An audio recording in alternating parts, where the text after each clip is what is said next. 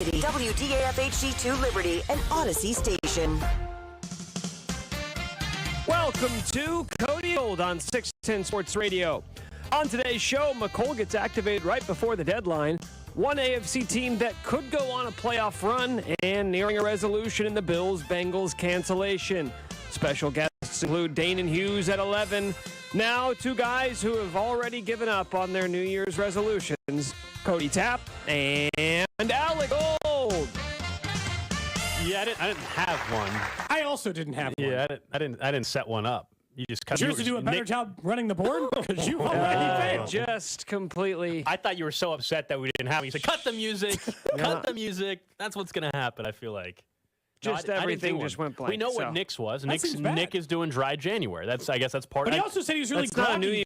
That's not a New Year's resolution. Though. Then you have one? This is as close as it gets, man. It's the same thing. Now, Rob Collins had great advice when he was in with me. I'm sure he did. On Friday, yeah. He said, if you need the calendar to turn to tell you to start a good habit, then you're already lost. That's what you just did. What? The calendar turned to January, and you said dry January. It's only because of how much drinking I did in December. I could have drank a lot in July, and then I'd be doing But nobody does dry July. People do dry January or February. Yeah, usually. because I don't usually drink that much. I really think Rob Collins, by the way, RC50, life coach. By the way, life coach. Rob Collins gifted Chris Unacera and I a bottle of scotch each on Friday. So interesting timing to do dry January after getting a nice bottle. Okay, yeah. It's official. The next time Rob Collins is in on this show, we have to, as a show, get him a gift. I think so. I think it needs to happen. Even though the last time he got me a gift, it was not a gift. It was an egg salad sandwich I didn't want to eat. I do think but both of you got something nice. He should just be a life coach as well on the side for people. I think that would be a really good decision for Rob Collins as well. I'm sure we'll get Rob back in the next week or two. We usually do. But we owe him a gift. We do. I do want to. I told him I'd bring him some chili. Oh, the kind he brought was pretty damn good. Green chili. Yeah, I haven't had yours, so we'll see how that goes. Okay. I did want to give a quick update before we get into the Mecole Hardman being activated for the 53-man roster. In the last half hour or so, there was an update coming from the Buffalo Bills in regards to the health of Damar Hamlin. The Bills putting out a statement reading, quote, per the physicians caring for Damar Hamlin at the University of Cincinnati Medical Center has shown remarkable improvement over the past 24 hours. While still critically ill, he has demonstrated that he appears to be neurologically intact. His lungs continue to heal, and he is making steady progress. We are grateful for the love and support we have received. So obviously, fantastic news as he continues to trend in the right direction with his health going forward. That's the kind of update we were hoping to get and hope to continue to get better updates as the days continue to progress. So awesome news there with Damar Hamlin. So just wanted to point out real quick before we got into anything else. And we know the NFL, potentially today, if not tomorrow, will be making a decision on what they're going to do about that Bills and Bengals game. Cole Harvey, I think the reporter for ESPN, who's done a really good job, he's kind of been on that story from the very beginning, did say that he can confirm Damar Hamlin's been gripping the hands of family members and everything. That's awesome, I know that's, but that's awesome news. No, that's great. That's the kind of stuff, because I'd heard the Bills were reporting last night that, the Hamlin family had come in to speak to the entire team. Something they, like Adam Schefter said, the team really needed. These are the kind of things that can really help you start to heal and feel better if you're a member of the Buffalo Bills or the Cincinnati Bengals, or even just a player who plays in the NFL and this. Because, you and I are just it just feels nice to get good news. Because for those first, 2-3 hours after, the initial questions of, are they just going to be okay? Are they just going to live? And then you're like, are they going to be, mentally okay? All the things that come with it.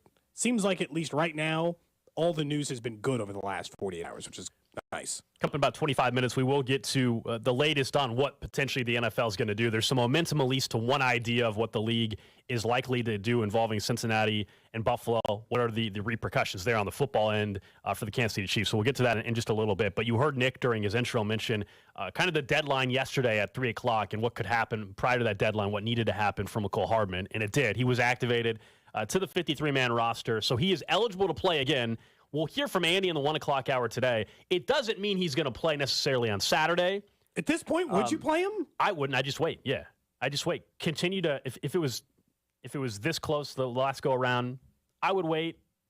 I think there's probably some that would say, well, can you get him like 10 snaps just to get him out there? It's been 6 weeks or whatever it is at this point in time. I guess there's some thought maybe with that. But just because he was activated doesn't mean he's going to play on Saturday, but it means that they believe he'll be eligible to play, or they believe he'll be available, I should say, to play at some point in the postseason. Because that's you activate him because you believe he's going to be available for you at some point, wild card weekend, divisional round, AFC title game, whatever it may be. I know, I obviously think he's an important player to the offense, but I'll be honest, I am a little fearful that the timing in which he's finally coming back is going to make it difficult for the impact I thought could occur if he was going to come back sooner. He's now missed the entire second half of the season. They figured out how to live their lives without Mecole Hardman. I don't know that it would have been better. I think it probably would have been if he had been there the entire time, and we could have seen the full breadth of the offense altogether. And certainly Mecole Hardman has to understand and know his role better than a guy like Tony, just based on the sheer number of years he has been in there. But I'm not so sure that Mecole's a big boost as much as it is just like, okay, I'm glad he's around. It feels like they've reconfigured themselves a little bit. Will you feel differently if, let's say, he does play at all Saturday, where, whether you want to say he's shaking off the rust or not, or needs to shake off the rust? If he plays on Saturday against the Raiders and gets some snaps and maybe looks effective in doing that, does it change your thought? Because maybe a little bit. I do think, based on what we've seen from Tony and McKinnon as well to a certain extent, yeah, they know that is an option for them as well. But getting Mecole Hardman back makes this offense better. So if they end up, but to me, it's like with each passing time, it's just like a little bit. The problem is that, let's say the Chiefs get the bye, which is certainly possible and something we can discuss here in just a minute.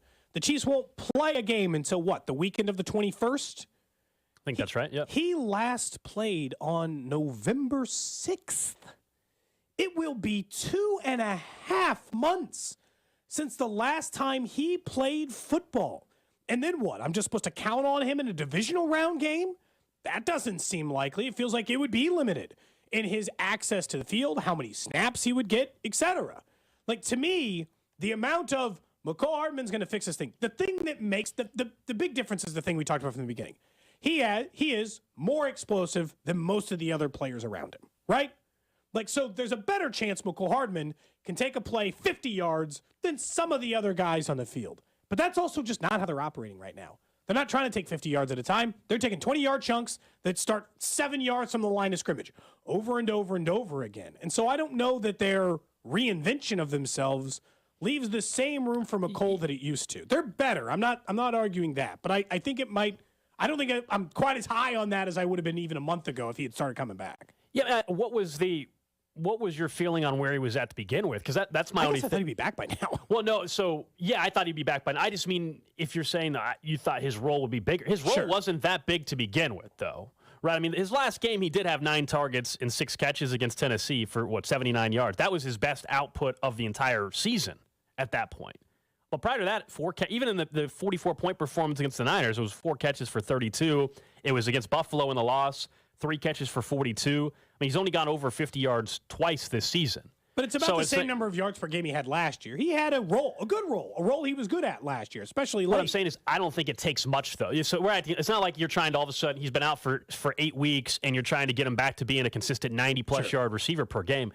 When you have I won't call it gadgety, but still kind of a niche role that he has for this football team at the wide receiver spot, I don't think it's as difficult for him to get back in the swing of things and give you output when you're only targeting him 3 times a game anyway. Sure, but it took till the second half of last year for them to really firmly decide this is what McColl's good at and this is how we're going to use him. I think it's going to be hard to just rework him back into that. Even in just the red zone stuff, which is where he's effective? Maybe there, but they found a system that works there.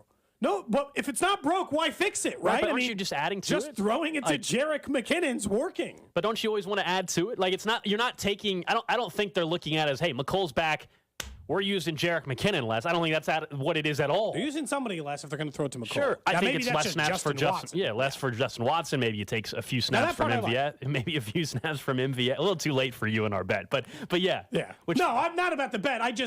Justin Watson is the kind of player I don't want the ball going to in crunch time. Well, it's some fine drops that right he now, exists. It's fine that he exists. This is we'll forever on this show call this the Ryan O'Hearn paradox.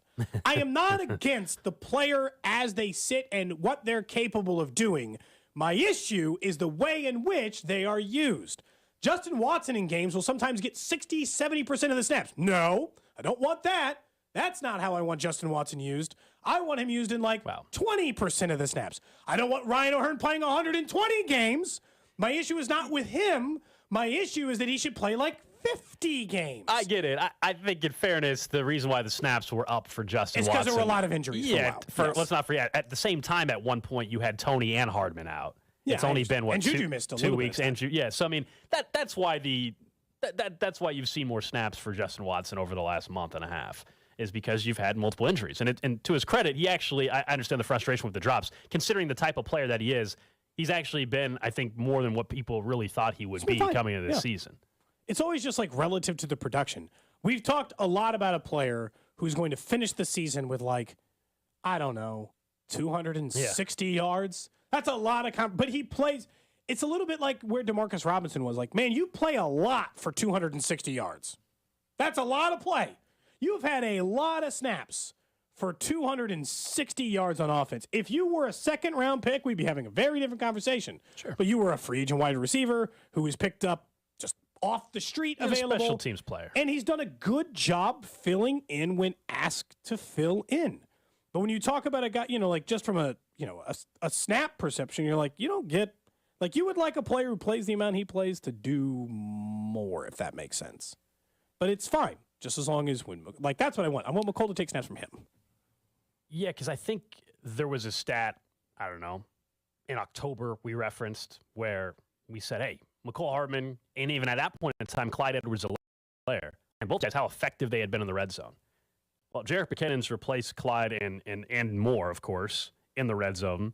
And then for a little while, you didn't have Mecole Hardman, and they were trying to figure out how do you make up for that. It was Tony to a certain extent. It was other guys. So that's why the reason why I still think Mecole Hardman will be a red zone factor for this team come playoff time is because he was one of their best red zone weapons. That doesn't just, to me, just go away.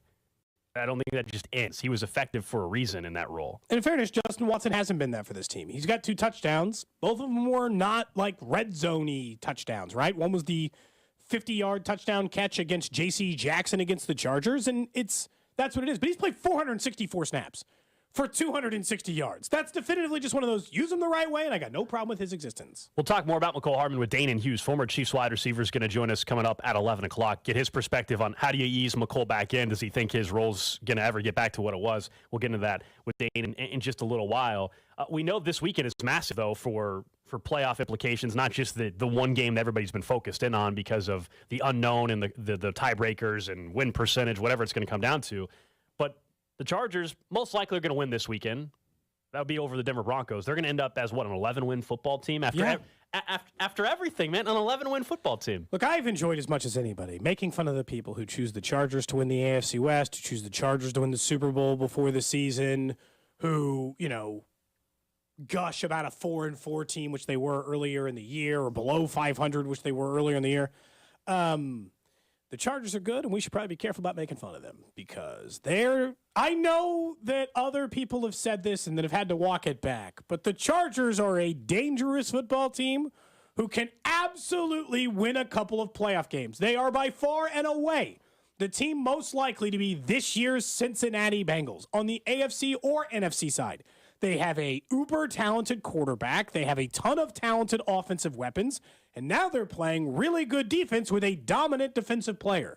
That's normally the makeup of a team that should scare you. And they should, to be clear, scare you a little bit. There's a chance, as the playoffs line up right now, the Chargers could be your second-round matchup. How'd you like to face that team a third time? Who plays you like the best version of themselves when they play you anyway? And now they're playing everybody that way, if it makes sense. It looks like the Chargers, as of right now, 5 seed. So you put yourself in that perspective. They would be going on the road to Jacksonville or going on the road to Tennessee. And if they won, there's a good chance they would end up going to the 1 seed, which may or may not be Kansas City, because the 6 seed currently is still up in the air a little bit. It looks like maybe that's going to be Baltimore, and if that's the case, there's a chance Baltimore and Cincinnati could actually play each other in back-to-back weeks. They're already playing each other on Sunday, and there's a chance that they could play again. I think for the Chargers is seeing that they're healthy now, right? Which has always been the story. Do you believe that they will actually still be healthy when the games matter the most. Is there an injury that's happening this weekend? Or do you believe that they can make it multiple games in a row with being injury-free? Because they're going to get Bosa back. The key for them offensively is having Keenan Allen and Mike Williams. Austin Eckler has been incredible for them this season. But if those guys are healthy with what Justin Herbert is, that makes them extremely dangerous. The only thing that's funny on the whole, like the Cincinnati comparison from a year ago, and I agree with you that they are the team that fits the billing the most now. We thought for a while that was going to be the Dolphins. But that was kind of the national narrative for up until a month and a half ago when the Dolphins have just kind of spiraled down. They had a bunch of quarterback injuries too. But even when Tua just played the last 4 weeks prior to the injury, they as a team had lost 3 in a row prior to the latest Tua concussion, and we don't know what the long-term outlook is for Tua and his future in the league, let alone the Miami Dolphins. But I think that was the team that fit the billing. Only thing, Cincinnati did win their division last year. So it's tougher even for LA to do what the Bengals did. Yeah, but it's easier for Cincinnati to win their division last year. No offense. Like, it sucks for the Chargers. Like, this is the part. Like, the Chargers are, like, they play against the Chiefs. Man. Right, but it's not going on the road for 3 straight weeks. Cincinnati did not have to do that last year. Yeah, but they only had to play. They got one home game? One home game. I mean, the 3 in a row. I'm just saying, like, it's sure. They're the closest team to that, but it'll be an even tougher path, is all I'm saying, for the Chargers, based off of where they're at in terms of the seeding and the potential matchups they're going to have to deal with along the way. All on the road, all of them. Are you taking them serious now? Yeah, like, I think we spent a long time joking about them. They are clearly a dangerous team. I'm taking them serious, but I think this happens also a lot when there's there's always one wild card team, I feel like. And everybody's like, not that one. I feel like there's like last year the 7 seed was the Steelers. Okay, we all were like, well, okay, what a joke. I'm trying to remember who the 6 seed was last year. Who was the 6 seed? The 5 seed last year was also probably the Raiders. No, they played a home game. No, the Raiders were the 6 seed. Yeah. So okay, well, and the Raiders actually gave the Cincinnati Bengals a run for their money, right? They did. They didn't win. So I think since the Chargers would scare you a little bit if you're that 4 seed, Jacksonville or Tennessee. The Chargers would probably be favorites in that game, by the way. If you told me the Chargers were going on the road to Jacksonville. The 6-seeded San Francisco squad beat Dallas last year on the NFC side. So Chargers, can they win a playoff game? Absolutely. Do I think they're going to win 3 in a row and go on this great run like Cincy? I don't believe that's happening. But it wouldn't surprise me if the Chargers won a single playoff game. And to your point, if that happened, there would be a decent chance, if everything plays out the way it looks like it's going to, that you would be hosting the Chargers in the divisional round. Or it'd take a Patriots, Dolphins, Steelers, or Ravens upset as the playoff seeding currently stands.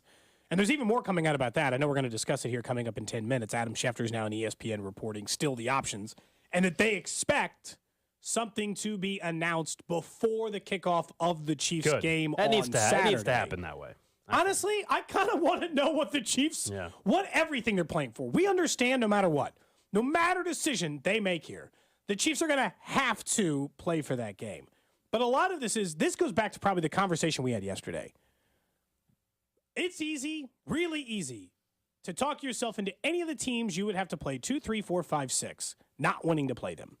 Because, and now some of that is, what do the Ravens look like if Lamar actually plays in the postseason? Yeah, we don't know if he's playing. Because if it's Hundley, then I don't care. Right. I don't care about the Ravens. But if you've seen any large statistical metric that suggests success, if Lamar Jackson plays for the Ravens, they are so much better. I know, shocking, that if a team gets their MVP caliber quarterback back, they're a much better football team. As a matter of fact, they probably win that division this year. If Lamar Jackson is healthy all year, we're having a very different conversation about when and if you might have to play Cincinnati. The same thing happened last year for Baltimore, except this year they've been good enough to where they're still a playoff team. Last year, Lamar got hurt, and they spiraled down. Remember, they had the huge Super Bowl-esque win for them against the Chiefs in Week 2 or whatever it was a year ago, and everybody thought that they were the team to beat. Then Lamar got hurt, and they never recovered. This year, they at least were able to be stabilizing enough to where they're a playoff team and still, I guess, have an outside chance to win the division depending on what happens. In a weird way, even with the injuries, I know that might mean he doesn't end up back in Baltimore. If that's the case, it will be quarterback lottery for all these teams that have talented rosters that need a quarterback. Like if you're the New York Giants and you have a talented roster and all of a sudden could add a dynamic player at quarterback, be all over. Or the Jets. See, I still think Lamar will be there next year because they're gonna tag him. He's not walking, right? So they're not getting him. They're not moving on for nothing. So he's gonna be tagged, and then they're gonna spend all offseason talking about an extension. And even if they don't get one, he's going to play on the tag. If you're the next year. Houston Texans and you end up the number 1 overall pick, which will happen if they lose this weekend, they technically can't fall to the 2. Yeah. But which would make Chicago the 1. That's why Chicago's starting Peterman. They can say it's just the health of Justin Fields. I also think Ryan Poles, their GM, is smart enough to know Fine that. to lose. Yeah. Well, they know if they like their quarterback, Justin Fields, they can get in this year's quarterback draft a haul for the number 1 overall pick. They can do whatever they want. They can trade it to whoever they want for a bunch of picks, and they know that. But the question is, like, if you were going to do that, say you were going to give up 3 first-round picks for Bryce Young or CJ, whoever your guy is there at the top of the draft, wouldn't you rather just give up those picks for Lamar Jackson? Feel like I would. That's way less. The only unknown I have there is injury, not talent. Yeah, I wouldn't. If I were the Texans, I wouldn't. No, I would not. Really? Nick, would what not. would you do? Like, if your choice, if you were the Texans, is to draft the number, like, let's just say you can just sign it, like, you can trade the number 1 overall pick for Lamar Jackson, you got to pay him, or you got to draft CJ Stroud. It doesn't matter, or whichever guy you want. Yeah. What do you do? I draft Bryce Young first overall. I don't want to give up draft assets to go get Lamar Jackson. If I'm in the spot where the Texans are, if you want to tell me other teams that are just on the fringe of being a playoff Jets. team or a true contender, I think it's a different conversation. It's taking so if much you're unknown out of you're it. starting from scratch anyway. If you're the Texans, You can't You know, pay Number a 1 overall quarterback. picks fail all the time. No, but Cody, stop. The best asset that exists in the NFL is a great quarterback on the rookie contract. Yeah, we know that's this. true. So if you're a terrible team, which the Texans are, what good does it do you to have a franchise quarterback with literally nothing around him that will fair. give him success? I don't want to give up draft assets and then also have my quarterback on a top 5 highest paid quarterback salary. We're describing the Browns' plan, you know, right? Yeah. We By the essentially could way, be having this conversation about but here's the Browns. difference. And what The happened with the Browns- Browns? They got a quarterback from the Texans who wanted out because the team was so lousy. But so also, just go get another good quarterback. Also, I would argue the difference for the Browns is the Browns There's were some other stuff going on there, Nick, in fairness. and like the Browns were already a fringe playoff team. Like next year, people are going to pick the Browns to make the playoffs. You know, like in their mind, they're close, right? We can laugh and say they're not, but in their mind, they're close. The Texans are not going to the playoffs next year just like that. So it's a longer process for them versus Browns. They think they have a good enough defense and weapons with Nick Chubb that they can go and win a division by now having Deshaun. I mean, they're two different spots. And to your point, like, you can get to the playoffs in 2 years if you draft the right quarterback. See the Jacksonville Jaguars. Like, it doesn't take, like, you can turn it around pretty quick if you get the right guy and you got a bunch of cheap contracts and then you go sign. You spend your money on other players, not your quarterback, and hope for the best. Yeah, There's a chance we haven't seen enough from Davis Mills. Like, maybe you run that back just one more time. What about Jeff Driscoll, man? I mean, you know, Jeff Driscoll, that 2 quarterback system's working great Daniel down there. Jones, it took him 4 years. If it took him 4 years to turn in 85% of Alex Smith. Nice job, man. We're happy for you, Daniel. Yeah, and, you know, Davis Mills doesn't have nearly the supporting cast that Daniel Jones. So give him another year, maybe 2, before we really hit the reset button. So then Mike Kafka, future head coach of the Texans, Yeah. next year. Okay. With Bryce Young. With Bryce Young. I mean, you can do worse than a Absolutely, you restart than that. could. Absolutely.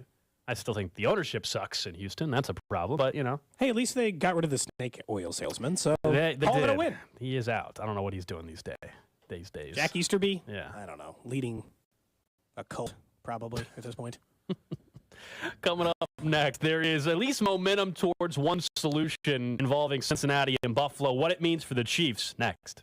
There's Kelsey to the end zone. Cody and Gold brought to you by Gann Asphalt and Concrete. For asphalt, concrete, and parking lot maintenance, Gann Asphalt and Concrete. One contractor, all things parking lot. Trusted in Kansas City since 1994. Online at GANNasphalt.com. Don't miss the Chiefs Red Half Hour every day at 11:30 on your official broadcast partner of the Chiefs, 610 Sports Radio. If you are a local business owner, it's probably been a bumpy ride from pandemic to inflation. Did you know that if your business has 5 or more employees and managed to survive COVID, you could be eligible to receive a payroll tax rebate of up to $26,000 per employee? Not a lot of people know about this. It isn't a loan. There's no payback. It's a refund of your taxes. The challenge is getting your hands on it. How do you cut through the red tape? Get your business the refund money? Well, go to getrefunds.com. That's getrefunds.com. The team of tax attorneys they've put together are highly trained in this little-known payroll tax refund program and have already returned $1 billion to businesses, and they can help you as well. They do all the work, no charges up front. You simply share a percentage of the cash they get for you. Businesses of all types can qualify,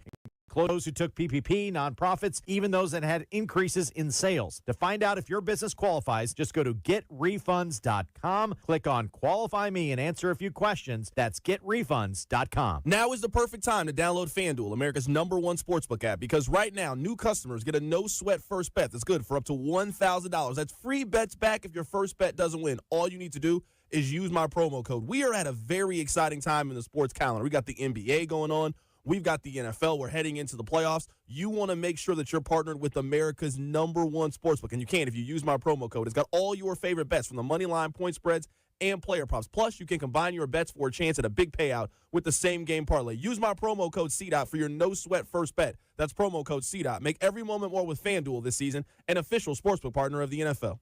21 and present in Kansas. First online real money wager only. Refund issued as non-withdrawable free bets that expire in 14 days. Restrictions apply. See terms at sportsbook.fanduel.com. FanDuel is offering online sports wagering in Kansas under an agreement with Kansas Star Casino, LLC. Gambling problem? Getting help is your best bet. Call 1-800-522-4700 or visit ksgamblinghelp.com. Everyone knows about the importance of protecting our home team's franchise investment to keep him secure. What about your home's needs to keep it safe? It all starts with the roof over your head to protect you and your team at home. Ask yourself, is my home protected? Schedule an estimate with Century Roofing so we can provide you the protection you need. Trust the pillars of strength with KC-based and female-owned Century Roofing, your hometown roofing team. CenturyRoofingKC.com. Again, that's CenturyRoofingKC.com. Century Roofing, trust the pillars of strength. Football season is underway, so now is the perfect time to download FanDuel, America's #1 sportsbook. Because right now, new customers get a no-sweat first bet up to $1,000. That's free bets back. If your first bet doesn't win, just sign up with the promo code WIN. FanDuel has all your favorite bets from the money line to point spreads to player props. So sign up today with promo code WIN for your no-sweat first bet. Make every moment more this season with FanDuel, an official sportsbook partner of the NFL. Must be present in state where lawful to wager. 21 plus in select states. First online real money wager only. Refund issued as non-withdrawable free bets that expire in 14 days. Restrictions apply. See terms at sportsbook.fanduel.com. Gambling problem? Call 1-800-GAMBLER. Visit fanduel.com/RG. Colorado, Iowa, Michigan, New Jersey, Pennsylvania, Illinois, Virginia. 1-800-NEXT-STEP or text NEXT STEP to 53342. Arizona 1-800-789-7777 or visit ccpg.org/chat. Connecticut 1-800-9-WITH-IT. Indiana, Kansas 1-800-522-4700 or visit ksgamblinghelp.com. Louisiana 1-877-770-STOP. New York 1-877-8-HOPE-NY or text HOPE-NY 467-369. Tennessee Redline 1-800-889-9789. Wyoming, West Virginia 1-800-522-4700 or visit 1-800-GAMBLER.net. Chiefs Kingdom, it's Travis Kelce here, and you know I love touchdown celebrations. And this season, I want to see you celebrate. Bud Light is throwing epic watch parties all season long where you can dance your way into unbelievable prizes. Head to 610sports.com/Kelce for more details on where the parties are at this weekend. Must be 21 or older. Please drink responsibly.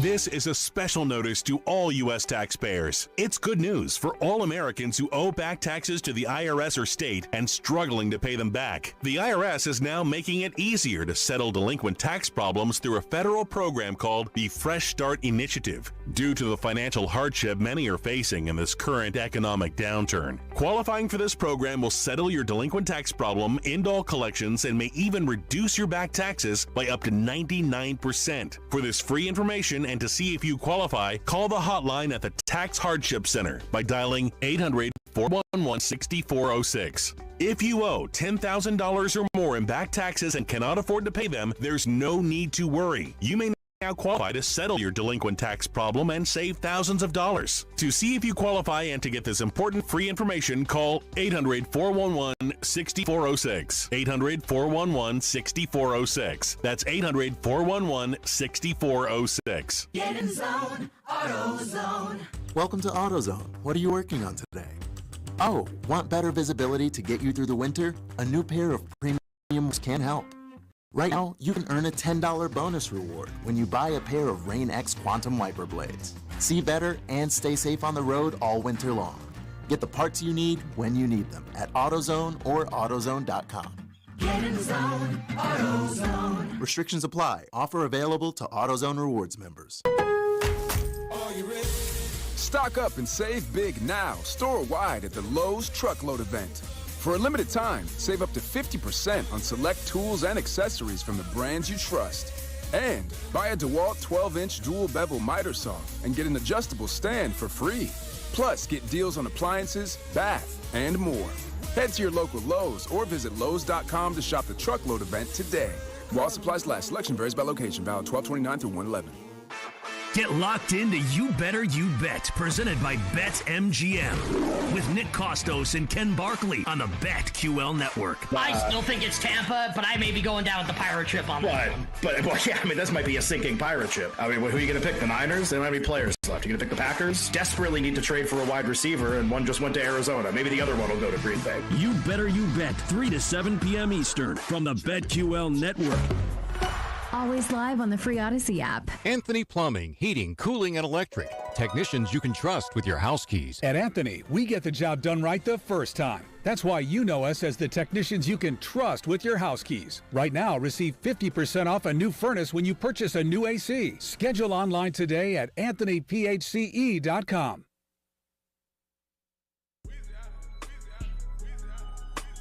Back here on Cody and Gold, just getting started on a Thursday. Again, former Chiefs wide receiver Danan Hughes going to join us at 11 o'clock.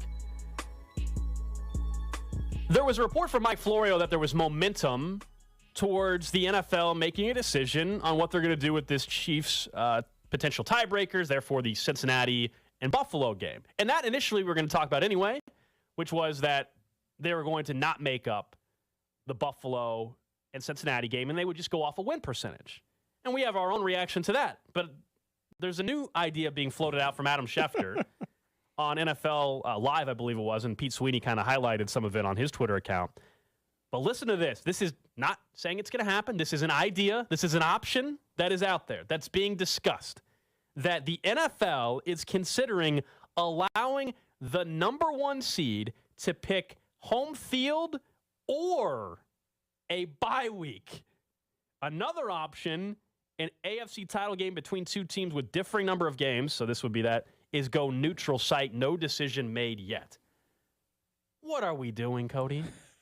Honestly. Let's get weird. What are we doing? I understand it's just an option that's being floated out there. It might be option number 20 for all we know. And it's interesting. It's different. It's out of the box. But what are we doing? You can be sensitive to the issue, which we all are, and trying to understand that the Bills didn't do anything wrong to be in this spot. Nobody disagrees with that, of course. It's an unfortunate circumstance. We love the update we got in about an hour ago, which is that Damar Hamlin, his health is getting better. But we're talking about football right now. We are. I'm sorry. The league is moving on. We're talking about football and competitiveness. Since when are we going to change the seeding procedure to where now the 1 seed is not worth both home field and a bye? You take home field, What are right? we I don't know. Wait, no, God, you take the bye? Here's a stat. It's in not the as last clear-cut as 4 that. years, home teams are 24-20 in the NFL playoff games. So they're barely above 500. They were 7-5 last year, 6-6 in 2020, 6-4 in 2019, and 5-5 in 2018. So that would say just take the bye. Do whatever, right? Take the bye. Play one less game. It is a very interesting decision if this actually happened that would have to be made by Clark Hunt and the Chiefs organization. Assuming the Chiefs won against the Chiefs, the Chiefs have to choose home field. Right, You might get 3 home games. Either way, the Chiefs would have to beat the Raiders. That is still always part of any of these options. The Chiefs have to beat the Raiders for this to matter. But yeah, it'd be a tough decision because there's the idea that if you're a fan, to some extent, you're saying, well, I want the home games. I want to play at Arrowhead. But I also look at it as I'm trying to have to win as few games as possible to get to a Super Bowl. As few games that I could potentially lose, Cody. And if I take the bye, I only have to play and win 2 games. 2 games without a loss versus trying to play 3 football games in a row without a loss. Even if we can look at the 7 seed and say, okay, that's an easy opponent and all that. But anything can happen. It is the NFL. And you would have to play 3 games, including an AFC title game if it was against Buffalo on the road suddenly. No, because your home field advantage. You're choosing that or the bye. So in my opinion, you would play 3 games, but you would get to play. If you did the 3 games, you get to play it at Arrowhead. Or this neutral site, though. The other part is they're saying that this is a neutral site. I think, look, if they really forced Kansas City to choose, like if they beat the Raiders this week and they said, all right, your choice, either home field advantage or the bye, I think you have to take the bye. From a competitive... Nick, which way do you... I'm just curious. Let's take a vote. Which one would you do? From a you want the Chiefs to win a Super Bowl standpoint, not if you want to go to not if you want to Arrowhead. Yeah, I'm taking the bye. It's 2 games versus 3, man. It's 2 versus 3. You can still hope Cincinnati or somebody else knocks off Buffalo in that one game, right? And maybe, because in this case, right, they're still the 2? How's this? Here's the part I don't understand is, the one part about this hypothetical that Adam Schefter explained is, both teams, like Cincinnati wins and it goes to seed. Do you get the 5, 6, 7 matchup because you chose home field advantage? Or do you still have to get the 2-3 matchup and you got to take on Cincinnati? Because that might change my answer. If the answer is I have to play 3 games and my second round matchup is most likely to be Cincinnati and my third round matchup is most likely to be Buffalo, I'm not so sure I shouldn't take the other. My guess is under this option would be contingent on both the Chiefs and the Bills winning this weekend, first of all. And it would mean that essentially the Chiefs would be the 1A and the Bills would kind of be the 2 or 1B. And the actual matchups would still be as if the Bills were the 2 seed, but the only difference is the bye/the home field. This is a horrible. So all of a sudden, if you didn't take home field, the Chiefs as 1A would be playing 7 seed. Does that make sense? And that's what I think. And the 2 seed would be out of the picture for one weekend. All right. So this is. I'll be honest. This is. Of the many bad ideas, this is one of the worst. Yes, it's way too complicated. This is, I think, what happened. Way too messy. Do you want to know what I think actually has happened? That Adam Schefter is very well connected, and this might be one of 10 options the league has considered, and this one's just kind of spicy and a little juicy, and this is the one that he decided to go to the air with this morning. The neutral site makes more sense than choose home field or the bye. It absolutely does. It makes infinitely more sense than let's completely change how we've always done playoff seeding forever. Would you, if you were Clark Hunt, we know the financial ramifications of hosting AFC title games. Or the chance of hosting 3 straight? I think if you're Clark Hunt, you would have to ask Andy Reid and say, hey, what gives us the best chance for the Super Bowl, Andy? Yeah. And I think, and I would actually, I deep down believe that is actually, I think Clark Hunt would go with whatever Andy wanted in this. Because you're talking about, we can talk about hosting a playoff game, and as great as that is, there is also a nice financial windfall if you win a Super Bowl, Cody. And what makes it easier to win a Super Bowl? Playing less football games in the playoffs. Wouldn't this be one of the most hilarious ways that your streak of hosting AFC championship games could end? We've hosted 4 straight AFC championship games. Happened to the 5th. Oh, we were the number 1 seed, but we played the Bills in Buffalo. You're like, I'm sorry, go back. What? None of this makes any sense. Again, if you're just tuning in, Adam Schefter has mentioned the NFL's considering an option to settle this dilemma, I guess, with tie-breaking procedures and the Bills likely not making up their game, it looks like, against Cincinnati, therefore not having the same amount of games played and complicating things, that they're considering options allowing the number 1 seed to pick home field or a bye week. Another option, an AFC title game between 2 teams with differing number of games, is a neutral site, no decision made. So, now, let me. Can I throw out this scenario? What would happen? Is this only contingent on both the Chiefs and Bills winning? Because what happens if the Chiefs lose? Okay, and the Bills lose. Then the Chiefs Cincinnati in. What happens in that scenario? I don't know. Can Cincinnati tie for the 1 though if that happened? Depends on if they play their game or not. Well, I think this option is assuming they do not make up the Bills-Cincinnati game. You wouldn't need this option. You know what I'm saying? You wouldn't need this option if you were making up the Bills-Cincinnati game. Then the Chiefs would automatically.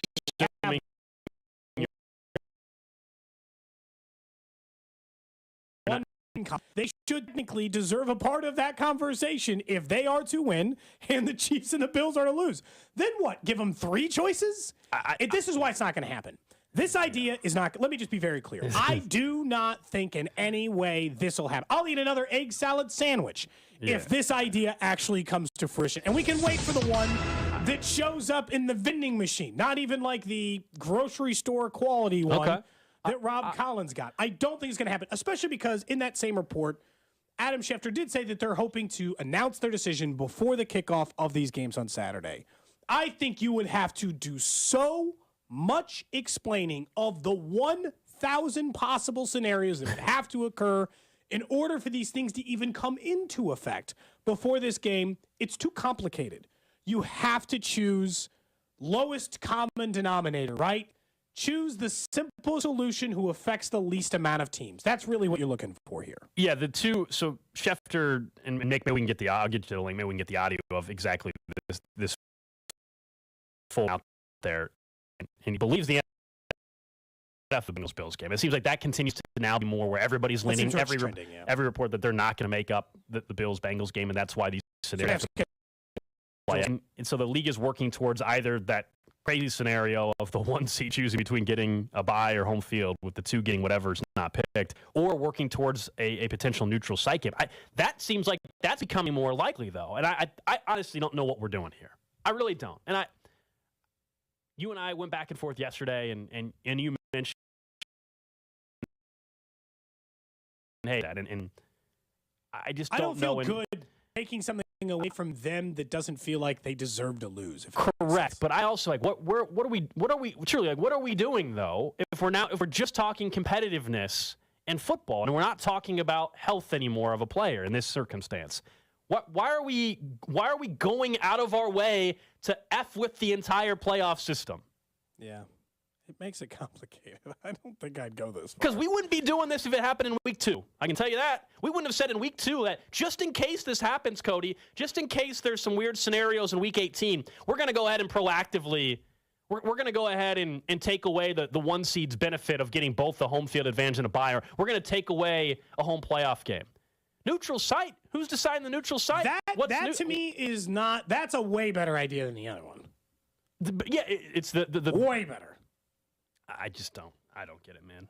There's still going to be, the funny part is about that is like, you haven't taken away all the advantage for Kansas City for getting the bye, by the way, because they still would get to play one less game. They would still get the easier opponent in the second round. You're only making it, and it's... But why is the game neutral? I mean, honestly, why is the game need to be neutral, though? Because they're trying to make it, because in the system of, let's just say everybody wins. The biggest beneficiary to a game not being played is the Chiefs, a team that was the least impacted by everything that took place. And it's unfortunate, but that's the reality of where we're at, man. But I'm just saying, like that would take be the Chiefs out. Let's say it benefited the Baltimore Ravens. Like, you think Baltimore should get screwed because of it? Take the Chiefs out of it. Let's assume this was between Buffalo, Baltimore, and Cincinnati. To me, I have been doing that. I still think that if you do the neutral site, you are choosing the thing that least benefits the Chiefs still get a benefit. They would get the bye. They would get to play the lesser quality opponent, hypothetically. They would get the best statistical advantage going into it. And you are impacting less the Bills and Bengals in that situation, because if they were to get to an AFC, now here's the thing. It'd be a different record. The Bengals now in this scenario might get a super benefit by the time it comes to it. They were very unlikely to get the number 1 seed. They were unlikely, the least likely of the 3 to get the number 1 seed. Then if they get into an AFC title game against the Chiefs, they get a neutral site. That seems like a pretty good benefit for them, for a team. But again, they didn't do anything wrong. The neutral site one bothers me way less than the others, but they all seem like they're doing too much. So you're under the understanding that the neutral site would be for if the AFC title game involved any of the top 3 seeds? Well, they said if it involved teams with a differing number of games. So if Buffalo or Cincinnati was one of the 2 teams in the AFC title game, so the only way in that scenario that the Chiefs would host an AFC title game, if obviously they would have to win, if they took on a 4 seed or lower. That's ridiculous. And even if the Chiefs lost the divisional round game, if you told me the scenario was that Cincinnati, let's say the Chiefs lost in the divisional round, and the AFC title game was Buffalo and Cincinnati, then it would be in Buffalo. No, that should be a neutral site game. But it's not, because they don't have a differing number of games. That's based on the dumbest thing. Just simply based on the way that they're reporting it. All or nothing here. If you're going to tell me going in that is like up in the air idea, Cody, of neutral site game, then go ahead and make the decision right now. The AFC title game this year is neutral. Just go ahead and make that decision now then. If you're going to do this BS. Not only if we're going to do this right now, let's make the decision. No matter how, let's say the 6 and the 5 seeds went out. And they just went out and they go, that's a neutral site game then as well. What are we doing? We're making up. I can make up rules too. I can make up rules on the fly as well. This is ridiculous. The problem is, it's only a neutral site if it F's the Chiefs now. So we're trying to overcompensate. But the Chiefs would still get a benefit, you know? They would still get the bye. They would still get things that they weren't guaranteed to get. As of 6 o'clock on Monday night, they weren't guaranteed. I understand. And it is, to me, if there is a time to do something abnormal, it is certainly at a time where something unprecedented took place on a football field. That is the time to do something abnormal. Let's hear from Adam Schefter. This is the most likely scenario, he says, for how the NFL is going to settle this dilemma that they have on their hands. The other one that I think might be even more viable and more discussed, and might be the one that the league enacts before Saturday's game, is this. If there is an AFC championship game in the end that involves teams that don't have the same amount of games played, where Monday night's non-result factors into who gets home field advantage, here's what I think the league would do. I think the league would say, we're not going to have any home field advantage this year. We're going to play the conference championship game on a neutral site. So that would also apply then, now that we hear the full answer. To everybody. So not quite differing games. So Buffalo, let's say, advances to the AFC title game, and they're playing the Chargers. Let's just say in that example. Ignore the fact that... Neutral site. Anything involving Buffalo... Anybody about Buffalo or Cincinnati? Yeah. Two teams who are pretty likely to be in the AFC title game, just by the way. So even if it were Cincinnati and Kansas City, that would still be a neutral site. Correct, which would be a pretty good benefit to Cincinnati to play a neutral site game in a game that they were unlikely to do so. But it's like you're looking for... To me, that one, the neutral site one, is at least kind of play in the middle a little. It seems unnecessarily complicated, I will admit. I would say that you should really, in this case, probably just choose the easiest solution. Because no matter what, because this is the problem. Here's the issue is right now you're in Kansas City and you're like, this is nonsense. They're screwing the Chiefs. They're taking away their home game. That's how Buffalo feels, man.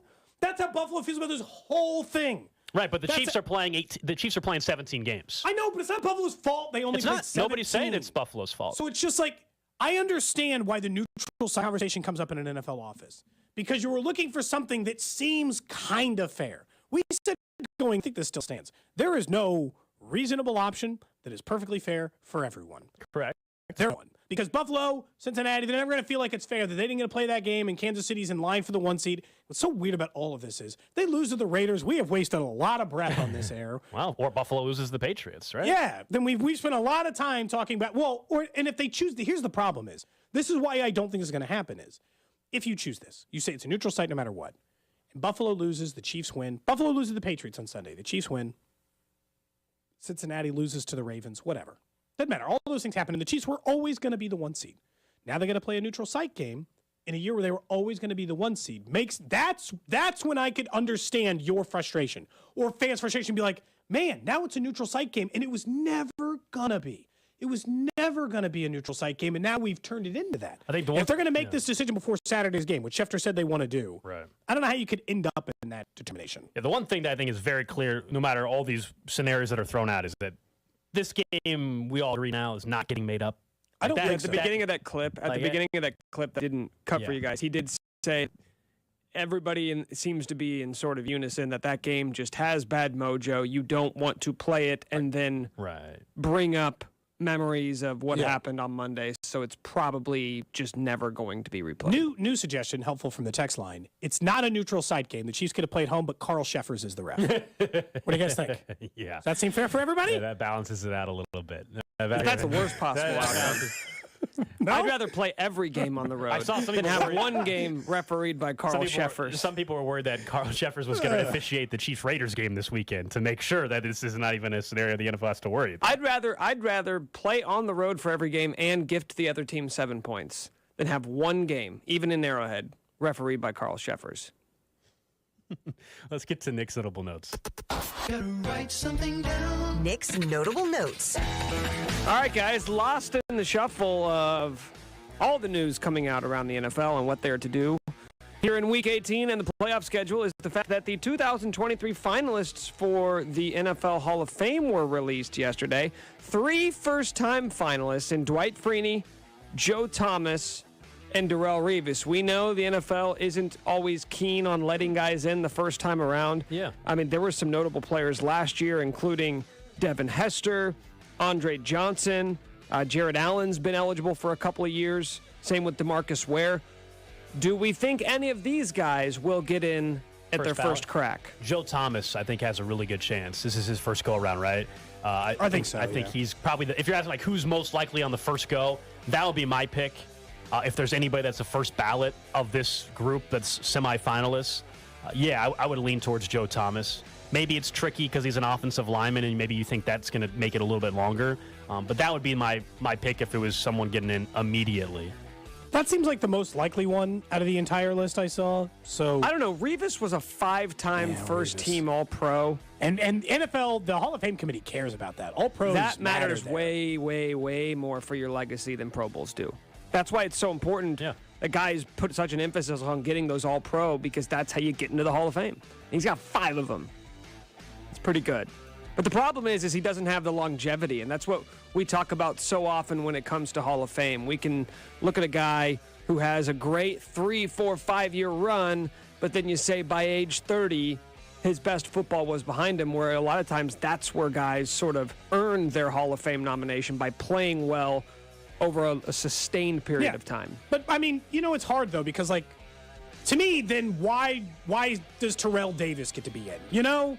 Like, Terrell Davis was tremendous for a short period of time. For the same amount of time Jamal Charles was. Terrell Davis got the trophy, right? He got the 2 trophies. It's the whole resume, and the Super Bowl weighs heavily, unfortunately. But every other stat are almost identical in the career. Total yardage, total touchdowns. All of those things are very similar. Like, I think it's certain positions, certainly ones that die quickly, we should be way more forgiving of it. Corner is one of those positions that you are great for 7 years and then you stink. Yeah, but then you have guys like Champ Bailey who sort of buck that trend, and you say, well, if this is sort of the type of player that gets into the Hall of Fame, then I'm not going to reward someone who has half the shelf life of that. Yeah, I think, I get that as well. We just know, maybe you think it's different because it's a quarterback. Like Matthew Stafford, we had this discussion after he just won a ring. Like, Matthew Stafford's probably going to make the Hall of Fame now. You look at his numbers, and now he's got the ring. That ring pushes him over. See, that's what's weird about it, because, don't you think he's going to now? But just like the smell test, you're like, hey, at any point, did you think Matthew Stafford was the best quarterback in the entire NFL? He's going to. For 5 years in the NFL, we knew Darrelle Revis was the best cornerback in the entire NFL. It's like, it doesn't sound right, Matthew Stafford Hall of Fame. That's why if you were watching the video stream, both Cody and Nick made weird faces immediately after I said it. But it doesn't sound right. I get it. Matthew Stafford Hall of Fame. What? Look at the numbers. And now he's got the ring, and he's. With the exception of Joe Thomas, the guy who has the best resume of any of the guys we've mentioned is a guy who got snubbed last year, Devin Hester. Like, if you're not going to reward the best player at the history of what he did, right? This He's is the Ray best Guy specialist argument, right? ever. Yeah. Then what is the point of having... I mean, we know the impact that he had on games and how long he did it for, and being the best to ever do it. Like, do you not get rewarded for that? Honestly, the next special teams player who gets in is Justin Tucker. They already put him in. Go ahead and put Justin Tucker in already as an active player. Just do it. One guy who could be headed for the Hall of Fame eventually, Davante Adams, said on Wednesday that he absolutely wants to remain a Raider in 2023, regardless of Derek Carr's status with the team. He said that, quote, "My dream was to play for this team before Carr was a Raider. Obviously, at this point, I want to try and make this thing work and continue doing what I'm doing here." He's from Palo Alto, California. Yeah. That's his childhood team. But he did have an interesting comment when talking about the future of the Raiders and if he would have any say in where they go from here with the quarterback position. Here's Davante Adams. Obviously I don't have to do anything as far as I'm not a part of the the front office, but obviously they know the reason why I came here, and a step like this is obviously something that means a lot to me and in my personal career, and obviously what I'm trying to chase as far as the ultimate pursuit to get that ring. So and I'm not a guy that's just going to come in here just saying anything. They know whether it's about the scheme or if it's about personnel, whatever it is.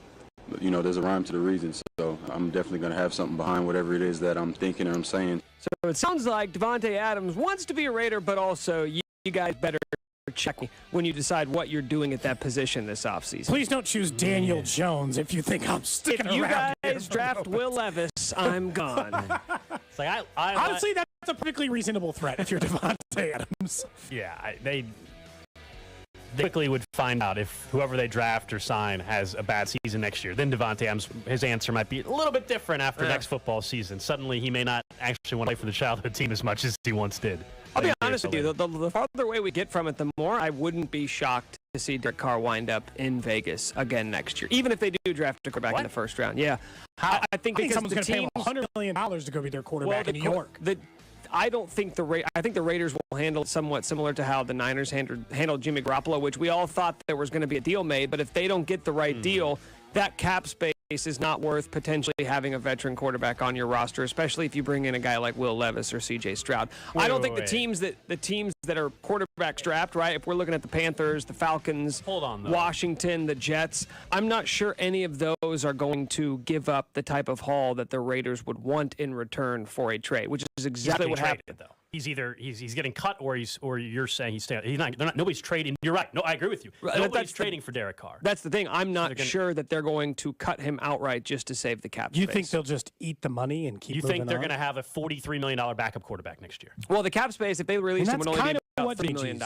So $1 million backup quarterback. $34 million is what he said. That's basically what the Niners did. Nick, They literally told him, we don't want you near the facility as a distraction for the final 2 weeks of the season. That's exactly what happened with San Francisco. They weren't even letting Jimmy Garoppolo practice with the team. But they decided it was more valuable to them to have a veteran quarterback behind their young quarterback they drafted. Jimmy G wasn't healthy. One major difference. Jimmy G did take a pay cut. And Jimmy G wasn't healthy. Do you think Carr will do that? Jimmy G wasn't healthy.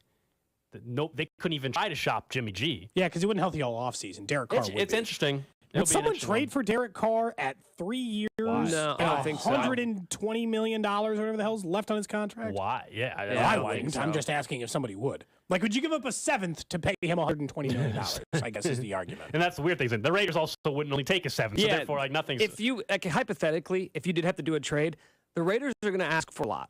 The Raiders are probably going to ask for at least a second-round pick because they're going to say, this is a starting caliber top 15 quarterback. We're not just giving him to you for chump change. Someone traded for Carson Wentz last year. You think we're just going to give him And Washington's not doing it. The Jets aren't doing it. The Falcons aren't doing it. The Titans, whoever you need as a quarterback, I don't think any of them are giving up that much. Those are Nick's notable notes. Coming up next, we'll talk to former Chiefs wide receiver Danan Hughes, get his perspective on this weekend and also the latest scenario and option that was thrown out from Adam Schefter involving the Buffalo Bills and Cincinnati. You're listening to Cody and Gold, brought to you by Gann Asphalt and Concrete. For asphalt, concrete, and parking lot maintenance, Gann Asphalt and Concrete. One contractor, all things parking lot. Trusted in Kansas City since 1994. Online at GANNasphalt.com. Don't miss Alex's That Betting Show every Thursday night at 7 o'clock. Right here on 610 Sports Radio and the Odyssey app. As the weather starts to get warmer, you're going to realize now that your home is not staying as hot as you want, and then it's not going to get as cool as you want. 2023, stop putting behind those home projects and start taking care of your windows. There's only one company in Kansas City you want to trust. That is the Window Source of Kansas City. They will offer you a lifetime warranty, a best price guarantee, installed by certified master installers that will take care of your home. They did such a good job on our windows, carefully explaining anything we had questions about, going through the options to make sure the style, fit, design, all fit exactly that. We went with a casement window above the kitchen sink. Frankly, my wife's too short. She can't reach it. Could open the normal window. Sometimes you want to let a little steam out or just let some sun in while you are working in the kitchen. Those are now available because we went through the options and chose what was perfect for our house, all without doing it in a high-pressure sales environment. They didn't do that.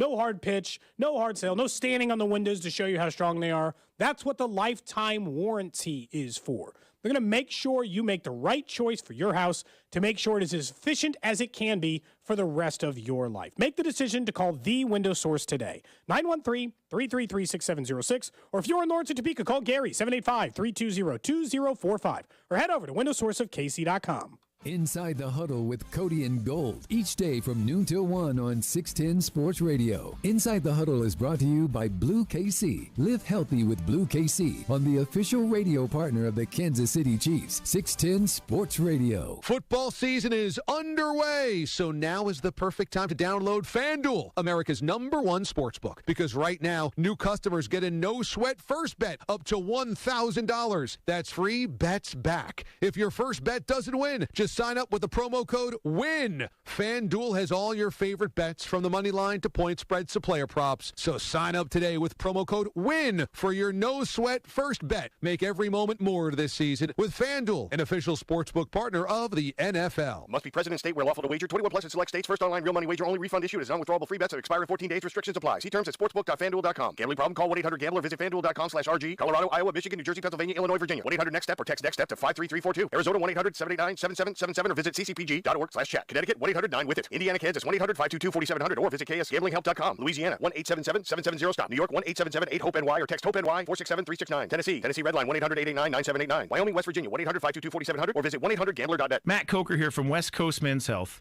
Guys, if you're taking Viagra or any other pill for ED, I want you to ask yourself this question. Do I want to continue to do this for the rest of my life?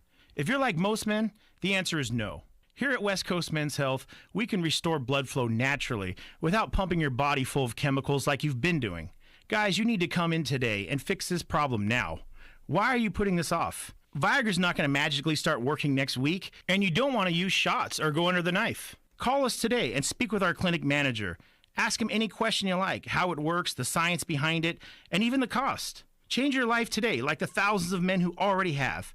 If you're tired of dealing with ED or Peyronie's disease, then call West Coast Men's Health. Call 913-363-9439. That's 913-363-9439.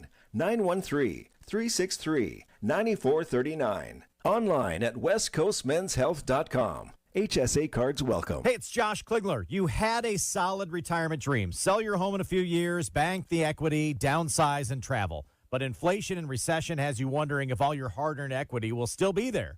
What if you could recession-proof your equity right now? You can with TrueHold.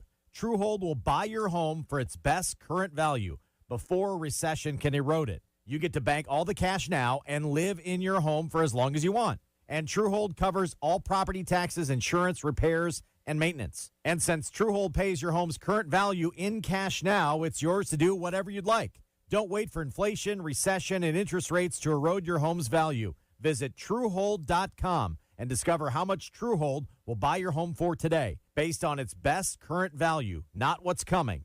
Call 1-855-300-9993 or visit TrueHold.com. The smarter, faster way to cash out your home's value without having to move. That's TrueHold.com. Hey guys, today I want to talk to you about Dan Dan the Wedding Man. Why rent a suit or tux when you could buy one from Dan Dan? Only $250 gets you a custom tailored suit or tux. And as always, Dan Dan has free alterations for life. It's the day your partner will remember for a lifetime, and it's a suit you can use for a lifetime. Best day, best look with Dan Dan the Wedding Man at 97th and Quivira. Online at dandantheweddingman.com or call 541-1192. Finding great candidates to hire can be like, well, trying to find a needle in a haystack. Sure, you can post your job to some job board, but then all you can do is hope the right person comes along, which is why you should try ZipRecruiter for free at ziprecruiter.com/free. ZipRecruiter doesn't depend on candidates finding you. Its powerful technology identifies people with the right experience and actively invites them to apply to your job. You get qualified candidates fast. So while other companies might deliver a lot of hay, ZipRecruiter finds you what you're looking for. The needle in the haystack. 4 out of 5 employers who post a job on ZipRecruiter get a quality candidate through the site within the first day. ZipRecruiter, the smartest way to hire. And right now, you can try ZipRecruiter for free. That's right, free. Just go to this exclusive web address, ziprecruiter.com/free. That's ziprecruiter.com/free. ZipRecruiter.com/free. You're listening to 610 Sports Radio from the Max Motor Studios. Hey, it's George Karlaftis. Make sure you're listening all season long on your official broadcast partner of the Kansas City Chiefs, 610 Sports Radio. KCSP Kansas City, WDAF HD2 Liberty, always live on the free app.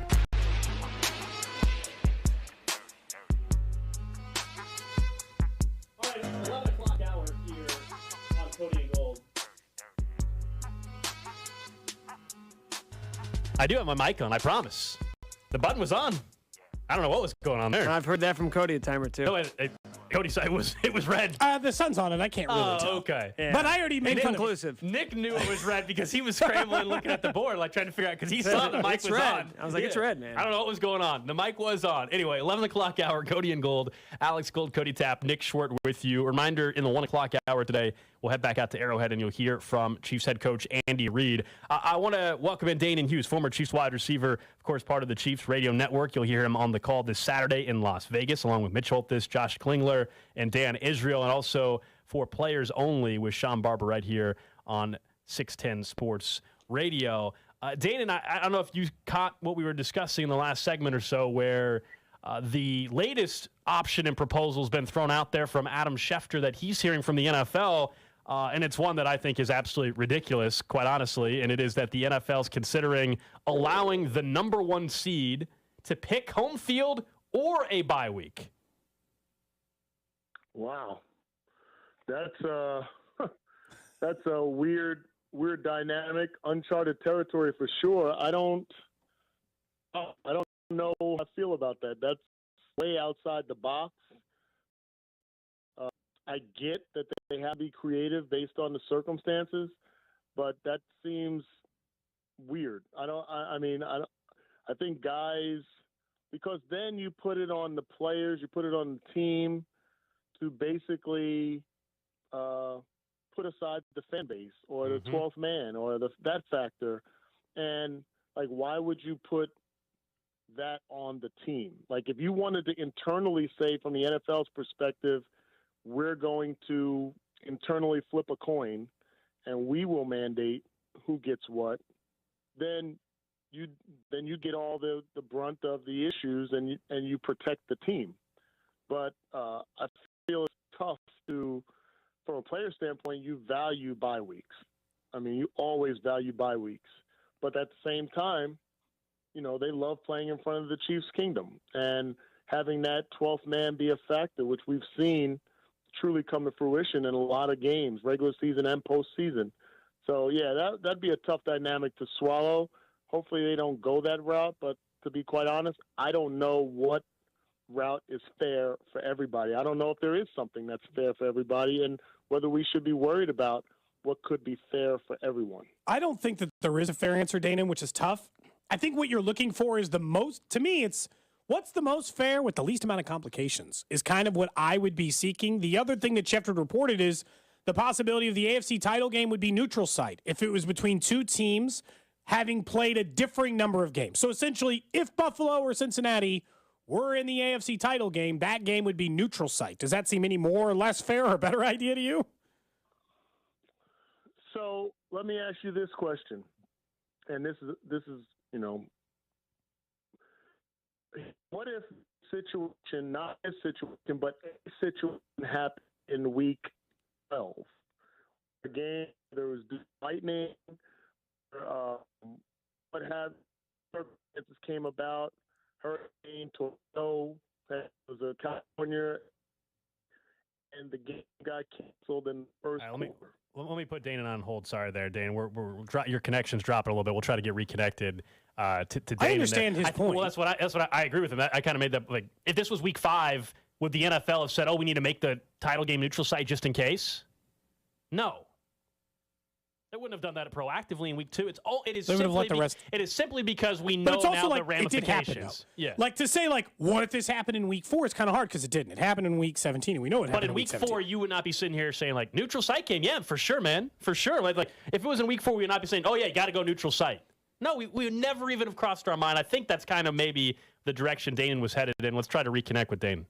Go ahead. Yeah, sorry about that, guys. So the hypothetical situation would be, let's say it's week 12. Both teams have had their buys, and whatever earthly circumstance or what have you, a game got canceled in the first quarter. And then at the end of the season, it wind up being this same scenario. Would you still do, or at least even entertain the ideas that Schefter brought out there? Like, I feel like there wouldn't be that, whether it's because you would have several weeks to kind of plan and prepare, or you would just chalk it up to it's a missed game, and the best team or the team with the best record is going to have that number 1 seed. I feel like that's how it would be, but again, this is such a tough dynamic because of the nature of that game, the two teams involved. It wasn't like one of the teams was needed to win and just to get the number 1 seed. It was both teams could be really, depending on how we play in Vegas, like both teams could have been a factor in that bye. So I understand it, but I just feel like if this had happened earlier in the season after a bye week where you couldn't shuffle the games, they still would have figured out a way to accommodate without such a crazy notion and decision like they're putting on the table now. Yeah, so I'm 100%. I'm 100% with you. I understand that the Bills are going to be potentially in other scenarios, punished for something that was out of their control as well. I just don't get the notion that if the Bills have to be punished, everybody's getting punished. And I feel like that's what these options now being brought forward are doing. It's terrible that it's impacting the Bills and the Cincinnati Bengals for that matter in that game. But so wait, the solution is that, if they have to suffer, everybody does? That's ridiculous. Yeah, so, and let's be clear. If the Bills would have lost, we would have gotten the 1 seed. The Bengals, if they went out, would have gotten the 2 seed, and the Bills would have gotten a 3 seed, right? If the Bills would have won, Bills would have got 1 seed. Chiefs would have had the 2 seed had we won out, and the Bengals would be 3. So it's tough because you have a scenario where either of those teams could have gotten a 1 seed, especially if we don't help ourselves and we lose this weekend. So I just feel like maybe the most fair thing would be after this weekend is flipping a coin, that being done in the NFL from the NFL offices. And you just say that's where the chips fall because of the dynamic of the top 3 teams and the two of the top 3 teams having played each other in this circumstance. I don't know if that's right, but I don't know if that's wrong either. And it may be one of those situations where you just kind of live with however it falls. Now, granted, if it's a situation where we win this weekend, then maybe that coin toss is just between the Bills and us. I don't know. But I feel like that could be the most clear, least unfair way to iron this whole thing out. When you look at the on-field part, it's funny because as much as this has taken up time, Danan, I don't know that we've spent a single solid second talking about the actual opponent this weekend they do still have to beat in the Las Vegas Raiders. How concerned are you about the Jared Stidham-led squad? Well, I'm always concerned about an AFC West opponent. We've played tight games against each opponent just about all season long. So I always am concerned. I'm also concerned about teams that have nothing to lose, and they're playing spoilers. And we know the Raiders would love to be able to put that extra feather in their cap and say that they knocked us out of a 1 seed at the end of the season, especially with how the game unfolded against them earlier this season. They could have something positive. You bench and exile your quarterback. You got tension amongst the team, especially with your star player in Davante Adams, but you're standing at 6-10. If they're able to end 7-10 and knock off the Chiefs, which would be the first time in several years that they would beat us on their home field, whether it was Oakland Coliseum or in Vegas, that's something of incentive. And when you've been in that situation where you have nothing else to gain, you look to be the spoiler, you look to be the joker, you look like you look to be that, and that's something that's definitely an incentive for those players. So it's nothing that with Jared Stidham, we should not take them lightly. They showed that they can put some points on the board. They had some energy.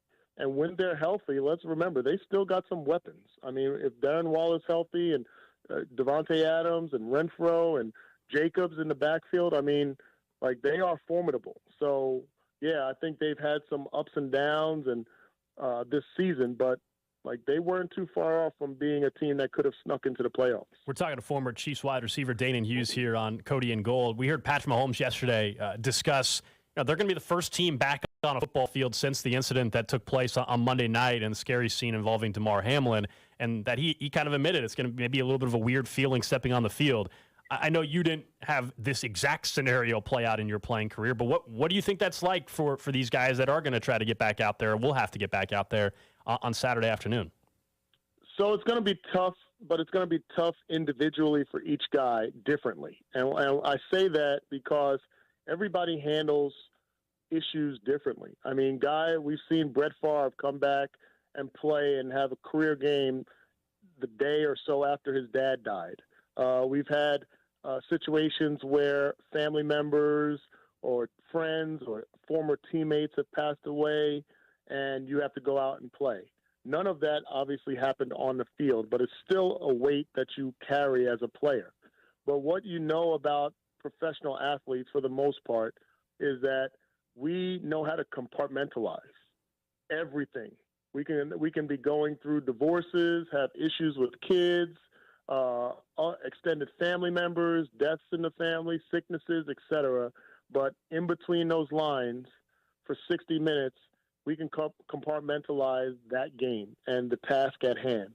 Now, what the challenge for those guys is going to be is if and when those trickling thoughts come into their mind about their buddy, or if there's something on the scoreboard that they recognize, or maybe there's a sign or a fan holding up a banner trying to, honor Damar Hamlin, then that's where that can trickle in. You find yourself, and I've been down that road where you've gone through issues, not to this extent, but you find yourself like, man, I just floated through 10 plays. Like, I don't even remember these 10 plays because my brain was elsewhere.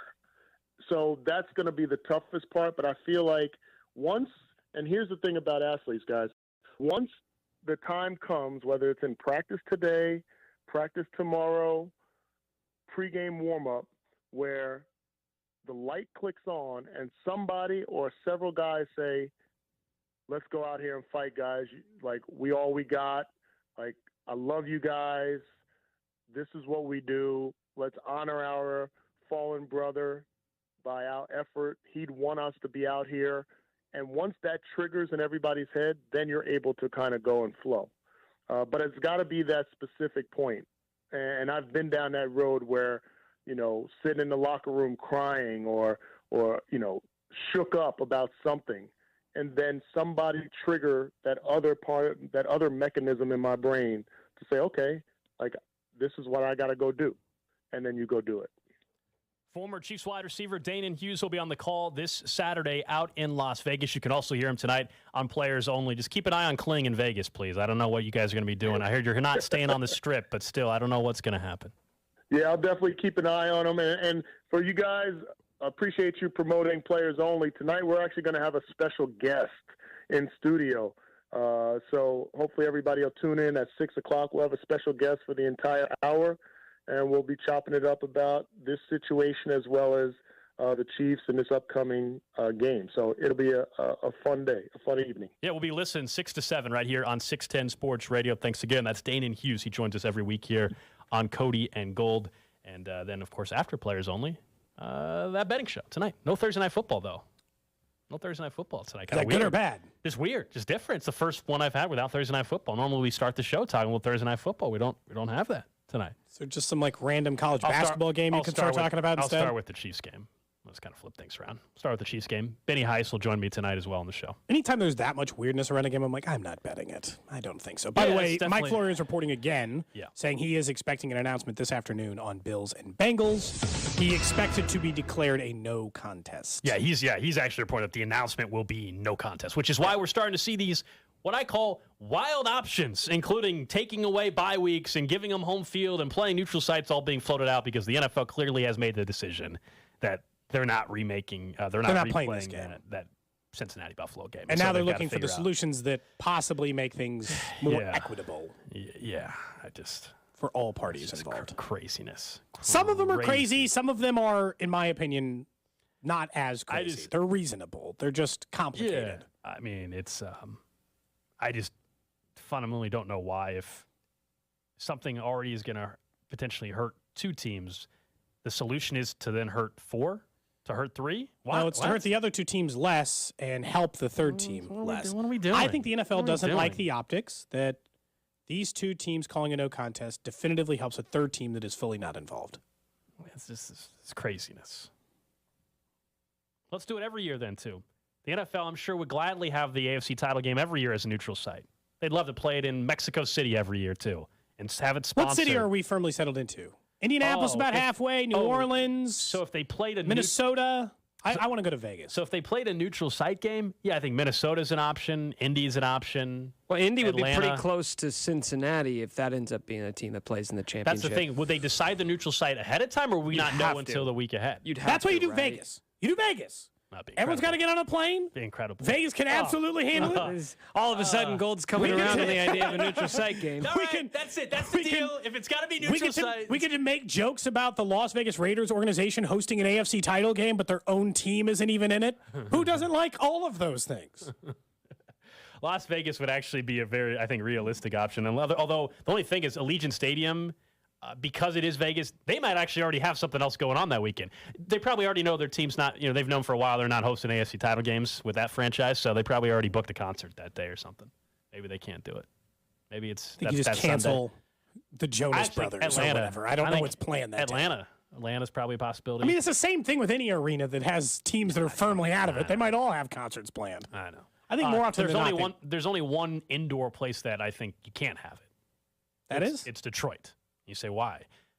The Bills have played there twice already. You don't want them to play a third game in Detroit? Yeah, that's an advantage. If we're going to play this, then if we're trying, we're all about making everything fair. That feels like and the smallest advantage well, ever. then the Buffalo Bills, the neutral site game cannot be Detroit, Michigan. They played on Thanksgiving there. Let's cross off one list, one city, Detroit. Yeah. Can't be Detroit. Buffalo and Detroit are not that far from each other either. So Detroit's out. Not that far. Let's do Vegas. That's the choice. If you do neutral site, do that. That feels like the option. Ridiculous. Gold's so annoyed at the idea. Yeah, you're so flustered. I'm not flustered. I'm very aware. You were of the flustered situation. earlier. You're not flustered now. That sounds like a man who's flustered. I'm not angry. You're angry. It's just insane to me. Like we've gone too far from the, hey, we're trying to be respectful of everything going on, to now going way overboard to overcompensate. It's just insane to me. The fact that these are options that are being considered, that's fine. If you cannot play a football game to equal them out, that is unfortunately something that's going to hurt your franchise and your franchise only, not everybody else. It's crazy. I understand that in extraordinary circumstances, making concessions is not a big deal. I just don't think you need to overcomplicate it. Honestly, the simplest solution was just moving everything back a week, but they just felt like, they didn't want to mess obviously with the NFL did not feel like that was the simplest solution. Getting the game in, having it be played was the most logical thing, because then you eliminate all these other conversations about neutral site and all this stuff. But I understand how this game and why this game is not going to end up getting played. So then what's the next simple solution? It's probably just leave it the way it is and win percentage counts. But to me, only a half step down for there is neutral site third-party game. Now, if we're talking about flip a coin for one seed or buy, we're having whole different conversations. That's getting way too messy. Unnecessarily messy, I would say. NFL Network's going to have a live stream of a coin flip sponsored by somebody. They'll find a way to kind profit of like Friday off Night Lights. It really will. They'll try to profit off of the coin flip. Brought to you by BetMGM. Just flipping that coin. Why would it be brought to you by BetMGM? That's who sponsors me, so I just wanted to say. Oh, okay, right. I didn't think. Why not? Couldn't it just be Pepsi? Couldn't it be someone who's not lining your pockets with cash? No, it could be BetMGM. Plus, they're a major sports betting partner with the NFL. Some people say they're shady. Who? No one says that. I heard people Don't say talking. that about. I did hear people. I didn't say it, but my I heard, good friends. I heard people talking. No, that's not accurate. Coming up next, we'll get to the Chiefs' red half hour. Mecole Hardman was activated. He's eligible to play this weekend if they think he's fully good to go. What does it mean for this offense, in particular in the red zone? Next. This is Cody and Gold, brought to you by Gann Asphalt and Concrete. For asphalt, concrete, and parking lot maintenance, Gann Asphalt and Concrete. One contractor, all things parking lot. Trusted in Kansas City since 1994. Online at GANNasphalt.com. Don't miss Royals first baseman / NFL insider, Vinny Pasquantino. This football season with Cody and Gold. My Twitter is about to unload of football tweets. First Jets game that I have free on Sunday. It's go time. 610 Sports Radio. Steak, bacon, Grilled cheese? Count me in. It's the new Sonic Steak and Bacon Grilled Cheese. Savory steak and grilled onions topped with crispy bacon, melty cheese, creamy mayo, and tangy barbecue sauce, all on Texas toast. And you can add Sonic's zesty cheese sauce and jalapenos to kick it up a notch. The catch? You can only get the Sonic Steak and Bacon Grilled Cheese for a limited time. So what are you waiting for? Head to Sonic before or after the game and grab your delicious Sonic Steak and Bacon Grilled Cheese today. Sonic. Chiefs Kingdom, it's Travis Kelce here, and you know I love touchdown celebrations. And this season, I want to see you celebrate. Bud Light is throwing epic watch parties all season long where you can dance your way into unbelievable prizes. Head to 610sports.com/Kelce for more details on where the parties are at this weekend. Must be 21 or older. Please drink responsibly. Diamonds. Everyone loves them, and at Shane Company, we've been experts in the diamond business since 1929. This means we know diamonds better than anyone else. At Shane Company, you can now choose between either a natural or lab-grown diamond. For your engagement ring, diamond studs, or diamond pendant. When it comes to our new lab-grown diamonds, we take the same approach we do for all of our diamonds and apply our same superior standards. We work with the best diamond vendors, people who've perfected the art and science of creating gorgeous diamonds in a lab, with the quality we're known for. Then we hand select only the best stones cut by the best diamond cutters. Plus, all our diamonds are eligible for our free lifetime warranty and upgrades. We'll show you our huge selection in every price range and help you select the perfect diamond. No matter what you choose, whether it's a natural diamond or a lab-grown diamond, you can be confident that with Shane Company, you're getting the most beautiful diamond. Now you have a friend in the jewelry business. Shane Company and ShaneCo.com. Finding great candidates to hire can be like, well, trying to find a needle in a haystack. Sure, you can post your job to some job board, but then all you can do is hope the right person comes along, which is why you should try ZipRecruiter for free at ZipRecruiter.com/radio. ZipRecruiter doesn't depend on candidates finding you. It finds them for you. Its powerful technology identifies people with the right experience and actively invites them to apply to your job. You get qualified candidates fast. So while other companies might deliver a lot of hay, ZipRecruiter finds you what you're looking for. The needle in the haystack.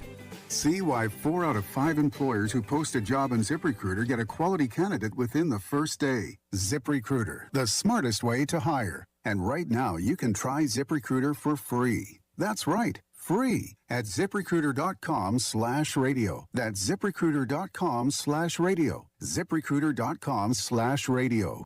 Introducing Spectrum One. Get Spectrum Internet with speeds of 300 megabits per second, advanced Wi-Fi with best-in-class security and privacy, Spectrum Mobile with unlimited talk, text, and data plus nationwide 5G. Get it all with Spectrum One. Spectrum Internet, advanced Wi-Fi, and one line of Spectrum Mobile Unlimited for only $49.99 a month. Visit Spectrum.com or a Spectrum store today. Valid for qualified residential customers only. Service not available in all areas. Restrictions apply. The Arrowhead Pride postgame show with Jay Binkley following each Kansas City Chiefs game is brought to you by Blue KC. Live healthy with Blue KC on the official radio partner of the Kansas City Chiefs, 610 Sports Radio. Are you kidding me? Gas prices are up again? Somebody has to do something. Well, someone did. That's why I use Upside. Upside? What's that? It's a free app that pays you back real money for every gallon of gas or diesel you buy. I just earned 25 cents back on every gallon of this tank. Hold on. So the Upside app is free and you actually get cash back every time you use it? No strings attached? Yep, it's awesome. Check it out. It only takes a couple of minutes to sign up. Instead of just watching your dollars go into your tank, start putting money back into your wallet with the free app from Upside. With the price of gas today, it's big news and big money. To cash out of your Upside cash, just transfer it to your bank account, PayPal, or a gift card. Upside users have already earned over $200 million. Now it's your turn. Download the free Upside app and get cash back on every gallon of gas. Use promo code GOLF for an extra 25 cents per gallon on your first fill-up. That's code GOLF. Use code GOLF for an extra 25 cents per gallon back in your first fill-up. Cashback's not available in gas in New Jersey and Wisconsin. It's not easy being the one everyone counts on to keep your operation running, no matter the weather or supply chain hiccup. But we get you, Raymond in Buffalo, Maria in Miami, and Jules in Troy, taking control of everything that's under your control. At Grainger, we're here for you with high-quality supplies for every industry, plus real-time product availability and access to experts ready to help. Call, click Grainger.com, or just stop by. Grainger, for the ones who get it done. Here's to Prilosec OTC. Just one pill each morning and no heartburn all day. My holiday hero. Prilosec OTC. One pill a day, 24 hours, zero heartburn. It's possible while taking Prilosec OTC. Use as directed for 14 days to treat frequent heartburn, not for immediate relief. Chiefs coverage brought to you by Andy's Frozen Custard. This season, tailgate with Andy's Pick 6. Let me tell you about my good friend Andy from Andy's Frozen Custard. He's from Kansas City, never misses a game, and serves the world's finest frozen custard. Tailgate with a Pick 6, or grab a freshly made custom treat before or after a game. And tell him Mitch and Andy sent you. Chiefs Kingdom. This is Mitch Holtis, and welcome into the Chiefs Red Half Hour on Cody and Gold. Every day at 11:30 on your official broadcast partner, the Chiefs, 610 Sports Radio. It is the Chiefs Red Half Hour brought to you by Greenway Ford. It's a new day, a new way at the all-new Greenway Ford. Reminder, coming up at 1 o'clock, we will hear from Chiefs head coach Andy Reid. By then, maybe we have some clarity on the potential playoff scenarios. Again, more and more reports out there saying it is increasingly unlikely that they will resume the Bengals and Bills game from Monday night, which means the NFL's got to sort out all the seating procedures. That's why these ideas have been out there. We'll get back to that in just a little bit. Thanks again to Danan Hughes, former Chiefs wide receiver, that joined us in the last half hour. He said that he thinks they should do a coin flip for some of these purposes, perhaps. So we'll see. We'll see what the NFL actually decides. One thing we do know is at least Mecole Hardman would be available come playoff time. He's available this weekend, as a matter of fact. That's because the Chiefs activated Mecole Hardman to the 53-man roster. He'd been out for, 6 weeks with this abdominal illness, injury. We still don't know really what it actually is. I don't know if it's a sure thing he's playing on Saturday, Cody.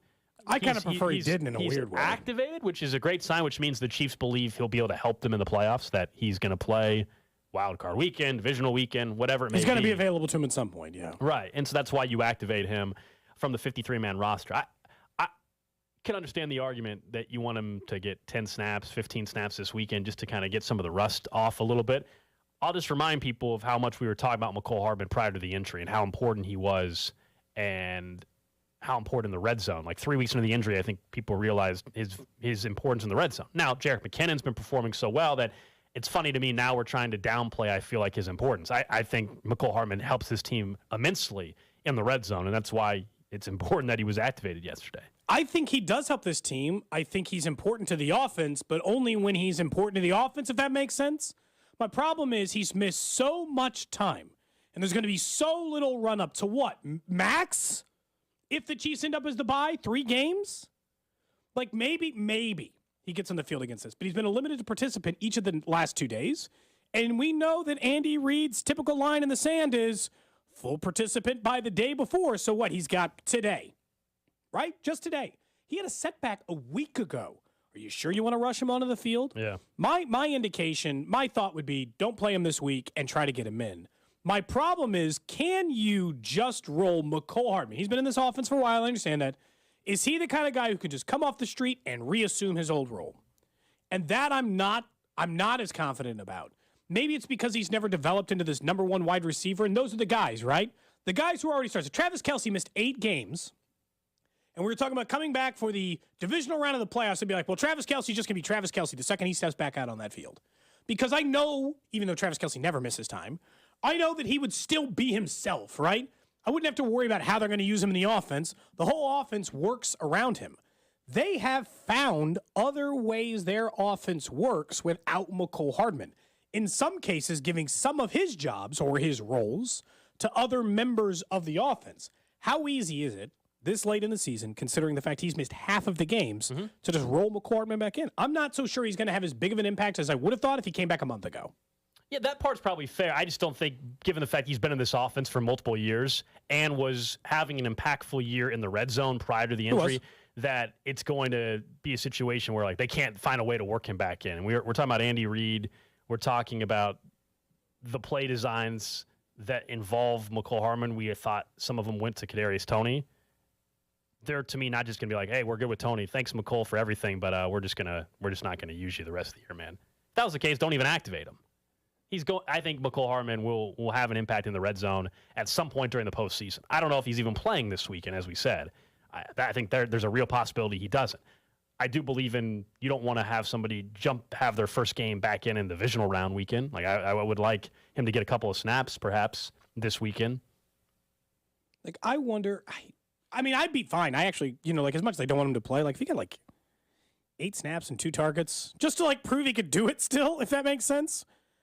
I wouldn't hate it, but a lot of this is, it's just the same problem. It's not that he doesn't have an impact, but Gold, he's missed half the season, and they're the number 1 offense in the NFL.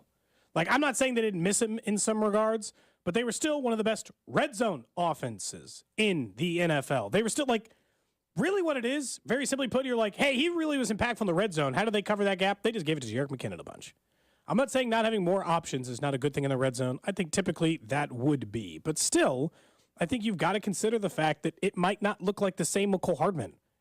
He's missed 9 weeks. And then what? Maybe his first game is a divisional round playoff game? I'm not, at this point, I'm just stuck in, I hope, right? I hope he's impactful, but I am not nearly as confident that he will be. The good news is that doesn't send me into a panic spiral.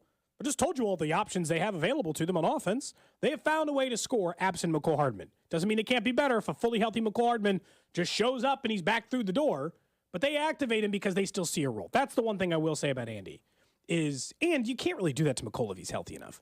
You mentioned just sitting and be like, hey, I know you've been here for 3.5 years and you're going to be a free agent now. I know that you're pretty healthy, but we don't want you for the playoffs. So good luck next year in free agency. You can't do that either. And that would have been a very bad way to treat a teammate. He's going to have an impact in the playoffs. You think he's going to have what percentage of his previous role do you think he has now? Right this second? No, by game 1.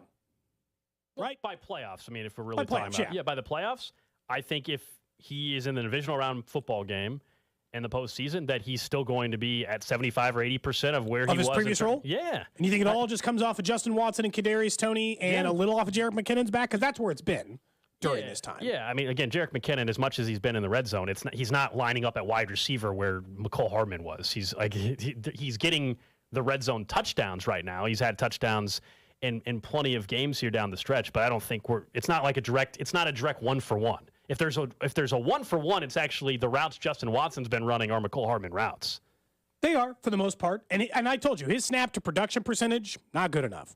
Mecole, as much as we want to be critical of what Mecole's done in his year, in the years where Mecole was a 50% snap guy, he finished the year with a lot more than 260 yards. He finished closer to 700 yards. When Mecole's on the field, they throw at him way more than when Justin Watson's on the field. Yes. The thing is, the old adage of Andy Reid saying there's only one ball is also true here. They can't just, now all those snaps are just throwing to Mecole way more. They throw it to everyone.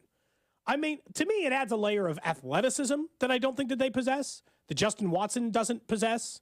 I like the speed. I like the confusion. I like that part of it. Not full-blown decoy, but I like the fact that he puts something on the field that you don't currently possess. In every area, which is exceptional speed. You maybe have that in Toney, and I know Justin Watson's not slow, but Mecole, we know, kind of runs in a slightly different gear than that. It's not Tyreek Hill's or whatever, but it's still, he runs at a slightly different level than most of the other guys who are going to be playing wide receiver for the Chiefs during the postseason. Again, I assume Andy will be asked about Mecole now that he actually has been activated. Yesterday when Andy spoke, he hadn't been activated yet, so now he has, so we'll maybe get some clarity on if Mecole is going to play on Saturday out in Las Vegas. Thinking of Andy Reid, yesterday it was 10 years ago that Andy Reid was hired as head coach. I remember there was a headline in, I think it was the New York Daily News, and it said smile and say Chiefs or whatever. It was some cheesy headline that they had when Andy got hired. It was 10 years ago, man. Everyone was making cheesy headlines there. Think about it. That's how Nick would have written it. Now the Chiefs have gone to multiple Super Bowls. You're way cheesier than me. They've won a Super Bowl and it's like a contest? 7 straight AFC West titles. Okay, Alex can mediate. Who's cheesier? You are. Wow. Wait, you are as in Cody? No, he was looking at you. Why? I think you're cheesier, cornier is probably the word I would use, yeah. So you're saying Cody's cooler than me? No, I definitely didn't say that either. It's tough to be cornier and cooler. Though. Definitely didn't say that either. Wow, just insult both of us, I guess. Cody has said fuddy-duddy multiple times in the last 12 months. That's true. That's really true, actually. What was the other thing I said that you guys And he hated wears so much? glasses. He wears glasses, you know? That shouldn't hurt me. People wear glasses. Kind of makes you look like a nerd. I don't think that that's fair. I don't remember the one now that you guys really were on top of me for saying. Yeah. It might have been as bad as like saying something like on fleek, but it wasn't that. It was something as bad as that. I don't remember. Doesn't get what much now. worse than that. No, it's pretty bad though. Anyway, so Andy got hired 10 years ago. The floor is yours. He did. I mentioned 7 straight AFC West titles, all the accomplishments, and look at where this franchise is now. I think it goes without saying what he's been able to do has been remarkable. He's going to be a Hall of Fame head coach. We all know that. You and I, 3 years ago, we were just right after the Super Bowl run, the year they won it in Miami. We were talking about, like, how much longer is Andy Reid going to coach? I think you and I said 5 to 7 years, roughly. Some other people thought maybe it would only be 2 or 3 years. Here we are 3 years later. He's still coaching. There's no reason to believe he's not. I think you and I have always maintained that as long as he is physically able to do so, I think he's going to keep coaching. You have Patrick Mahomes as your quarterback. Why a would you generational talent. If you are physically able to do it, you've won 7 straight AFC West titles. You are in position, we think, to be the 1 seed, and who knows, unless the NFL tries to screw them over here over the next 24 hours. And you have a chance to win a Super Bowl again. So as long as you are physically able to do it, I don't see why you step away. And so if you're asking me how many more years, I don't see why you don't believe he can't do another 5. I would think, yeah. I mean, if you set the Vegas over under 4.5 years, I'll take the over. Okay, yeah, so would I. On Andy, because there is absolutely no reason at all to think he's done coaching football. He's given no indication of that. There hasn't been a single rumor, report, whisper. Nothing in Andy's actions suggest he's not done creating new things or he's settled into the job to the point that it seems like maybe he's done, right? Even things we joked about like Tom Brady or Aaron Rodgers in the year, we're like, well, it kind of looks like Aaron Rodgers doesn't really want to do this anymore, right? You don't even get that sense with Andy Reid. This is why the conversations that are, hey, just hire X coach, and they should just stick around to be Andy's future replacement. They even say it about the current offensive coordinator and Eric Bieniemy. That's a stupid plan.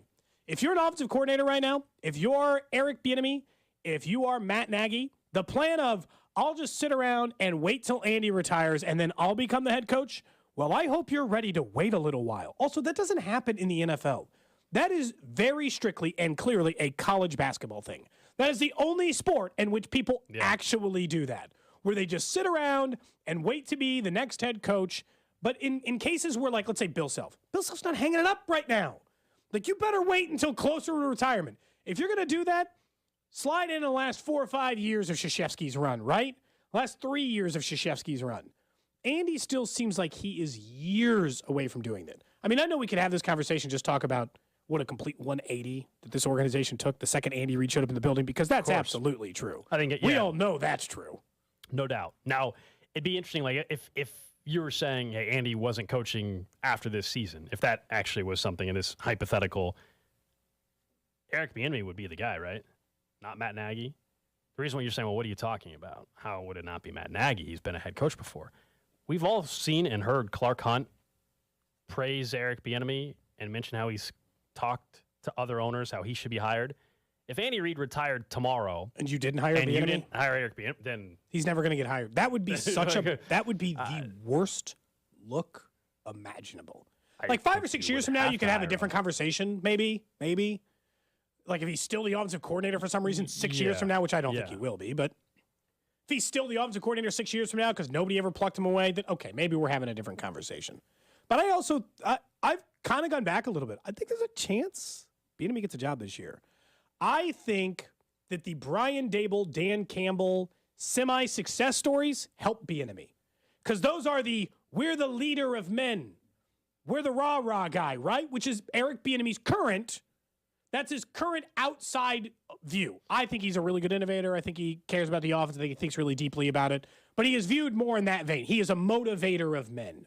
And I think that because that was more successful this year than let's go get Guy from successful analytics offense with great quarterback, i.e. Nathaniel Hackett, there's a chance Eric Bieniemy might still get a job this year. And I obviously hope he does. But I mean, does anyone, Nick, would you take the over on the 4.5? I don't feel like I get any sense that Andy Reid is close to retiring. He's still like 6 years younger than Bill Belichick, and I'm not sure Bill Belichick's close to retiring. I was like, Pete Carroll's, I understand everybody's health is different, but I don't think the age thing is actually all that problematic. The only health thing that ever showed with Andy is every year at training campaign. But then that thing goes away and he seems fine. Oh, is the floor mine? Yeah, I thought maybe you were going to say whether or not you wanted he's going to be there for a minute. I'll take the over. Were you really focused on a Kansas running back hitting the transfer portal? You were worried? No, I didn't. Did Need that that happen? for the Wave in the Wheat podcast? Well, no, you just said my name, and then you kept talking for like 30 seconds, so I didn't know if the offer was still on the table to weigh in. Okay. It was. You would take the over? Yeah. It just doesn't feel like it's funny how, because we talk a lot about quarterback. That was the whole conversation in Kansas City for years. Because you know what the truth is? Kansas City had some pretty good coaches. Like, they weren't all, I mean, I get it. They had some laughingstock ones, too. Mm-hmm. But in their run, like in your childhood, Gold, my childhood, whatever, they had some good coaches run through town, some Super Bowl caliber coaches run through town. But it felt like the thing that held them back all that time was the quarterback, so that became the focus. How do you get a quarterback? How do you get a quarterback? How do you solve this problem with the quarterback? So we didn't care Haley was a bad coach, but you were more worried about, Castle, is he the answer at quarterback? Then you realize how quickly, when you look at other teams in the league, what a difference it makes. How a coach can make almost as big of an impact as a quarterback.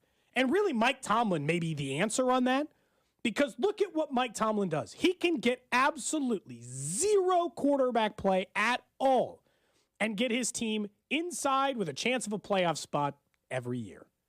Like, the difference between quality head coaching and like even mediocre head coaching, like great head coaching and mediocre head coaching, is massive in the NFL. And that's what we've seen in Reid, because they were instantly viable, not because Patrick Mahomes walked through the door, but because Andy Reid did. He took an average NFL quarterback and took this team where they hadn't been in a long time, competitive, winning divisions every year.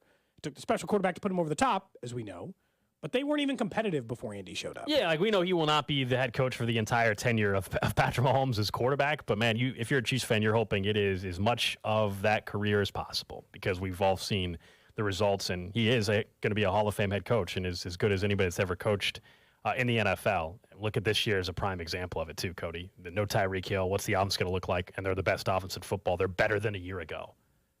Yeah, Mahomes gets a ton of credit for that, but I look on Andy Reid for how on earth they're able to do what they continue to do this year with the current wide receiver core, with the injuries that they've had on offense, to where they're better offensively. With an a borderline entirely new defensive second and third levels, right? I mean, the defensive line, pretty standard. They added Karlaftis, but most of the guys are back. But the linebacker core and the cornerbacks are all within the last 2 years. They've had to reinvent themselves there, and yet still, here they are with a chance at the 1 seed because, well, Andy Reid does nothing but win. I'm waiting for with Patrick Mahomes, the funny thing is, like what happened in Philly, those last couple of bad years in Philly, that'll never happen in Kansas City with Reid. Well, he's got the ring. Well, he's got the ring, too. Well, he's got the ring, but I'm saying he'll never have a 5-win team because he has Mahomes. Right? Like, what I'm saying is he can never hit rock bottom here.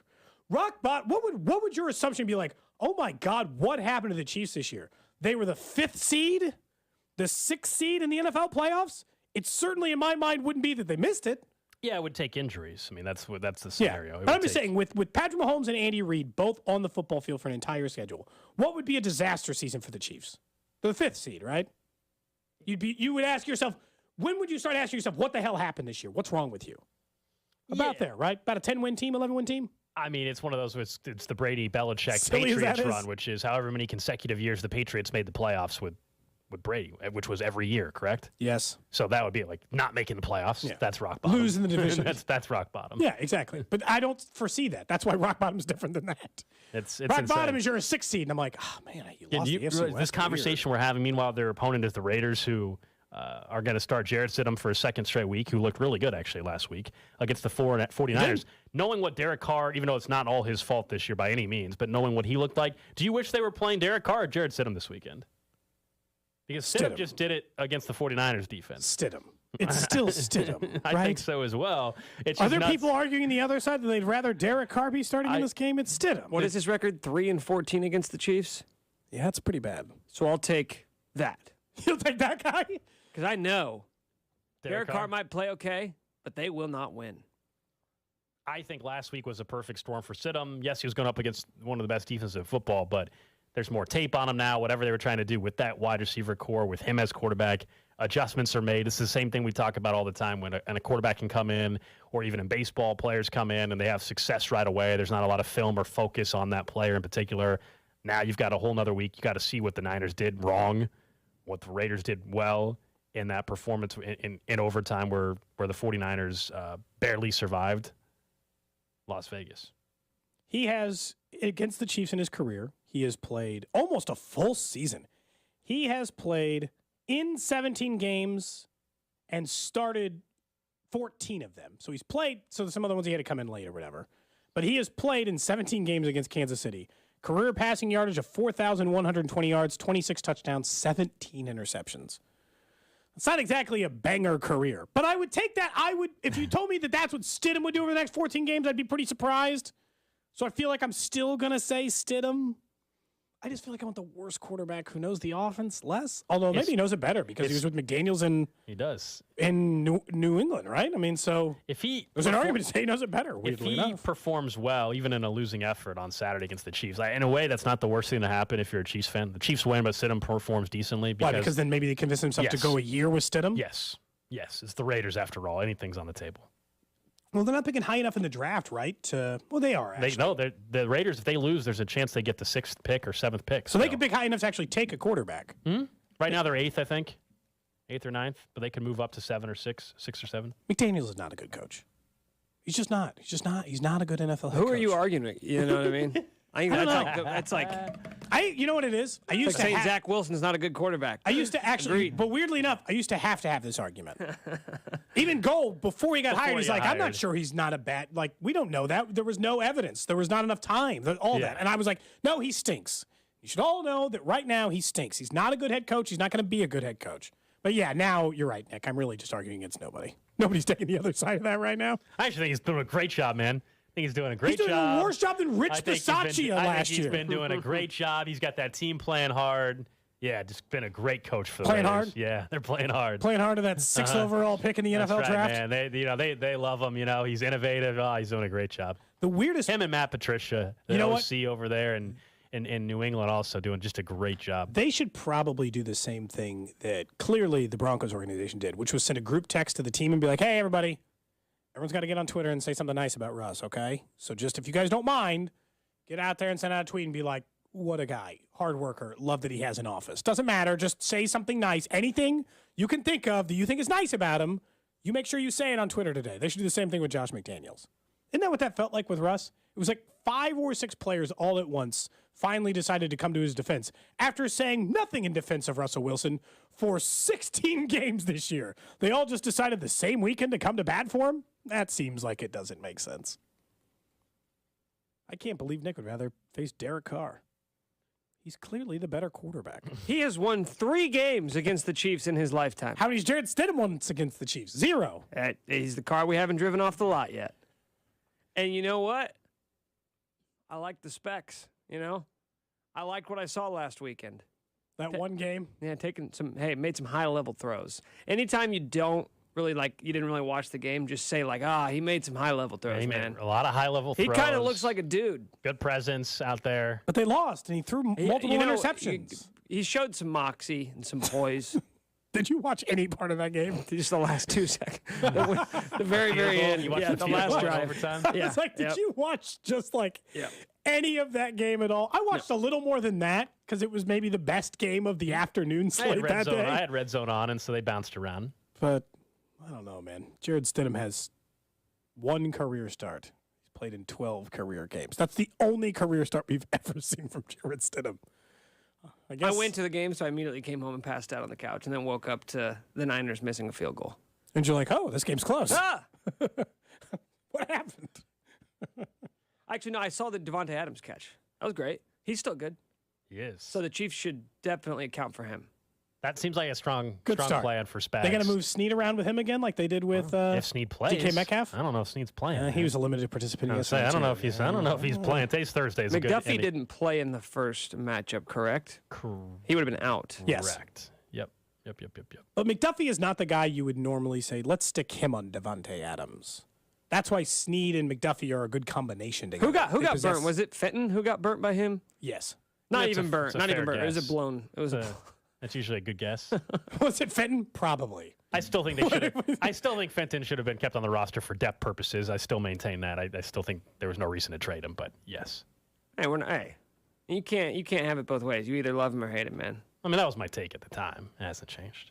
All right, coming up next, we'll get to what's trending. There's a little update on who is actually at practice, someone that was dealing with an injury yesterday. We'll let you know who that is and where things are at. Plus, we'll get back into the wild options that are being thrown out from the NFL in regards to the playoffs. You're listening to Cody and Gold, brought to you by Gant Asphalt and Concrete. For asphalt, concrete, and parking lot maintenance, Gant Asphalt and Concrete. One contractor, all things parking lot. Trusted in Kansas City since 1994. Online at GANNasphalt.com. Subscribe and download all new episodes of Nick's Wavin' in the Wheat podcast, released every Thursday on the 435 Podcast Network and the Odyssey app. To be successful like your hometown team, you need a good game plan for all aspects of life, and that begins at home. Start now and get on Century Roofing's schedule. Schedule an estimate with Century Roofing so we can provide you the protection you need. You'll get reliable service with outstanding technical expertise. Trust the pillars of strength with KC-based and female-owned Century Roofing, your hometown roofing team. CenturyRoofingKC.com. Again, that's CenturyRoofingKC.com. Century Roofing, trust the pillars of strength. The choice of a lawyer is an important decision and should not be based solely upon advertisements. Compensated dramatization. What if your car wreck case settled for $2,000 and you later found out it may have been worth $200,000? Insurance companies try to trick you into taking a quick, cheap settlement. Don't fall for it. Call me. My team will get you what your case is worth. I didn't take a quick buck from the insurance company. I called Mike and his team after my wreck and they got me $200,000. If you've been hurt in a car wreck, call me. I've got this. 816-888-7500. Mike's got this. If you like hunting and fishing, Outdoor America with Tommy Bench is your destination. Great guest hunting and fishing tips Saturday at 5 a.m. on 610 Sports Radio and the Odyssey app. Listen on demand at 610sports.com, weekend programming channel. Presented by Wholesale Battery. Texting enrolls you into recurring automated text messages. Consent not required to purchase. Message and data rates may apply. Hey, Dan, how you doing? Haven't seen you around the gym. Yeah, I've really fallen off. Since I turned 40, I just don't get the results I used to get. Could be lower testosterone. I went through it a while back. I got Nugenix Total T, and it's made a huge difference for me. I've seen that on TV. Is it for real? Oh, yeah. The patented key ingredient is something called Testofen, which helps boost free and total testosterone levels to help you trim up and stay lean. And it's made a difference for you? Man, I feel like I'm in my 20s again. At work, in the gym, and in the bedroom. Are they still giving out complimentary bottles for people to try it for themselves? Yeah, you just need to send them a text. Text JUDGE to 321-321 right now for your complimentary bottle of Nugenix Total T. Plus, text now and we'll include a bottle of Nugenix Thermo, our most powerful fat incinerator ever, to help you get back into shape fast. Absolutely free. Text JUDGE to 321-321. That's JUDGE to 321-321. Products and statements have not been evaluated by the FDA. These products are not intended to diagnose, treat, cure, or prevent any disease or illness. If you have been diagnosed with prostate cancer, see the best in KC. Getting an opinion from the experts at KCUC can be crucial to ensure you are getting the best possible prostate cancer care. At Kansas City Urology Care, we are making it as easy as possible to do just that. Call 816-PCA-KCUC or visit kcuc.com. Trust the surgeons at KCUC who diagnose and treat the most prostate cancer in the region, who pioneered robotic prostate cancer surgery in KC, having done over 2,500 cases, and who has the only independent radiation treatment center in town, giving patients the best possible cancer treatment in the fastest, most convenient, and affordable manner. The world-class urologists and radiation oncologists at KCUC are here to help you and your family. Call us today at 816-PCA-KCUC. That's 816-PCA-KCUC to schedule a consultation, or visit kcuc.com. At KCUC, you see the best in KC. Hey, it's Josh Kligler. You had a solid retirement dream. Sell your home in a few years, bank the equity, downsize, and travel. But inflation and recession has you wondering if all your hard-earned equity will still be there. What if you could recession-proof your equity right now? You can with TrueHold. TrueHold will buy your home for its best current value before a recession can erode it. You get to bank all the cash now and live in your home for as long as you want. And TrueHold covers all property taxes, insurance, repairs, and maintenance. And since TrueHold pays your home's current value in cash now, it's yours to do whatever you'd like. Don't wait for inflation, recession, and interest rates to erode your home's value. Visit TrueHold.com and discover how much TrueHold will buy your home for today, based on its best current value, not what's coming. Call 1-855-300-9993 or visit Truehold.com. The smarter, faster way to cash out your home's value without having to move. That's Truehold.com. Do you have 3 ex-wives and your current trophy wife wants a life insurance policy 3 times the size of the policies you had to purchase for your previous mistakes?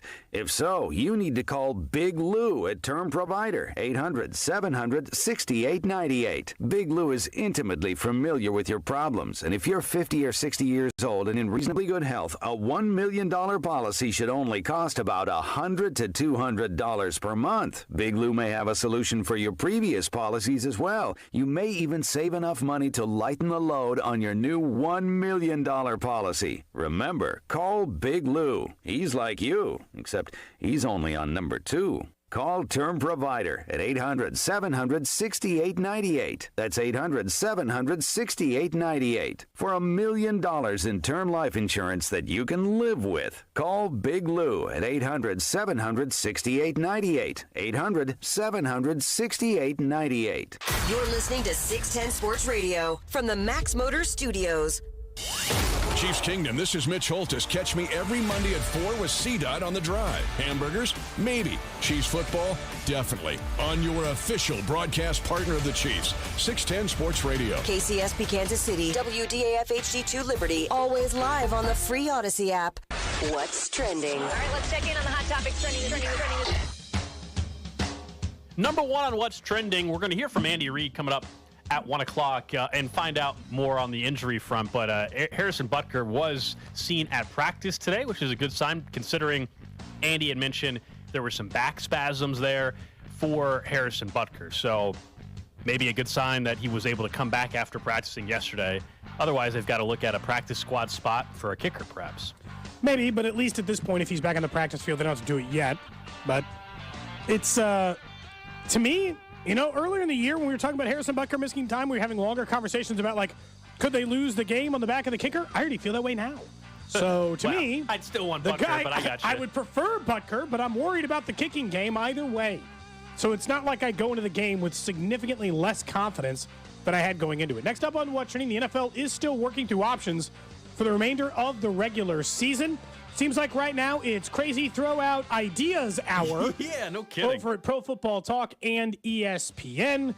But, look, the most recent thought is Mike Flores said he expects that this game will be called a no contest by this afternoon by the NFL. But some of the ideas that are reportedly being discussed, adding an 8th team, doing a neutral site AFC championship game, giving the number 1 team in the NFL playoffs on the AFC side the option between home field advantage or a bye. Seems like right now they're workshopping anything and everything at this point. They're in the no idea is a bad idea phase of the NFL playoffs. We'll talk more about each idea coming up right after What's Trending. Next up here on What's Trending, though, college basketball last night. Missouri, they had a 17-point lead at one point on top 15 ranked Arkansas on the road.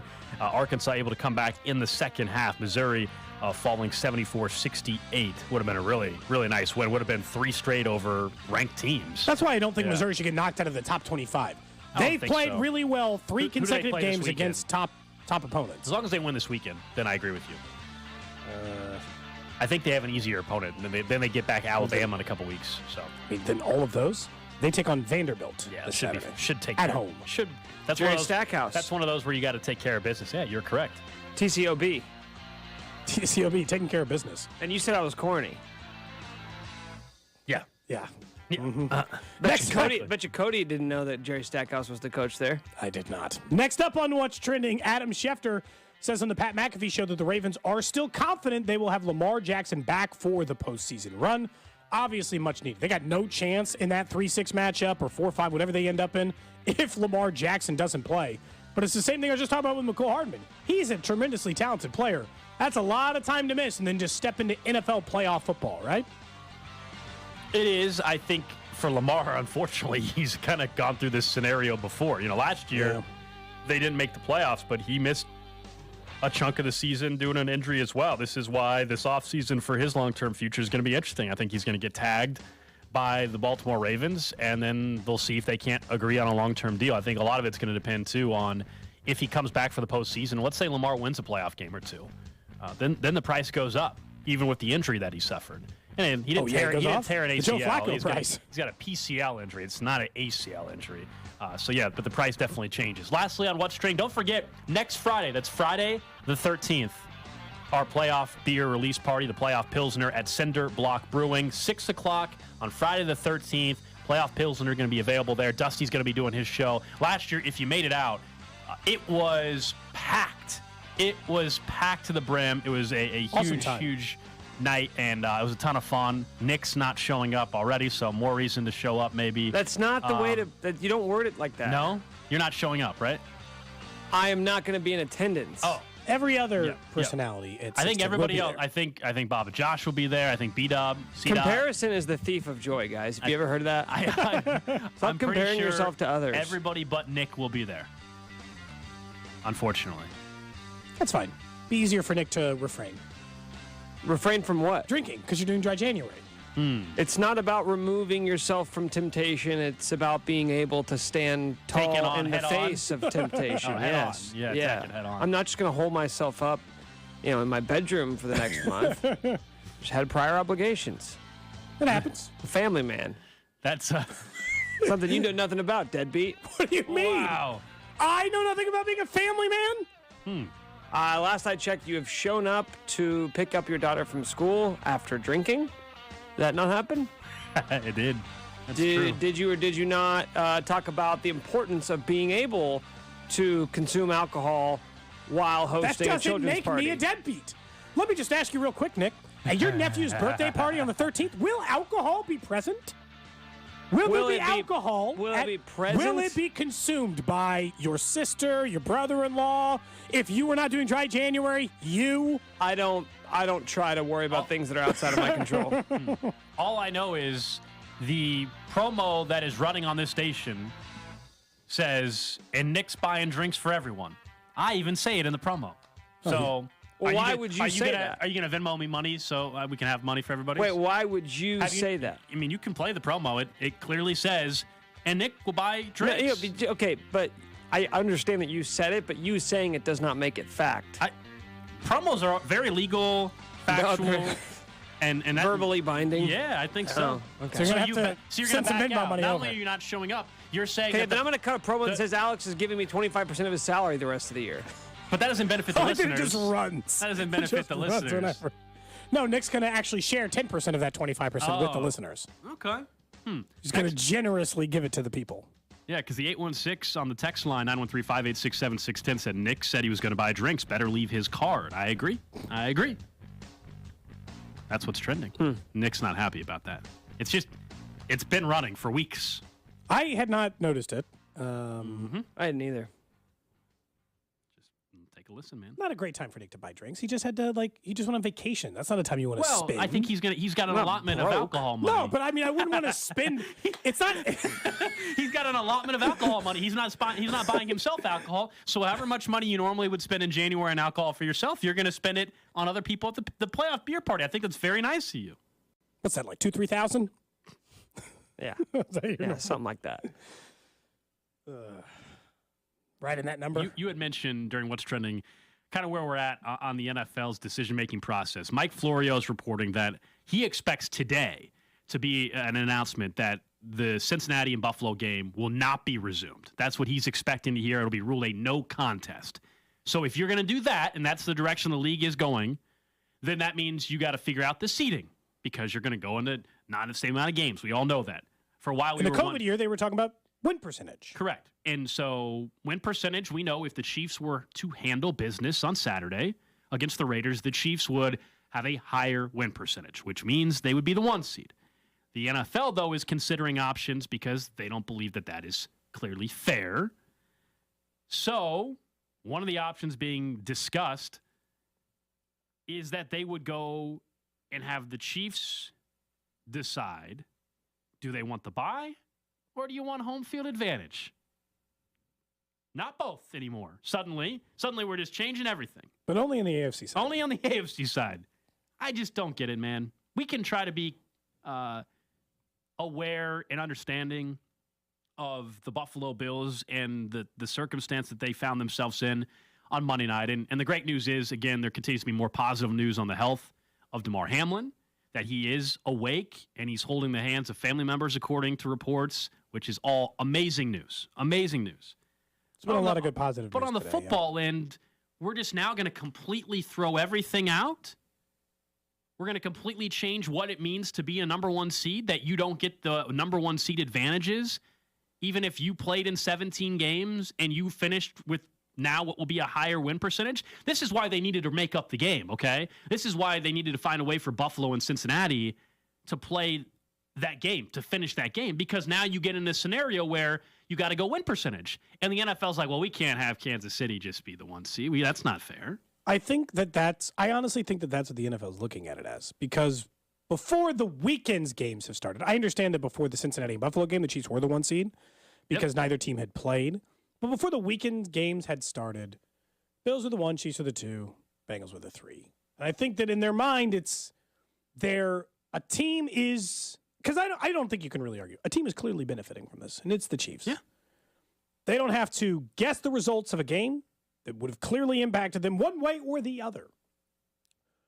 They would have the Bills would have won, and then the Chiefs would have known they were banking on a Patriots win in Week 18, et cetera, and they would have been playing for different stakes, certainly in that week, because they knew that they didn't control their own fate, versus as it sits right now, it feels like they kind of do, but it's not until we find out about what the league's decision is. I don't think, as much as I think that there isn't a perfect solution, I don't think the neutral site one is crazy. I'd probably just go simplest solution and say win percentage and move on about my day. But to me, here's why I think the neutral site thing makes it semi-fair, if it makes sense. The Chiefs, everyone benefits in some way. Everyone benefits. The 3 teams who it most impacts, the 2 who played in the game, and the Chiefs. The only team who really, I know that the Ravens are affected by this a little bit too, but they're 4th down the list. So let's move. But they them could down lose here they could lose a home game because of this too. I feel like there's just too many loopholes here. But Cincinnati could lose a home game if we just go by percentages. It gives everyone a chance.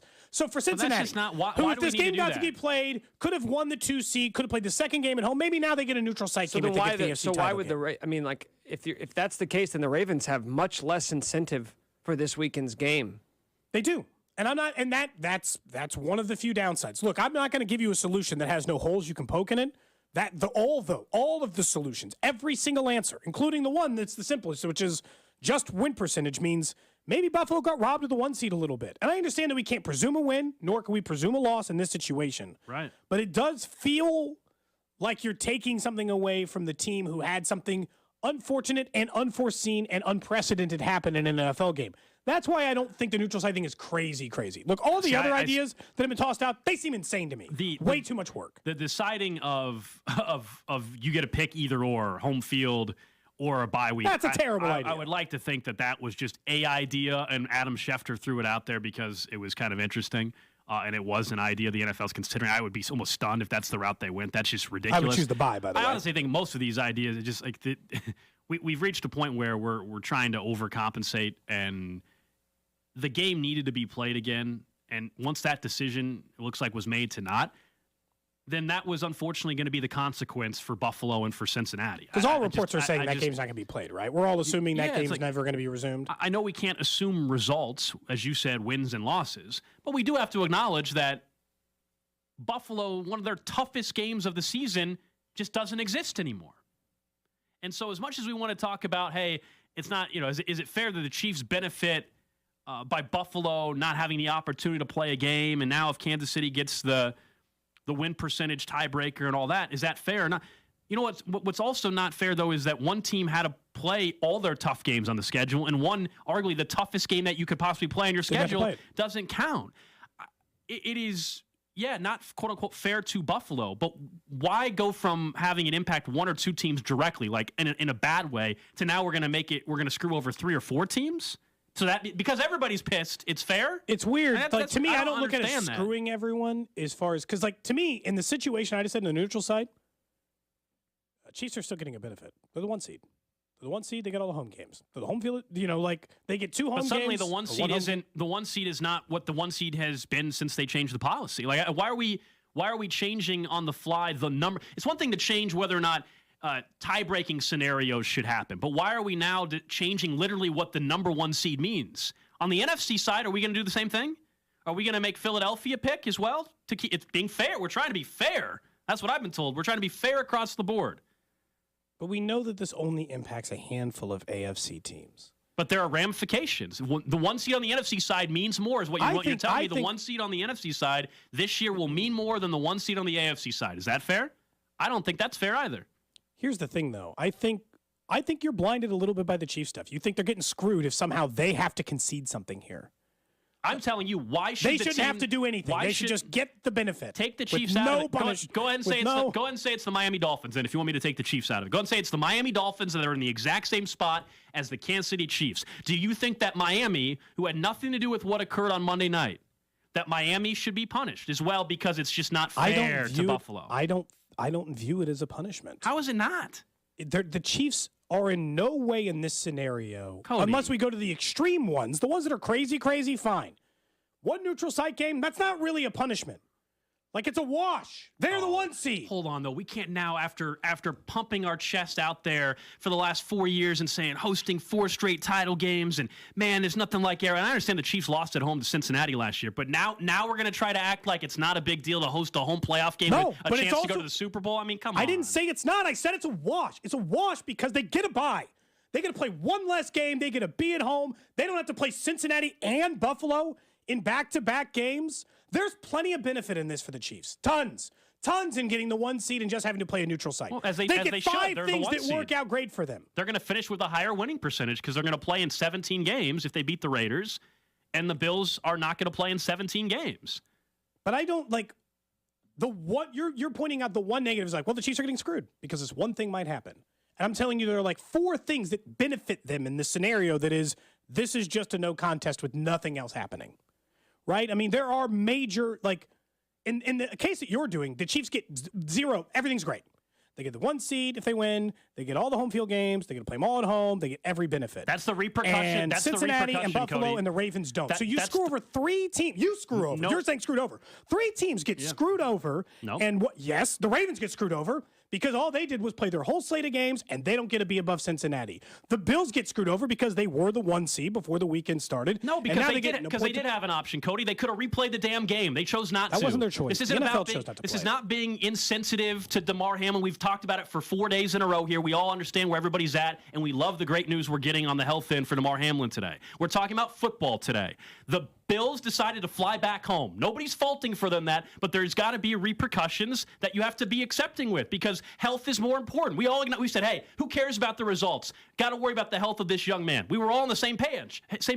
Now there's football consequences to that decision, unfortunately. And they may not be fair to you, Buffalo, but it was your decision to not keep playing. Nobody's faulting you, but you do have to accept the consequences from that. Why did the Chiefs have to accept the consequences of that for one team playing 17 games and the other only playing in 16? That's all I'm saying. I do not think it's unfair for the league to step in extraordinary circumstances.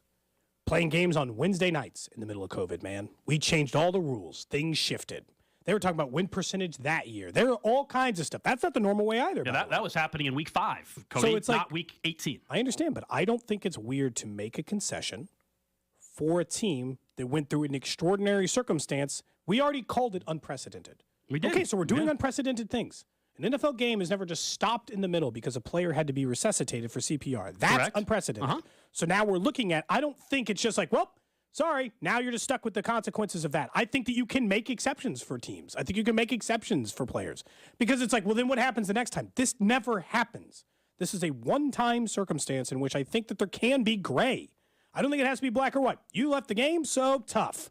Now you're stuck with everything. I think the NFL is allowed to, and it's not unreasonable to say, can you do something that can make these things seem fair? There is, I will always say, there's absolutely no perfect answer. Because I think no matter what, somebody's going to feel like they got screwed here. Because if we just do the playoff seeding thing, Bills fans and Ravens fans and Bengals fans are going to feel like they've been robbed of something. Because to Nick's point, he said, hey, they have nothing to play for if you just do it the way you're talking about.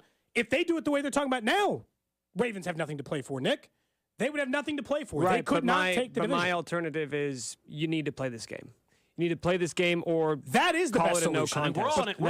I think that we're all in Playing agreement the game on that. was the best solution. I think we all agreed on that. If we wanted to solve, then you would be playing a football game next Thursday or Friday. So then it's a no contest, and you go based off win percentage. That's it. I just think that there are, unfortunately, as you said, I mean, you said it over and over too. Look, Cody, adding like, an 18, that's crazy. The neutral site one's the only one that I'm saying I don't think it's insane. Yeah, you're right that there's not a perfect solution. It's just that I think, unfortunately, the teams that should be most affected by it, why is it like this crazy thought that the teams that should be most affected by it are unfortunately the two teams that decided not to play a football game? No, I keep saying this because I don't want to sound like people think it's a terrible thing to say. You can be sensitive to the health of the player and still understand that there were consequences to what happened on Monday night from a football end. And unfortunately, the consequence is that a team didn't get to finish their games. And so the result is win percentage where we're at right now. I just don't. Why is that not what we're doing? Well, doesn't it feel like that's the obvious answer in a situation where there's no perfect solution? Like, you shouldn't go searching for a perfect solution when there isn't one. So just take the most obvious one, which is play the game, respect the results of that game, don't play the game, call it a no contest, move on. The more mechanisms that you put in place and the more teams that you decide to spread this burden across, the more complicated it gets. And I don't think that's the solution in a very complicated issue. Don't find a complicated answer for a complicated solution or for a complicated problem. I called lowest common denominator earlier. I understand why the NFL, and in the end, I don't think they're going, like I told you, I don't think there's any way they're doing the flip a coin. The pick one thing. I'm doing that. That's the pick your path, home field or bye week suggestion is just that's been thrown out or there. Or adding an eighth team. Tennessee benched their quarterback last week because of that. And if you had an eighth team, you definitely have to do that one in the NFC. That option stinks. There are so many terrible options. You're asking me. I've never said that it's unreasonable or that it's crazy that we just take the win percentage it is. I don't understand why neither of you can see why neutral site is semi-fair because that's not taking win percentage. Because that's not taking win percentage, Cody, anymore. If you win percentage means you get the number one seed, which means you get not just the bye, you get home field. No, so now we're saying win percentage win percentage but we're gonna really screw it all up even more. It's not, to me. It's not a screw it up all. It's one. To me, this solution, the one that's maybe not your favorite, but it's the one that it's changing one thing. It's saying if Cincinnati or Buffalo are in the AFC title game, doesn't matter who it's against, it's neutral site. That's it. That doesn't seem like, oh my God, what kind of wild asinine theory are they throwing? But it is because the championship game is literally never played on a neutral site. I know it's easy to conjure, but it's not as easy to execute in terms of the different types of ways it affects different teams, how you playing this weekend, how you're playing in the first round of the playoffs. It just doesn't make sense as much as just going based off of win percentage. That is the simplest solution. There is no doubt. That is the easiest possible thing to do. I think the NFL is not unreasonable in taking the stance of, are there other solutions that seem less... because the current solution, very simply on paper, looks like you're punishing the Bills a lot and benefiting the Chiefs a lot. That's what the current solution feels like. And I don't disagree, by the way, but I would also argue, that team, unfortunately, was the direct result. That was the direct team involved in what occurred Monday night. Why? In a way, I would say, why wouldn't the team that, unfortunately, was directly involved in the terrible situation Monday, why wouldn't they probably be most impacted by it? You don't want to punish them for that. That's why. We don't live in this utopian world, though. Everything's perfect and everybody's gonna be happy and it's gonna be great for everybody and nobody's gonna be upset. You don't want to punish them because a player almost died on the field. That's why we can't ignore that part when talking about the football. They don't want to punish. But you don't also get. You also don't punish get other teams. Yeah, that's not. I still don't view it that way. But it is. That's our biggest hangup. I don't see it as. I see the home field is everyone gets a little taste. Everyone gets some advantage. That's this perfect world. Everybody gets a little nice piece of the pie. That's just not what. That's just, to me, not the real world. That's not how it works. Well, this is the NFL's not the real world. Why can't we create football right as close to? Why can't we create as close to a perfect scenario as we can? What's the problem there? I understand. In the real world, if you I understand, but why can't the NFL can? They have this option available to them. No one says they can't do this. Nothing says the NFL can't all of a sudden decide to play 10 more games other than the players' union. Like, I don't think they'd agree to that. So, like, I mean, of course, if we're going to go down that road, like the NFL could decide to move the Super Bowl tomorrow. They could decide that the Chiefs lose a draft pick if they wanted to come up with some reason. Like, if we can come up with all kinds of situations where things can be changed because the NFL wants to. They don't need to make this more complicated than what it is. They should have pushed back the playoffs a week, replayed the game, and then we're not having this conversation at all. They're not doing that, though. They're not. According to doing that. reports, they're not going to do that. Yeah. They're going to go by win percentage, kind of, and potentially do this neutral site game. And I think that's a mistake. I think neutral site take by you, Cody, is very woke. Like Wokey is back in 2023. Oh, gosh. Haven't been called in like a month. Well, no, it's just kind of like you're giving out participation trophies. I do not think that that's the case. For everybody to win. How many teams can play in the Super Bowl? Just 2. We do like 4? Two are allowed, actually. Could the Chiefs, Bengals, and Bills all play in the Super Bowl? I think to make it fair, the Chiefs get the first quarter, Cincinnati gets the second, and then Buffalo. They do like a Pro Bowl team for the second half. I think so. That's great. Coming up next, Patrick Mahomes talked about playing on Saturday in Las Vegas for the first time. We'll also get to the random question of the day.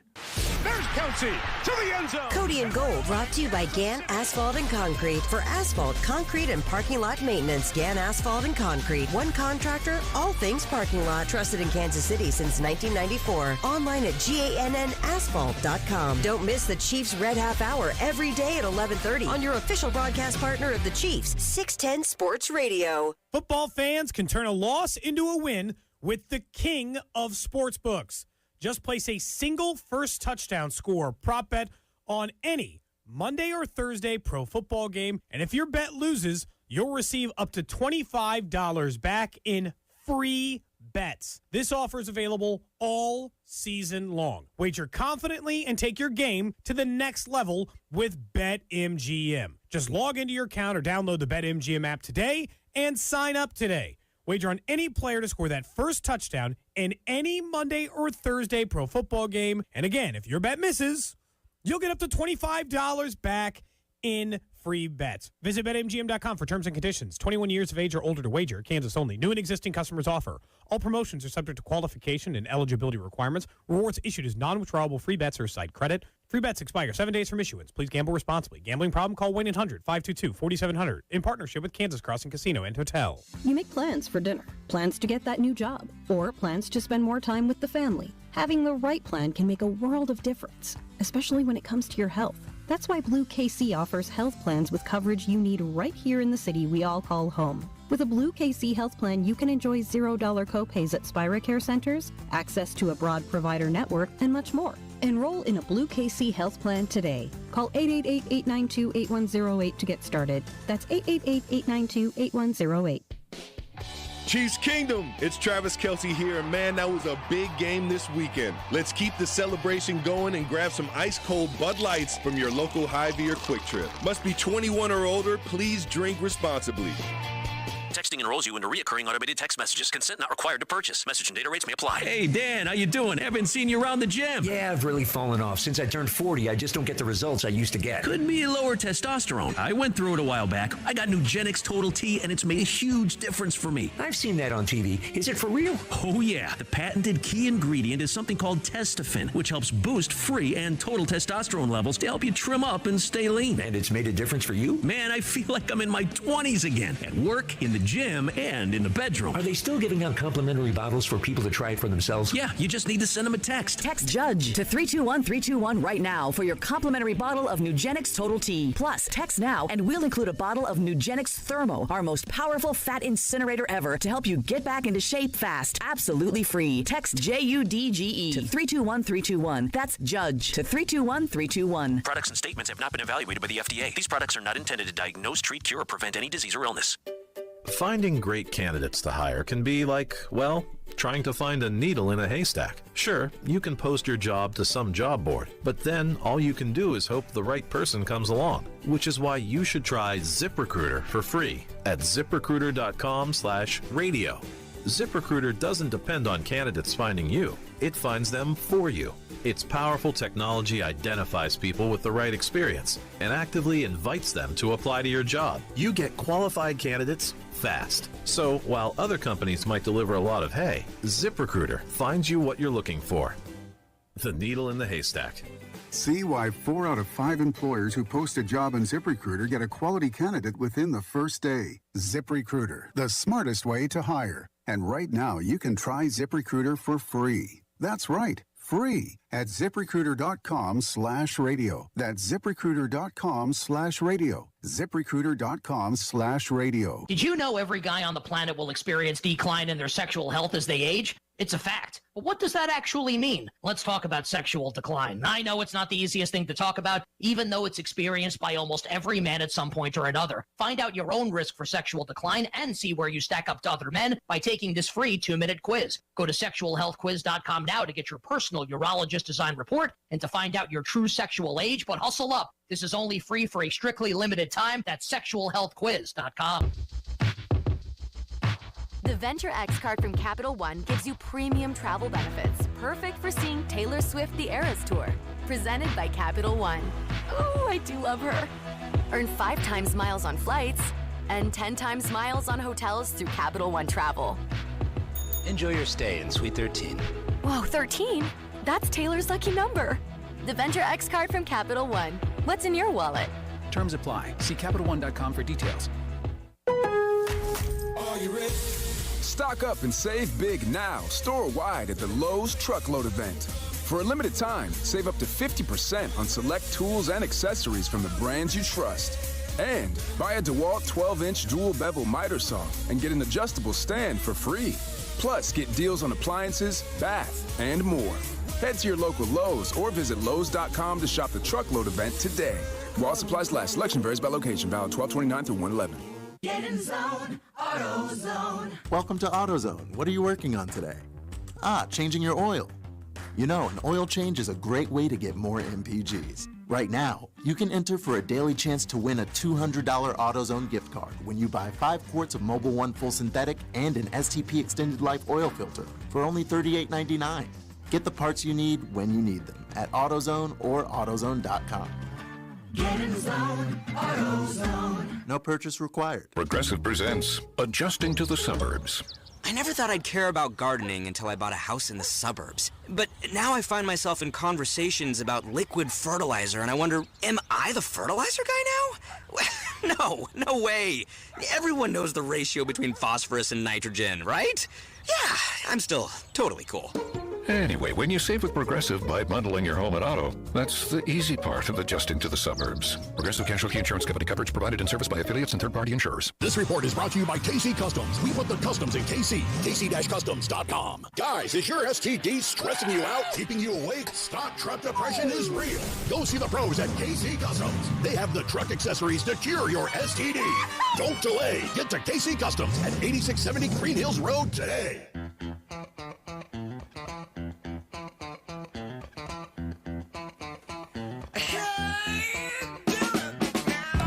Back here on Cody and Gold, Alex Gold, Cody Tapp, Nick Schwert with you. All right, you can watch us on video as well. Twitch, Twitter, YouTube, Facebook. Someone pointed out that Cody and I are somewhat coordinating today. That was not planned, I can promise. Charlie Hustle, Casey Hart t-shirts. Yeah, not the same shirt, but then why did both of you guys get out of Gold's mom's minivan this morning? His mom doesn't have a minivan. Thank you, Cody. She does not. No, we did not. Painting a picture. We did not coordinate. Like it's way too old. They're way too old for his mom to still be driving a minivan. They just like the way it rode. Smooth Kept ride. that town and country. I was say that town and country, man. Smooth ride. What's funny about this is that Emma's parents drive a minivan. But in fairness, they pick up all of their grandkids.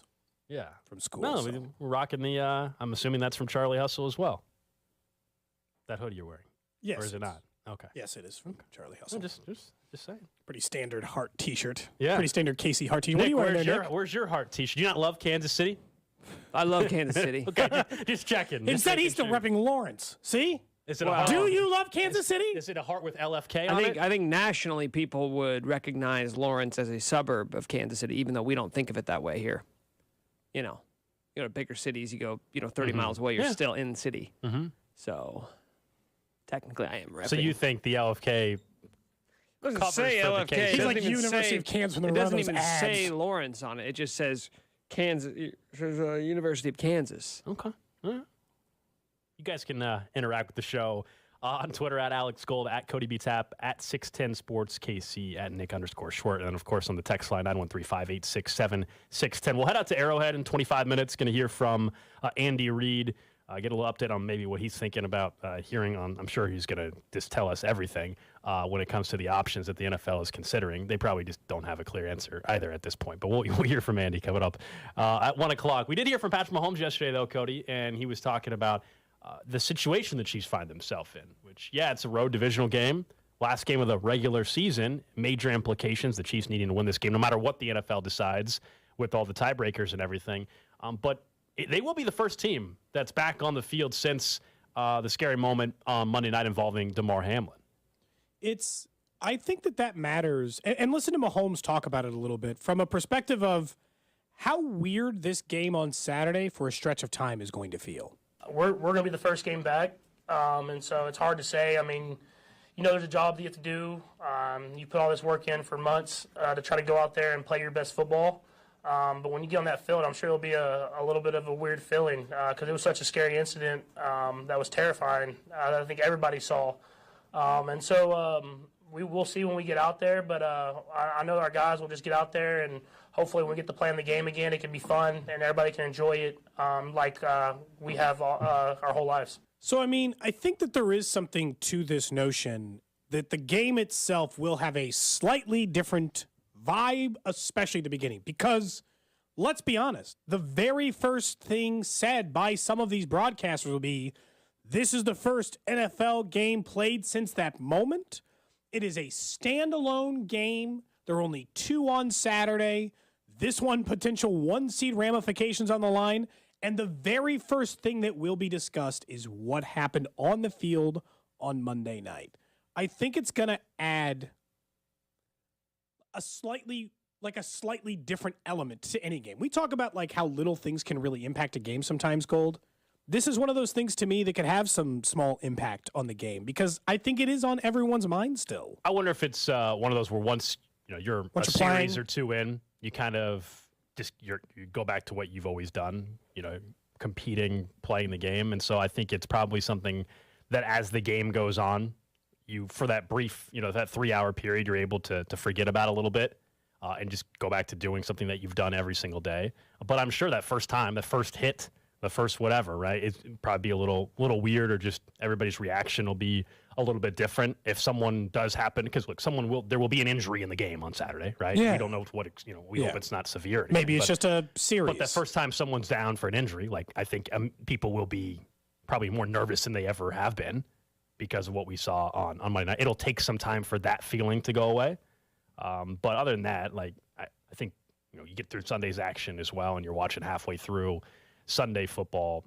It won't be something that you're quite having probably the same initial reaction that you're going to have. By the way, the doctors over at the University of Cincinnati Health Systems are holding a press conference right now. It said that they shared that there had been substantial improvement over the last 24 hours. As of this morning, he is beginning to awaken and appears his neurological condition and function is intact. So fantastic. If you're just looking for more good news out of what took place with Damar Hamlin, it does appear based on this press conference that they are seeing a lot of improvement in his current condition, which is great news. This is what makes it possible for the NFL to have these notions. But it seems like Kansas City finds themselves in this position. If you remember, they were the first team who played after 9/11. This is a monumental NFL moment. This will be the first time either team, that they'll have a huge moment of silence. It will be something you think about the entire game. I guess Harrington, it was on Tuesday, right after this had happened, said that the first time he watched football after, he was going to view it slightly different. Like, we all love football. We watch the sport a ton. But it is, I kind of agree with him. I think it'll feel a bit weird watching it initially right after that. I understand eventually football will feel like football and it will seem normal. Those first, like you said, those first couple of big hits, they're not going to feel good. Yeah, everybody's going to. In that early, everyone is going to react to it. But for me, I don't think it's going to feel normal for a bit. Yeah, I think everybody will have a different reaction. For me, I would imagine it'll be just after the first couple of plays or the first time someone goes down and fortunately is able to pop back up. Then you then that goes away. So I don't think it's going to be like all weekend long as I'm watching NFL games, Cody, where I'm going to be worried about that per se. But initially, again, to me, it's probably more the first time somebody gets injured and is down on the field and like making, that moment. After that, I think you'll. It'll be even harder to watch if Cincinnati and Buffalo play each other in a playoff game or something. It'll bring up everything back again. It'll imagine, I think it's probably even different, of course, if you're a Bills fan or a Cincinnati fan. We had Vinny Pasquantino on the show yesterday, and he mentioned, Cody, was it his fiance and nephew, fiance and some, I can't remember. We're at the game, yeah. We're at the game. Yeah, I think it was, isn't it? And he was. They were okay. Yeah, stuff. So I think everybody's going to have a different reaction to that, but it'll be one of those where as time goes on, people will be able to, as the good news also is coming out, as we're talking right now, that press conference that you're referencing, I think that helps with everybody, knowing that you have Damar Hamlin, who is continuing to progress in a very positive direction, and hearing that he turned a corner overnight as well, like all of that, and hopefully by kickoff on Saturday even we get continue to get even better news that maybe at that point maybe he's talking, who knows, right? Whatever the next steps need to be of the recovery that is going to continue to happen, and that level will probably impact how you feel about it in that moment, even because no matter what, it's going to, again, like I said, be a part of the broadcast, be a part of the conversation. But you're right, by Saturday at 3:30.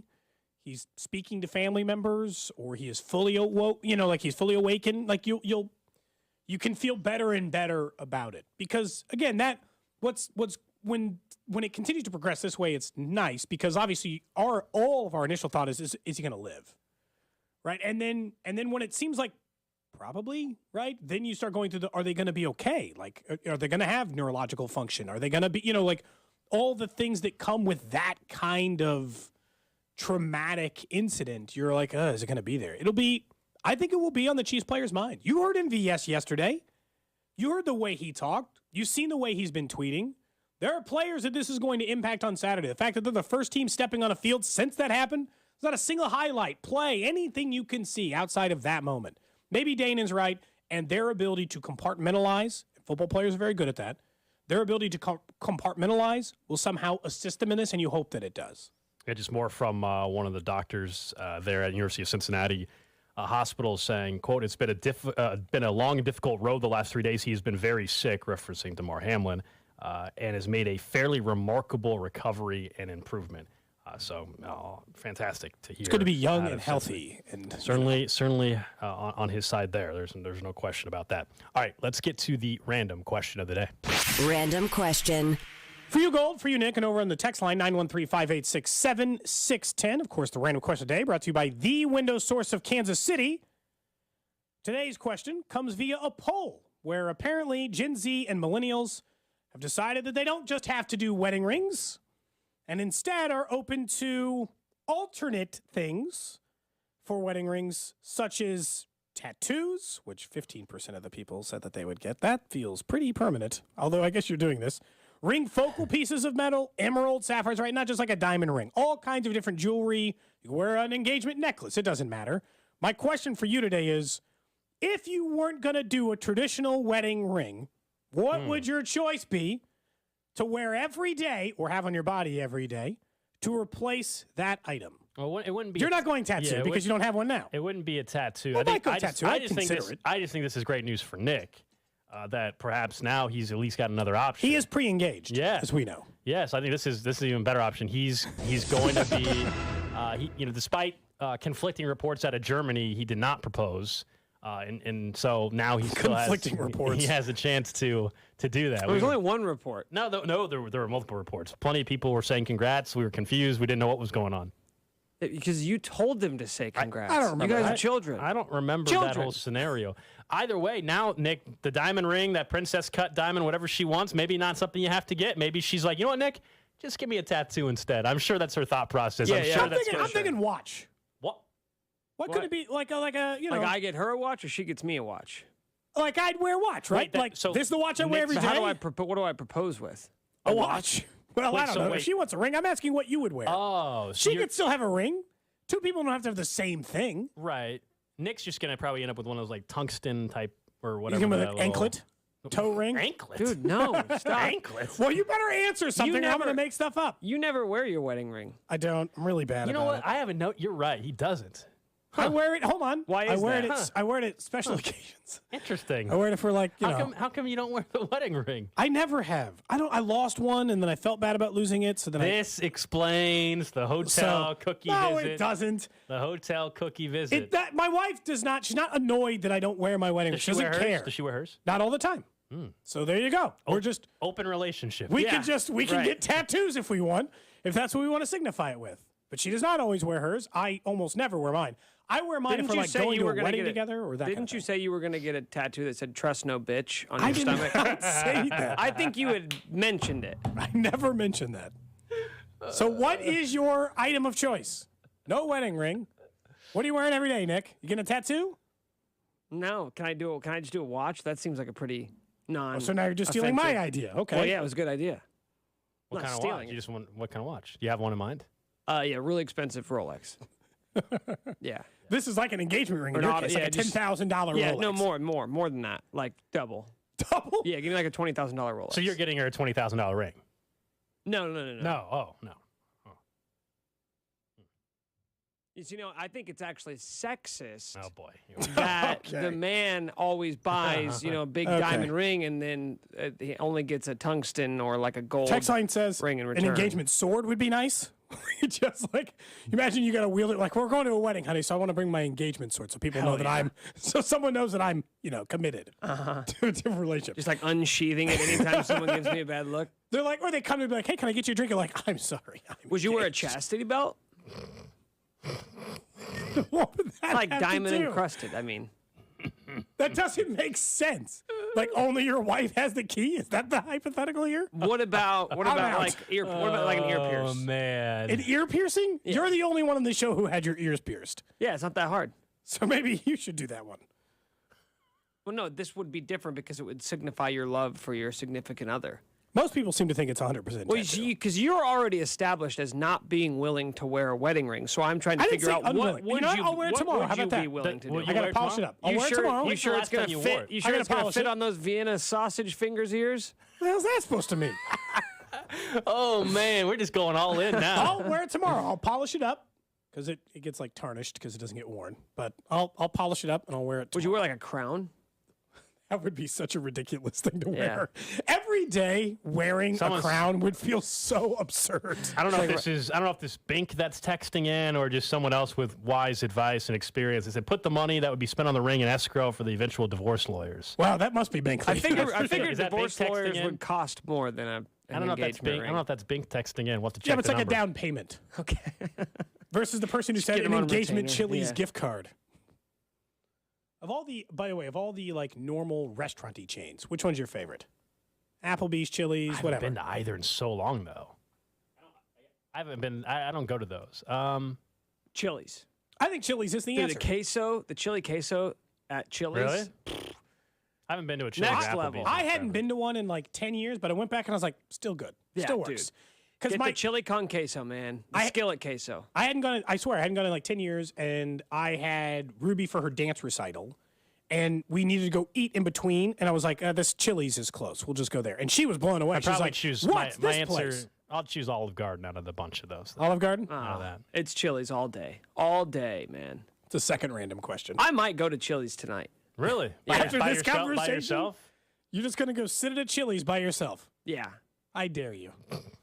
You think I haven't done it? Apps on me. I'll Venmo you. Apps on me if you go to Chili's tonight. Dude. Wow. He'll do it now. Oh, are you kidding me? I have to go tonight, though. What if I did it tomorrow? What if I did it tomorrow on a Tonight. Friday? You got to go tonight. But if I did it on a Friday, that's more Tonight. pathetic, right? Would you get me an entree too?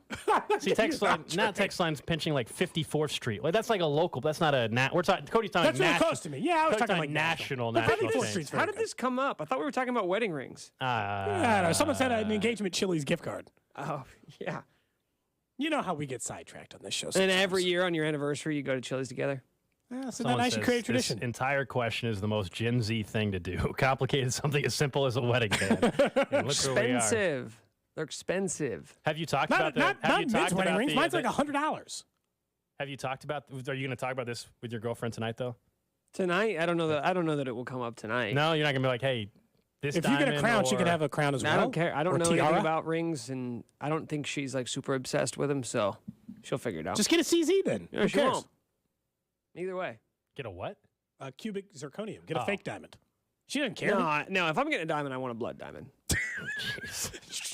Yeah, like I want that diamond to be dirty.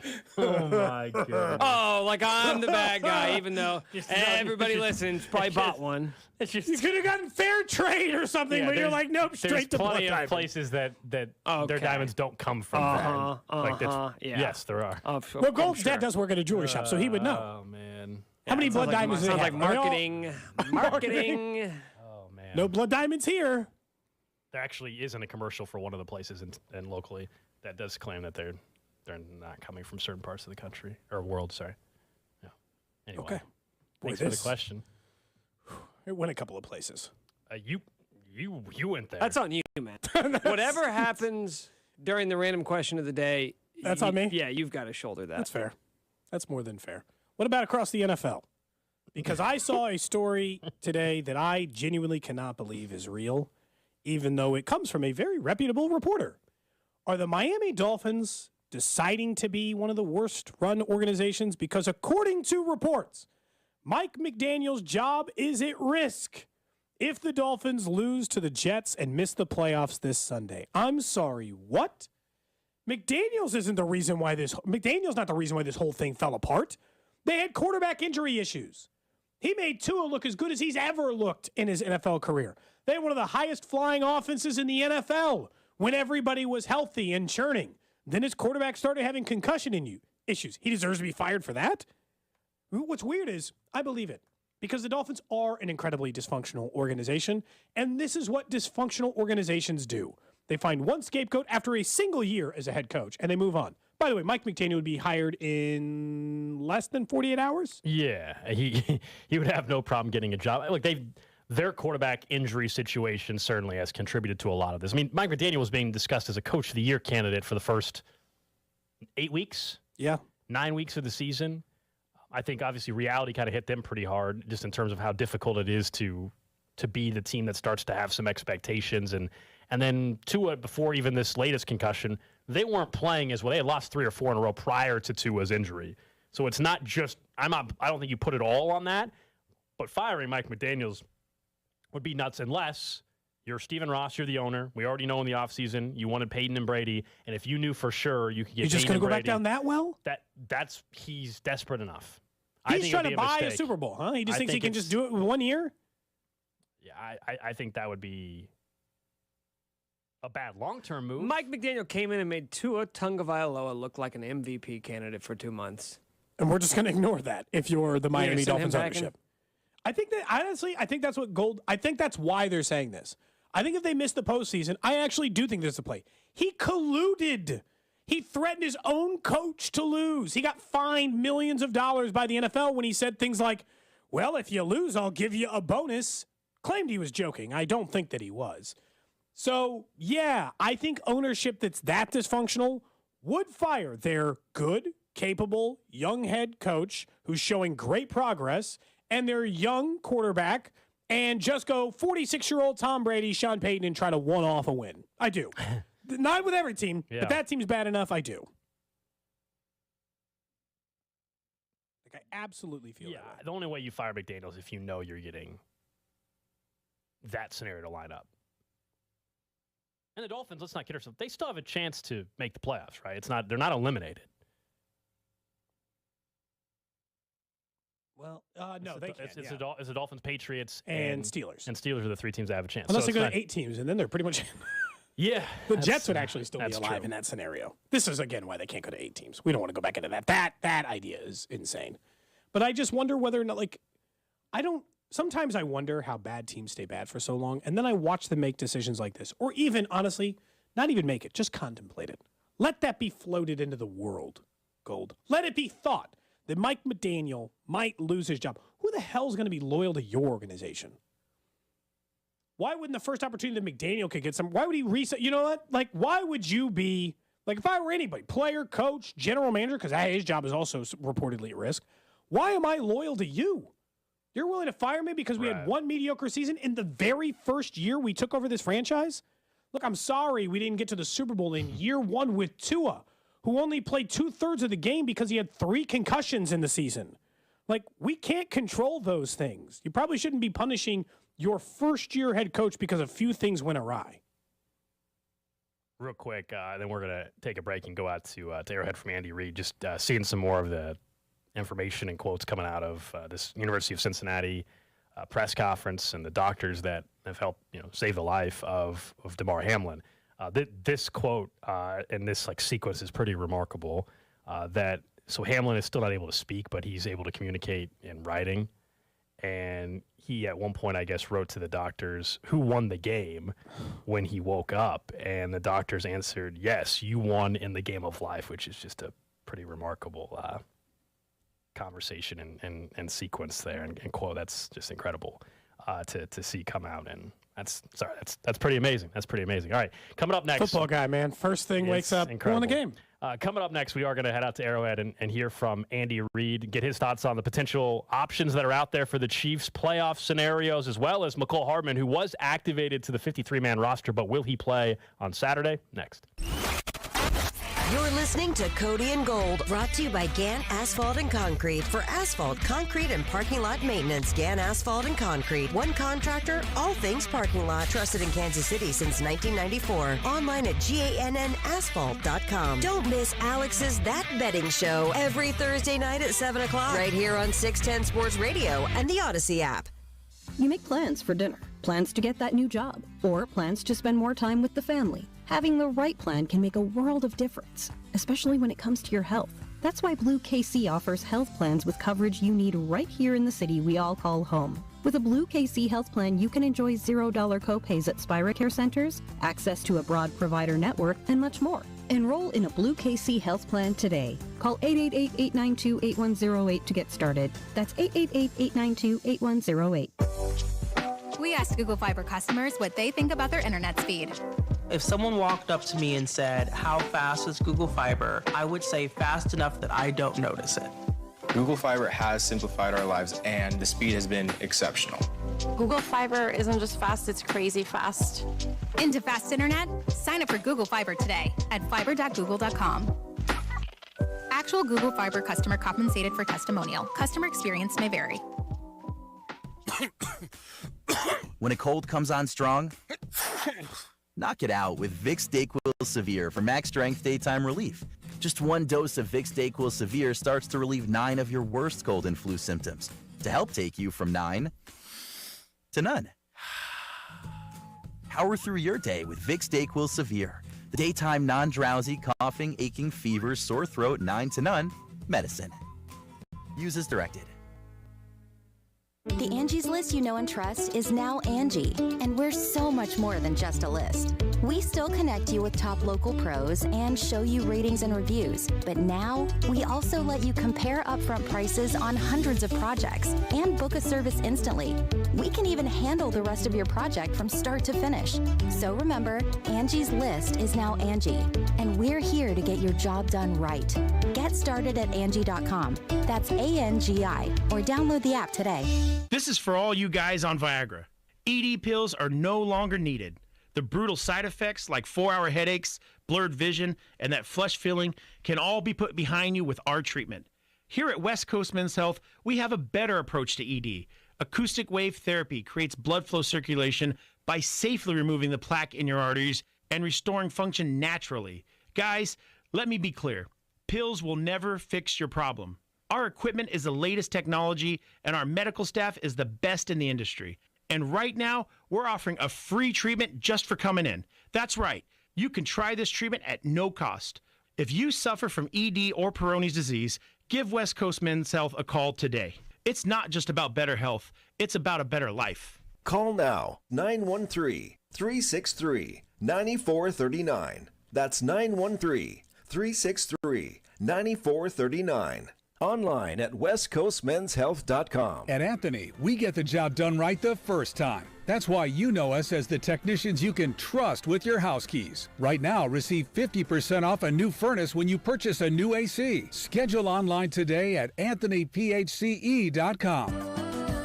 For adults with moderate to severe plaque psoriasis who are candidates for systemic or phototherapy, now there's Skyrizi, risankizumab Riza, a prescription-only 150 milligram injection. With Skyrizi, 3 out of 4 people achieve 90% clear skin at 4 months, and Skyrizi is just 4 doses a year after 2 starter doses. Nothing and me go hand in hand. Nothing on my skin, that's my new plan. Nothing is everything. Don't use if allergic to Skyrizi. Serious allergic reactions and an increased risk of infections or a lower ability to fight them may occur. Before treatment, your doctor should check for infection and tuberculosis. Tell your doctor if you have an infection or symptoms, such as fever, sweats, chills, muscle aches, or cough, or if you plan to or recently received a vaccine. With Skyrizi, you could achieve 90% clearer skin. Ask your doctor about the #1 dermatologist prescribed biologic in psoriasis and visit skyrizi.com or call 1-866-SKYRIZI to learn more. Inside the Huddle is brought to you by Blue KC. Live healthy with Blue KC. You're listening to 610 Sports Radio from the Max Motors Studios. Hey, Kansas City, it's Travis Kelce. Don't miss my brother Patrick Mahomes and C-Dot every Monday at 2:15 right here on 610 Sports Radio. See you guys on Sunday. KCSP Kansas City, WDAF HD2 Liberty, always live on the free Odyssey app.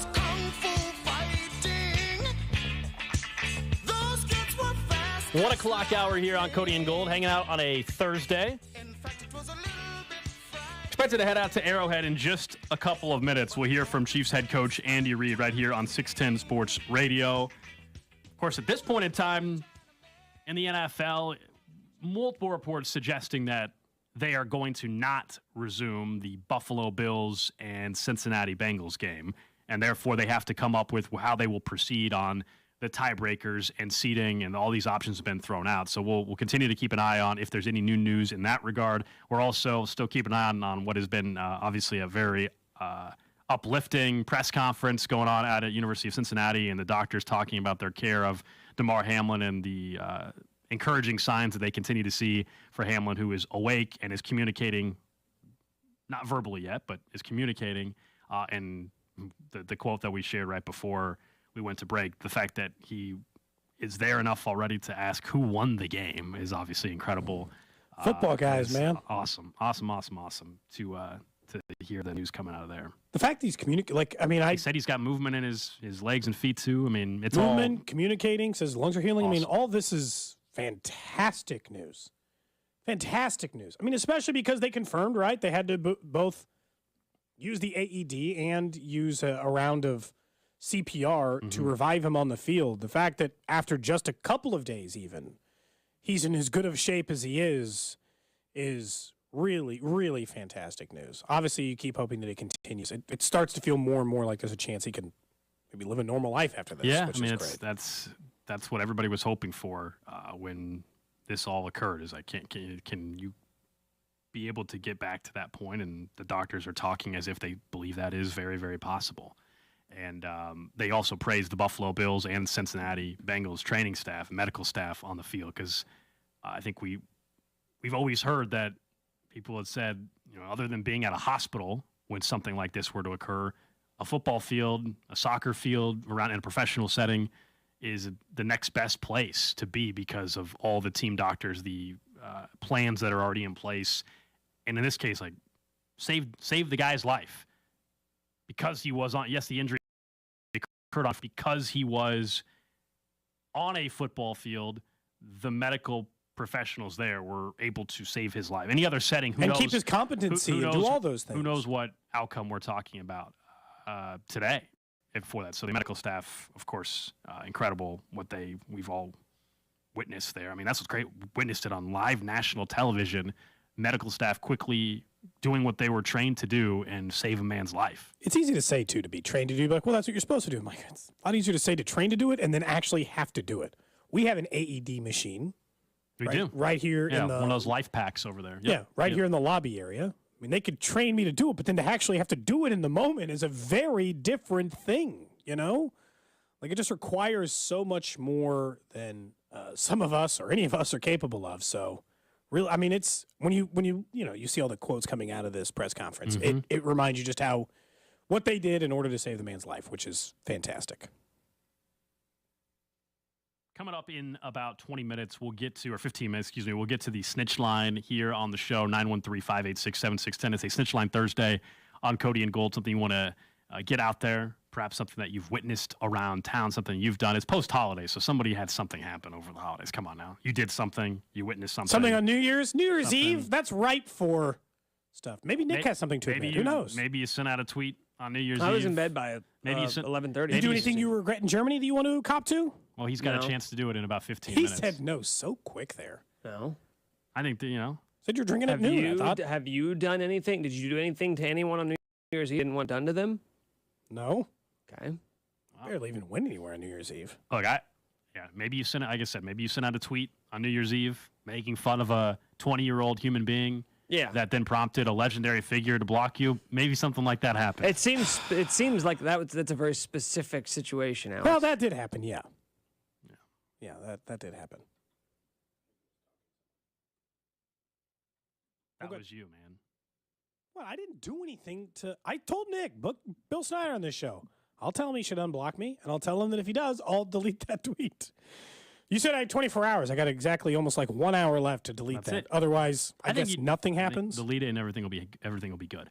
We are going to head out to hear from Andy Reid. I will just tell you real quick, though, that Andy, we are expecting to hear that he is going to rule Sky Moore out for this game on Saturday. Sky Moore, Andy said yesterday, split his hand open, and so he was wearing a glove. Had to get stitches. And had to get stitches there, so they're going to hold Sky out. We don't know if it's going to be a week. So we're still not going to get the full complement of weapons, even if Mecole plays. That's right. That's exactly right. We may never get a game this year where every single wide receiver the Chiefs have on roster is available. So as far as the bye week and the tiebreakers and all that, this is another reason why you still choose the bye week if it came down to a scenario, because Cole's still getting healthy, Sky's getting healthy, Butker's getting week. healthy, whatever. Yeah, give Sky Moore another week of the hand injury. I don't know how long he has to have stitches in or anything like that, but however long, another week can't hurt if you're talking about something like that with his hand.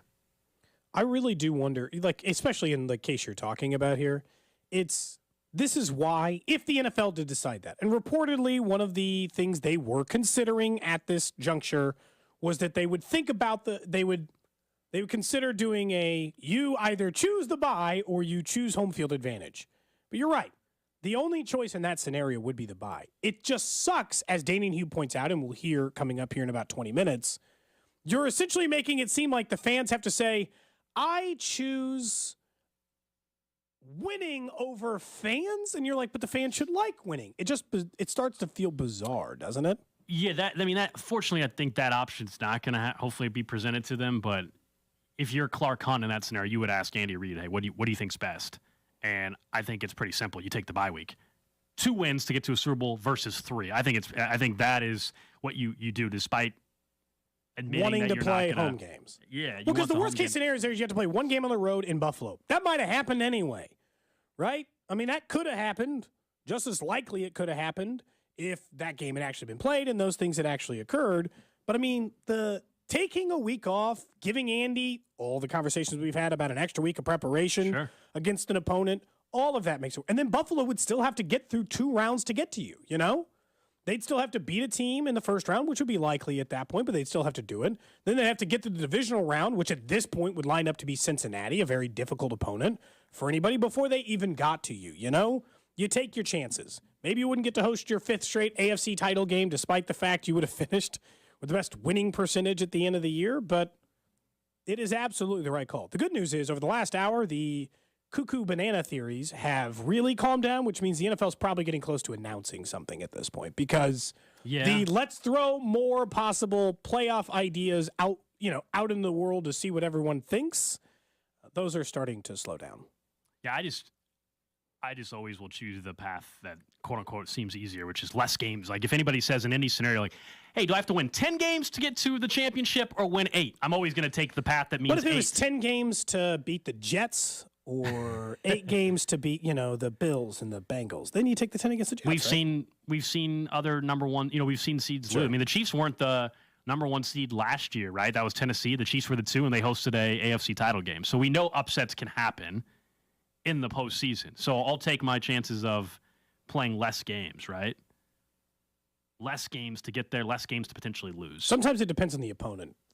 In the case of this playoff scenario, I would almost always take the solution that means I don't have to play both the Bills and the Bengals. That's the thing we've talked about all year. Yeah. And I stand by that reasoning. The bye accomplishes that, Gold. The bye means you don't have to play both. So don't play both. Like, it's not worth it. In that situation, it's absolutely not worth taking the risk in order to do it. Andy has also said, by the way, that they're not going to risk Mecole Hardman. Says he may only get 3 to 5 snaps. Just literally put him out there for a jog. I just have red zone play. It's first and goal at the 5. Jet sweep, Mecole This Hardman. game, you know what? I'll be honest, though. Missing Sky Moore, I get it. They're not like huge play. But missing Sky Moore, still not having Mecole Hardman, you're once again relying on the Jerick McKinnons or Justin Watsons of the world in order to make this offense go. I know that they've been doing that for a while. But anytime you're saying, like, for all these conversations we've said about where the playoff seeding would end up, et cetera, there's a real chance they could lose this game on Saturday. I don't think they will because they almost never lose to the Raiders and almost never lose a divisional game. But, Gold, we have to admit that there's a little bit of fear that if, let's say, Butker can't go and 2 wide receivers can't go and, enough injuries pile up, then this game can get a little bit closer. I just can't take any game that Jared Stidham's starting. I could see it being close, but can you really talk yourself into Chiefs losing to Jared Stidham and the Raiders in Week 18? Into losing, no, but I expect it to be a closer game. I mean, that's what the Chiefs have been playing in for the most part. So I think they're not blowing a bunch of teams out right now. And it's the NFL. It's just hard to do that. So, yeah, I think it'll be a close contest. I don't believe the Chiefs are losing this football game with everything to play for. Even by then, they'll also know all the long-term plans that the NFL decides for the postseason. You got to hope that they know that as soon as possible. Because I know Andy's like, hey, we just got to take care of business. If I were a player, it is impossible to not wonder what's going on. Like, for a while, you were wondering about Damar Hamlin and his health, and as soon as they get out of practice, they're going to find all the good news that has been taking place during this press conference with the doctors over at the University of Cincinnati, and they're going to find out, right? Just like the news has been very good today. It's been a very positive press conference with positive things like he's communicating and he's awake and alert and, so many of the things you want to hear coming out of a very serious incident like that. But then you're going to have to wonder about, like, what happens next and what's going on with us and we'll be the first team on the field. This game has more distractions than a normal Week 18 game. You're possibly playing for the number 1 seed. You're the first team on the field after the Damar Hamlin incident. You don't, at this point, you have no idea what the consequences of this game may entail, on top of being a divisional round game, and you're missing a couple of pieces. Feels like there's just a lot of things, not all working against you, but just a lot going on, right? Just a lot of things going on right now. A lot of distractions that Andy Reid would obviously prefer not to have. All right, let's get to the snitch line. The number you have reached. You've called the snitch line. And if I have to tell you again, we're going to take it outside and I'm going to show you what it's like. 913-662-1270. Leave him alone! Please leave your message for Thursdays at 1:15 on Cody and Gold. And if you think I'm kidding, just try me. Try me. So we're good? All right, 913-586-7610. 913-586-7610 is a Cody and Gold snitch line here on a Thursday. I don't think we're going to hear from Andy Reid. We did give you some updates on that, but I guess not going to be able to have that connected today. But we kind of went through the key points from the press conference. Harrison Butker practicing. Dave Tobe saying Butker looks good. Sky Moore out for Saturday's game.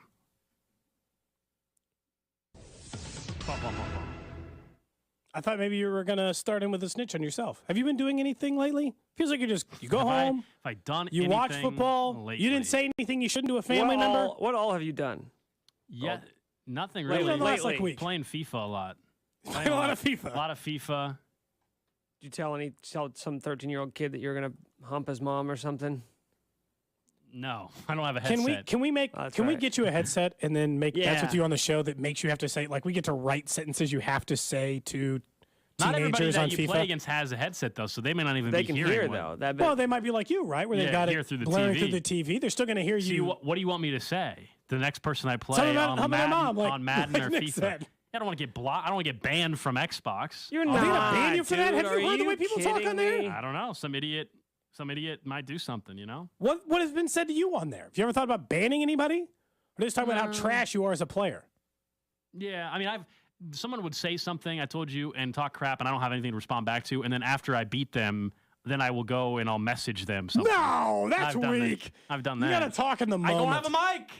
You got to get a mic. I just said. You want to trash talk? Get a mic. I just like all send a the other message. kids. It's pretty simple. Whenever it's something like that, I just send a message. Honestly, it's not even like trash talk. It's You just good like, man? LOL, just knowing that they're pissed off because they know they talk trash.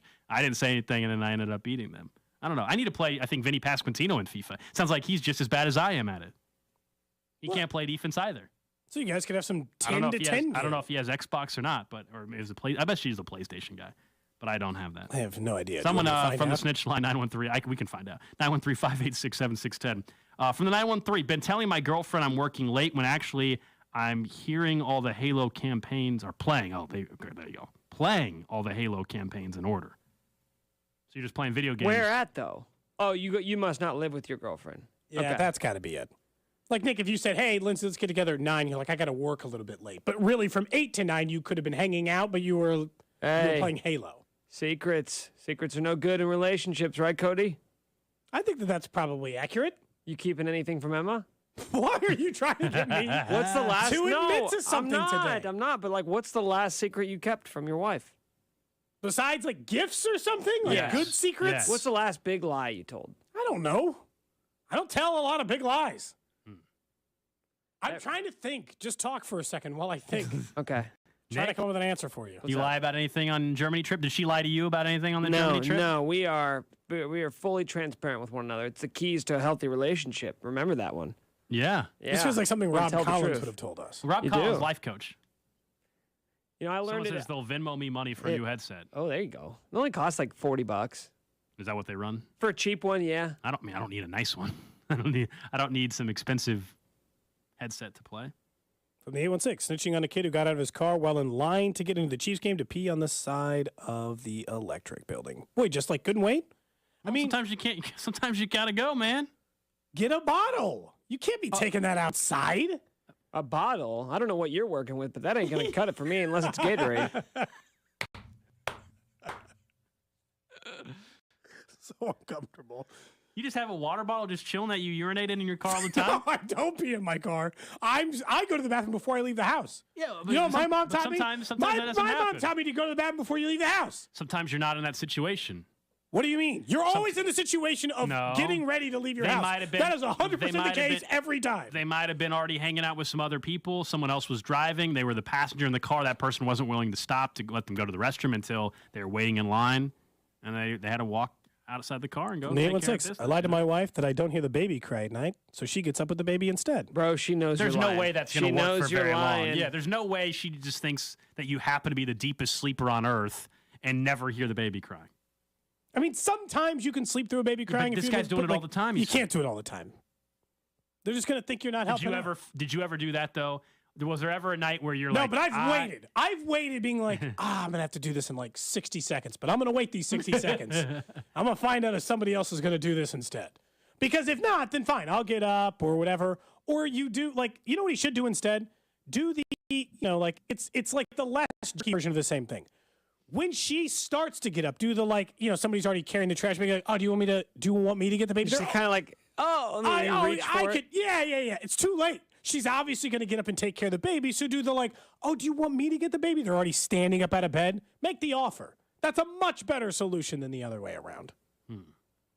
Our kids, by the way, have firmly, like, if they wake up in the middle of the night, they will only deal with one parent. They like Desmond wants nothing to do with me, and same with Ruby with her. It's just like they're out.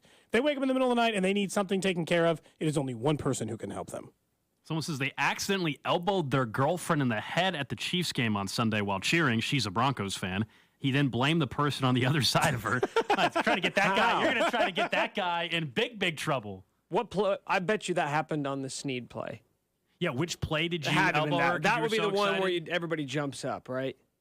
Probably. Man. You're sitting down. You get up, the elbows go out a little Look bit. at this holiday one. From the 913, wife loves decorating Christmas trees, slightly obsessed. I knocked over a lot of the ornaments and ribbons. Moving the couch, blame my daughter for playing in the living room. So you blamed your kid Oh, that's for breaking all that's the deadbeat ornaments? stuff right there, man. Woo! Wow. Have you ever blamed your kids for anything that you've done so far? I don't think so. Someone says they were driving around thinking 610 was down today. Realized they actually just changed the station to 630. They were not all the way. They didn't have it turned all the way down. I don't think that's a station at all. It's not. It's a lot of fuzz. That's what they thought. They thought it was fuzz. Static. 610. Still rocking and rolling.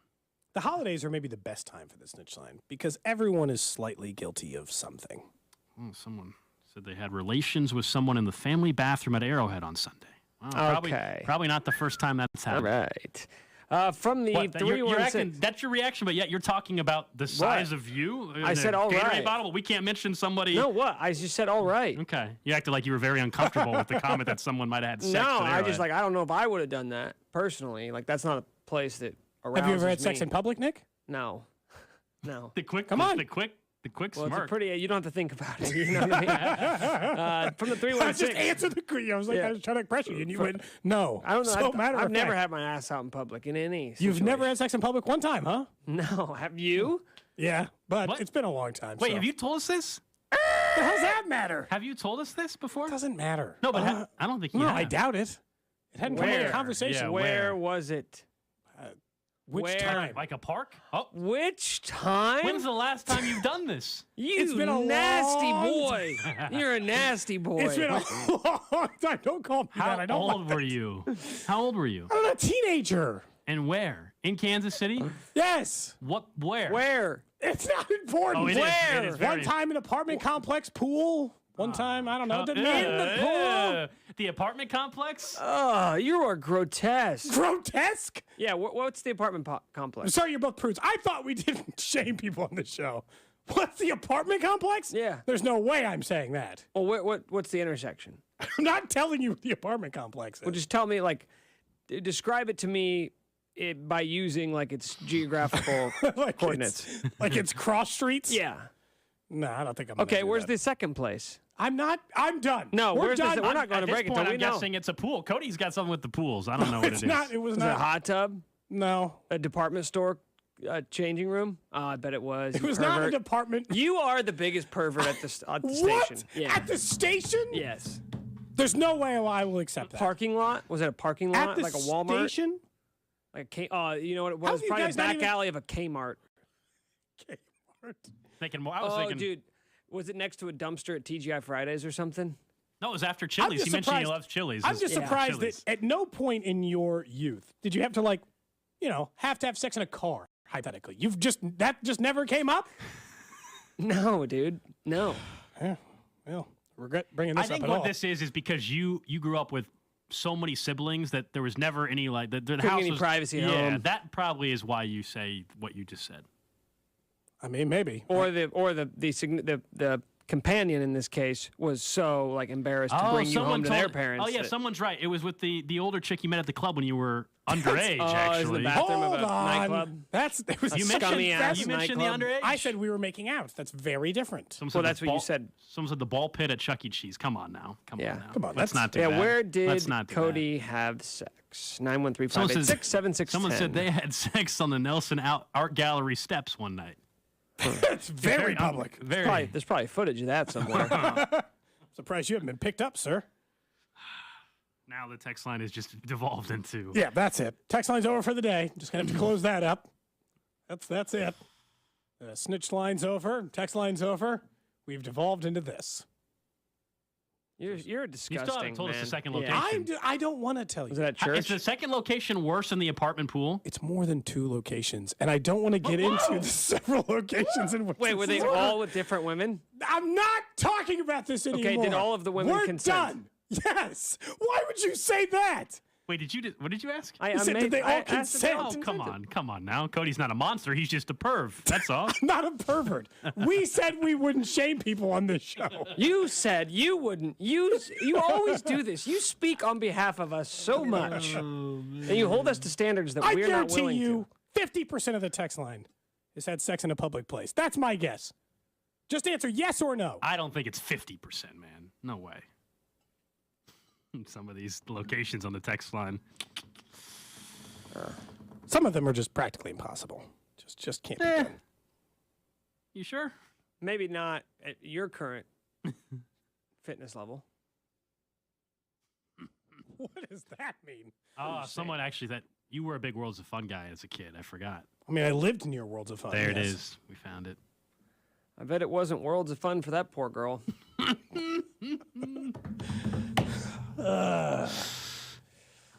Why? What did I do to deserve this? Zamboni. I thought your answer was going to be yes. Zamboni. Zamboni? Where would I even have access to one? What do you think of the Zambezi Zinger? That thing, yeah. You knew what I meant. Nick knew what I meant. On a roller coaster? That's impossible. I'm sure it's been done before. First, the way they buckled you into the Zambezi Zinger would have made that borderline impossible. Super unsafe roller coaster. The text line's lost. It's done. You did this, by the way. The text line. No. You already gave me blame for the random question. Why is this my fault? Every time something devolves on this show, it becomes my problem. Well, Cody, I believe because oh my gosh, the first question that came out of your mind was, and I'll do an exact impersonation here, so stay with me. What, you've never had sex in public? That's exactly. I don't know, there's so much shoulders in that impression. For anybody who's watching on the video stream. You move a lot. I do. I mean, the text line is just. Look, I'll put it this way. Uncomfortable. At least the last text, I'm so uncomfortable. At least a lot of the text, it just looks like we were asking people their favorite locations in Kansas City. If you didn't know the context, you might just think we were asking people their favorite locations in Kansas City. That's all the text line is, you know? Yeah. Mm-hmm. So it says, why does this always happen while I'm driving? I wish I could see this on the live chat. Yeah. Well, it'll be up later. I guess you can go back and look at how red my face gets under these circumstances typically. How many movie theaters? Some of these people are mentioning 6 or 7 spots. I bet it was a movie theater. Probably went to some, like, the worst showing of the day, like matinee. Why do you keep trying to guess? That's it, though. That is it. I'm not admitting any more locations for the rest of the show. So that's it. That's it. I'm not mentioning anything else. So it was the movie theater. It's the something 6 or whatever it is. Yeah. The what? I bet you if we went there, we could figure out the seats they were sitting in too, Gold. No. Uh-huh. You always go to the back row, I bet. Logically, that's where you You're would go, sick, right? man. You went to the front row. Library? No. Wasn't your wife a librarian? Yes. Interesting. All right, coming up next, we will get to what's trending, and we'll get back into the options the NFL has, along with our conversation with Danan Hughes. This is Cody and Gold, brought to you by Gann Asphalt and Concrete. For asphalt, concrete, and parking lot maintenance, Gann Asphalt and Concrete. One contractor, all things parking lot. Trusted in Kansas City since 1994. Online at GANNasphalt.com. Don't miss Royals first baseman / NFL insider, Vinny Pasquantino. This football season with Cody and Gold. My Twitter is about to unload of football tweets. First Jets game that I have free on Sunday. It's go time. 610 Sports Radio. How hectic is your morning routine right now? Maybe you're trying to get the kids to school, you're packing lunches, then you've got to make sure you're set up for your work day as well. What if I told you could save at least a couple of minutes each and every morning if you could not have to deal with the hassle of making sure you have your contact solution when you're traveling for work? Because maybe you don't need contacts anymore. Maybe you don't need to worry about your glasses anymore. That can be a reality if you call my friends over at Dury Vision. That's because about 18 months ago, I made a phone call and found out that I was a candidate for SBK Advanced LASIK. After using glasses or contacts for much of my life, I just don't have to worry about that anymore. It's nice not having to spend the money on the contacts and the contact solution. It's nice not having to worry about my glasses in the summertime if I'm by the pool, if in the wintertime the glasses are fogging up as I'm going into stores because it's cold outside. All that is over thanks to Dury Vision, and you can find out if you can see without those glasses and contacts by calling Dury Vision at 913-491-3330. Or go online to DuryVision.com and tell them Gold from 610 sent you. When a cold comes on strong, knock it out with Vicks DayQuil Severe for max strength daytime relief. Just one dose of Vicks DayQuil Severe starts to relieve 9 of your worst cold and flu symptoms to help take you from 9 to none. Power through your day with Vicks DayQuil Severe, the daytime non-drowsy, fever, sore throat, 9 to none medicine. The Angie's List you know and trust is now Angie, and we're so much more than just a list. We still deal with top local pros and show you ratings and reviews, but now we also let you compare upfront prices on hundreds of projects and book a service instantly. We can even handle the rest of your project from start to finish. So remember, Angie's List is now Angie, and we're here to get your job done right. Get started at Angie.com. That's ANGI, or download the app today. Hey, it's Josh Kligler. You had a solid retirement dream. Sell your home in 2 years, bank the equity, downsize, and travel. But inflation and recession has you wondering if all your hard-earned equity will still be there. What if you could recession-proof your equity right now? You can with TrueHold. TrueHold will buy your home for its best current value before a recession can erode it. You get to bet all the cash and live in your home for as long as you want. And TrueHold covers all property taxes, insurance, repairs, and maintenance. And since TrueHold pays your home's current value in cash now, it's yours to do whatever you'd like. Don't wait for inflation, recession, and interest rates to erode your home's value. Visit TrueHold.com and discover how much TrueHold will buy your home for today, based on its best current value, not what's coming. Call 1-855-300-9993 or visit TrueHold.com. The smarter, faster way to cash out your home's value without having to move. That's TrueHold.com. What I love about working at Shane Company is that there's always something new going on.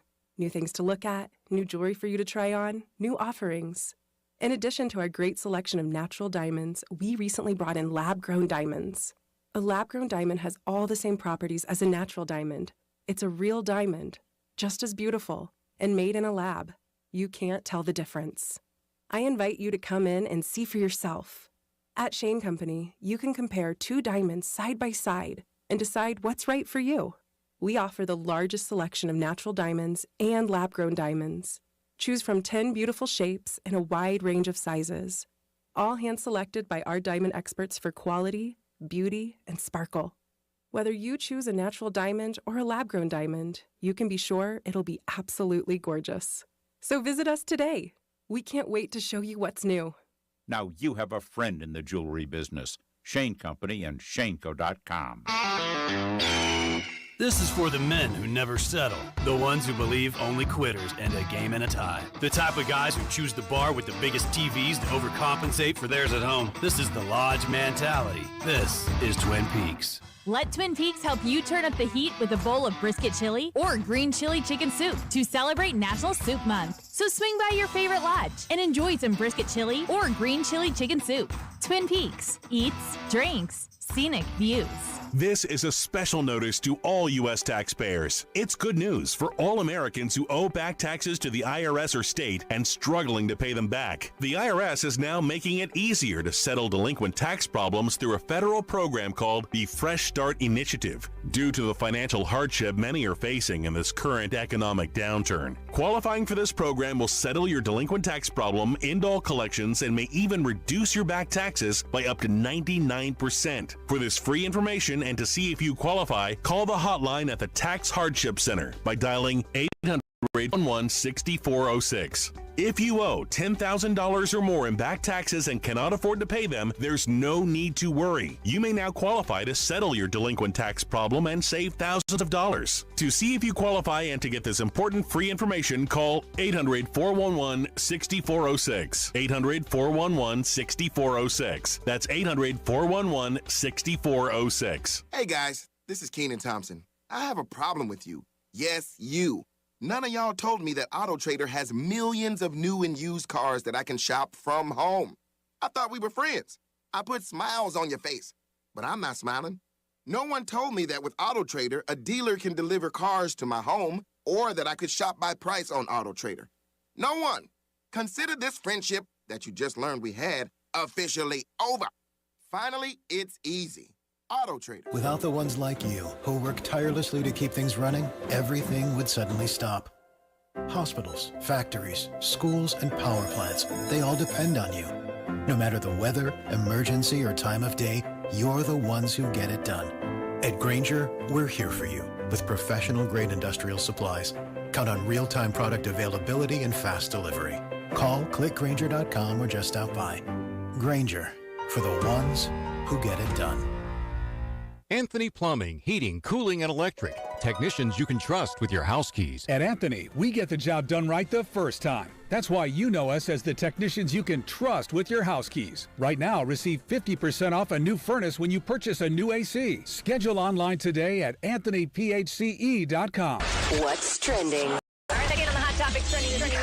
Number one on what's trending, doctors at University of Cincinnati Health released information on the health of Damar Hamlin and held a press conference for the last hour or so and continuing to get more positive news out of that. They said, quote, "We'd like to share that there has been substantial improvement over the past 24 hours. As of this morning, Damar Hamlin is beginning to awaken. It appears that his neurological condition and function is intact." They had mentioned as well that he continues to show progress towards being able to breathe on his own. That is, of course, the next kind of step, and where he is still, because he is still not fully breathing on his own yet, but he is awake. He's being able to squeeze the hand of family members. His legs are able to be moved. All things you were hoping to hear as you continue through the progress of his health. There was also just, I think, a pretty incredible quote that came out of the press conference as well that mentioned that one of the first questions that he wrote down, because he's still not verbal yet, but wrote down was who won the game, which is just, I think, amazing to think about that, how that played out. And then, of course, they told him, hey, you won the game of life. So that was a pretty remarkable moment during the press conference last hour. It's going to be hard to tell him, like, hey, they didn't finish the game. Oh, I'm sure he knows by now at this moment. But it's just like, talk about like that energy of like football players and this stuff and this compartmentalization we talked about. And a guy wakes up in a hospital bed and he's like, did we win? Which, it's cool. It's a cool moment. And here, even that, the doctors at the press conference said that they all told Damar Hamlin that he'll have a lot of toys to buy when he recovers from all this, because that toy drive is $7 million. And it was the goal was $2,500. And that's before all the apparel companies that are selling Damar stuff right now that says 100% of those proceeds are going to go to it too. That's just on the GoFundMe. He's going to end up with a $10 or $12, $15 million charity to run when this thing is all done, which is really, really, really incredible. Next up on what trending updates from the Chiefs. Practice the game today. Mecole Hardman was at practice, as was Harrison Butker. Sound like Mecole Hardman, if he plays this weekend, it's not gonna be very much. Andy said that it could be as little as 3 to 5 snaps for Mecole in this upcoming Raiders game. Other guys were on the field as expected, like Joe Thuney. But, Chiefs still kind of mildly or relatively healthy coming into this game. But I'll be honest, that bye week certainly wouldn't hurt, with a lot of guys a little bit dinged up here going into this final game of the regular season. Next up on What's Trending, some breaking news coming out of Austin. This from Kirk Bowles, who works for the Austin American-Statesman, reporting that Texas basketball coach Chris Beard has been fired. That, again, from the Statesman down in Austin. If you recall, a couple weeks back now, I guess it's been, did on allegations of violence, and had been, I think, on administrative leave for the last week and a half, 2 weeks or so. But he has now been fired. We know the legal ramifications are all still ongoing. But Texas, moving on, done with Chris Beard. That's big news. Is it in Texas, with all of their coaches, they have a clause in their contract that basically says if you ever get charged with the felony, we can get out of your contract. I mean, immediately. And I would imagine most coaches, it's if you're Texas, but I'm saying it's the Texas Board of Regents, like it's a statewide, any state employee. It says that in their contracts. Now he could sue, but I'm pretty sure Texas isn't Texas like sort of a sovereign state to where you can't sue the state of Texas. There's a couple of states that have those things in line for laws purposes, so it'd probably be that way. But also, it's not going to have much of a leg to stand on. They fired him with cause. And here's the thing. I mean, now for the rest of the season, a top 10 team in the country is going to be with what would have been their head coach for the rest of the year. Jerome Tang. Tang to Texas. And now a massive job open after 1 year. You saw hashtag Tang for Texas. Yeah. That's what you're starting next. Start that one. Texas, you going to start that one? No? Give me a few more weeks. Okay. Lastly, on What's Trending, the NFL is still working through options for the remainder of the regular season. There's multiple reports of some of the ideas they're going through. Mike Florio had said he expects this game to be called a no contest, which seems to be in line with every other national reporter's thoughts. But what they'll do in regards to the rest of that still seems up in the air. The Buffalo Bills do have a press conference scheduled for later this afternoon. Maybe, just maybe, they would get something the NFL in before the Bills were to speak. But the Bills could also just be speaking because of a lot of good news, as you had mentioned at the beginning of What's Trending, that came out today about Damar Hamlin. That's What's Trending here on Cody and Gold. And we caught up earlier today with Danan Hughes, former Chiefs wide receiver. Of course, we'll be on the call with Mitch Holthus, Josh Klingler, Dan Israel, Saturday in Las Vegas. And we started our conversation with Danan asking him about, Cody, you mentioned the options that are out there of, having home field be neutral and all these other scenarios, including one of the crazier ones, which would have the Chiefs as the one picking whether or not they wanted the bye week or you wanted home field advantage. We asked Danan his thoughts on that. I don't know how I feel about that. way outside the box. I get that they have to be creative based on the circumstances, but that seems weird. I think guys, because then you put it on the players, you put it on the team to basically put aside the fan base or the 12th man or that factor. And, like, why would you put that on the team? Like, if you wanted to internally say from the NFL's perspective, we're going to internally flip a coin and we will mandate who gets what, then you get all the brunt of the issues and you protect the team. But I feel it's tough to, from a player standpoint, you value bye weeks. I mean, you always value bye weeks. But at the same time, you know, they love playing in front of the Chiefs' kingdom. And having that 12th man be a factor, which we've seen truly come to fruition in a lot of games, regular season and postseason. So, yeah, that'd be a tough dynamic to swallow. Hopefully they don't go that route. But to be quite honest, I don't know what route is fair for everybody. I don't know if there is something that's fair for everybody and whether we should be worried about what could be fair for everyone. I don't think that there is a fair answer, Danan, which is tough.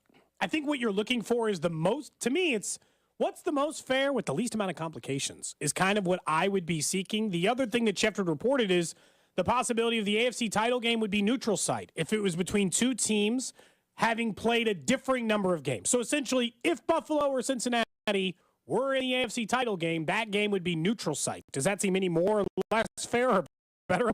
Let's say it's week 12. Both teams have had their byes.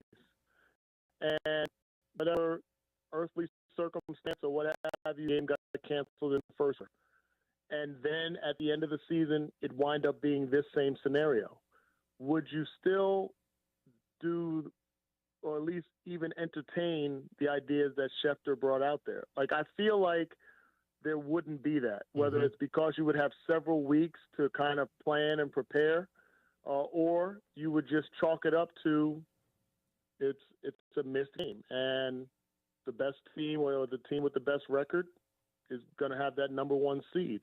I feel like that's how it would be, but again, this is such a tough dynamic because of the nature of that game, the two teams involved. It wasn't like one of the teams was needed to win and just to get the number one seed. It was both teams could be really, depending on how we play in Vegas, like both teams could have been a factor in that bye. So I understand it, but I just feel like if this had happened earlier in the season after a bye week where you couldn't shuffle the games, they still would have figured out a way to accommodate without such a crazy notion and decision like they're putting on the table now. Yeah, so I'm 100%. I'm 100% with you. I understand the Bills are going to be potentially in other scenarios, punished for something that was out of their control as well. I guess I just don't get the notion that, like, well, if the Bills have to be punished, everybody's getting punished. And I feel like that's what these options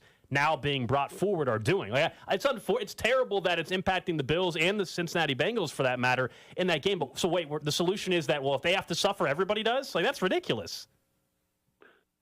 Yes. So, I mean, and let's be clear. If the Bills would have lost, we would have gotten the 1 seed.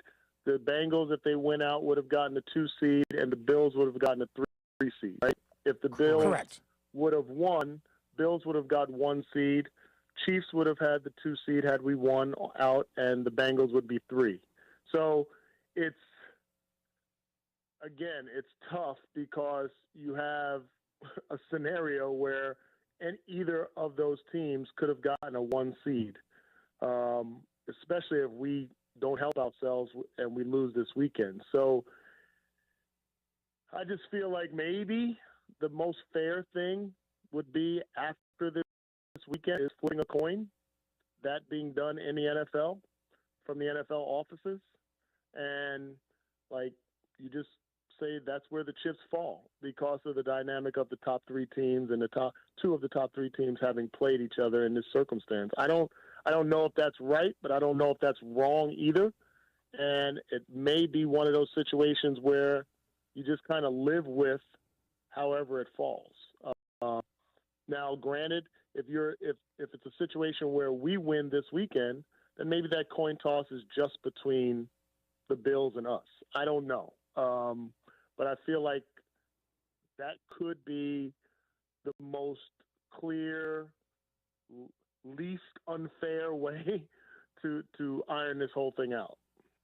When you look at the on-field part, it's funny because as much as this has taken up time, Danan, I don't know that we've spent a single solid second talking about the actual opponent this weekend they do still have to beat in the Las Vegas Raiders. How concerned are you about the Jared Stidham-led squad? Well, I'm always concerned about an AFC West opponent. We've played tight games against each opponent just about all season long. So I always am concerned. I'm also concerned about teams that have nothing to lose, and they're playing spoilers. And we know the Raiders would love to be able to put that extra feather in their cap and say that they knocked us out of a 1 seed at the end of the season, especially with how the game unfolded against them earlier this season. You know, they could have something positive. I mean, you bench and exile your quarterback. You got tension amongst the team, especially with your star player in Davante Adams, but you're standing at 6-10.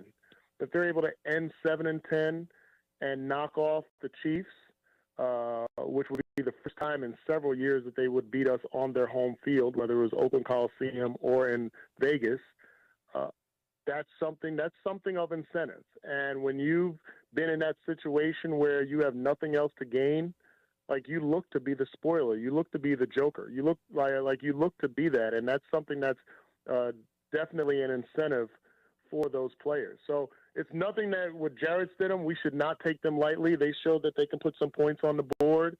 They had some energy, and when they're healthy, let's remember they still got some weapons. I mean, if Darren Waller's healthy and Davante Adams and Renfro and Jacobs in the backfield, I mean, like they are formidable. So yeah, I think they've had some ups and downs and this season, but like they weren't too far off from being a team that could have snuck into the playoffs. We're talking to former Chiefs wide receiver Danan Hughes here on Cody and Gold. Yesterday, discuss they're going to be the first team back off football field. The incident that took place on Monday night and the scary scene involving Damar Hamlin, and that he kind of admitted it's going to maybe a little bit of a weird feeling stepping on the field. I know you didn't have this exact scenario play out in your playing career, but what do you think that's like for these guys that are going to try to get back out there? We'll have to get back out there on Saturday afternoon. So it's going to be tough, but it's going to be tough individually for each guy differently. And I say that because everybody handles issues differently. I mean, we've seen Brett Favre come back and play and have a career game the day or so after his dad died. We've had situations where family members or friends or former teammates have passed away and you have to go out and play. None of that obviously happened on the field, but it's still a weight that you carry as a player. But what you know about professional athletes for the most part is that we know how to compartmentalize everything. We can be going through divorces, have issues with kids, extended family members, deaths in the family, sicknesses, etc. But in between those lines, for 60 minutes, you can compartmentalize that game and the task at hand. Now, what the challenge for those guys is going to be is if and when those trickling thoughts come into their mind about their buddy, or if there's something on the scoreboard that they recognize, or maybe there's a sign or a fan holding up a banner trying to, honor Damar Hamlin, then that's where that can trickle in. You find yourself, and I've been down that road where you've gone through issues, not to this extent, but you find yourself like, man, I just floated through 10 plays. Like, I don't even remember these 10 plays because my brain was elsewhere.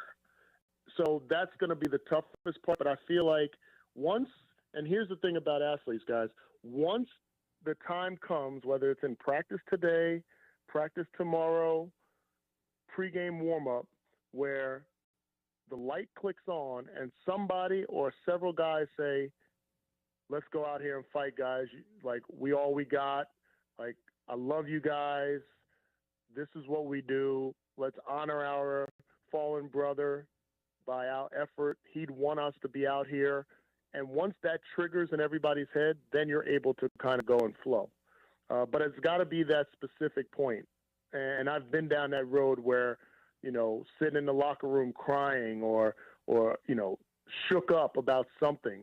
And then somebody trigger that other mechanism in my brain to say, okay, like, this is what I got to go do. And then you go do it. Former Chiefs wide receiver Deuce will be on the call this Saturday out in Las Vegas. You can also hear him tonight on Players Only. Just keep an eye on Kling in Vegas, please. I don't know what you guys are going to be doing. I hear you're not staying on the strip, but still, I don't know what happened. Yeah, I'll definitely keep an eye on him. And for you guys, I appreciate you promoting Players Only. Tonight we're actually going to have a special guest in studio. So hopefully everybody in at 6 o'clock. We'll have a special guest for the entire hour, and we'll be chopping it up about the situation as well as the Chiefs in this upcoming game. So it'll be a fun day, a fun evening. That was former Chiefs wide receiver Danan Hughes talking with us a little bit earlier today about the player mindset of going back out on a football field after what occurred. And we, earlier today or yesterday, Patrick Mahomes spoke and mentioned that he admits it's going to be a weird feeling until they kind of maybe get going and get in the flow. And once you start playing, I think that makes sense, and that'll probably be how it ends up playing out.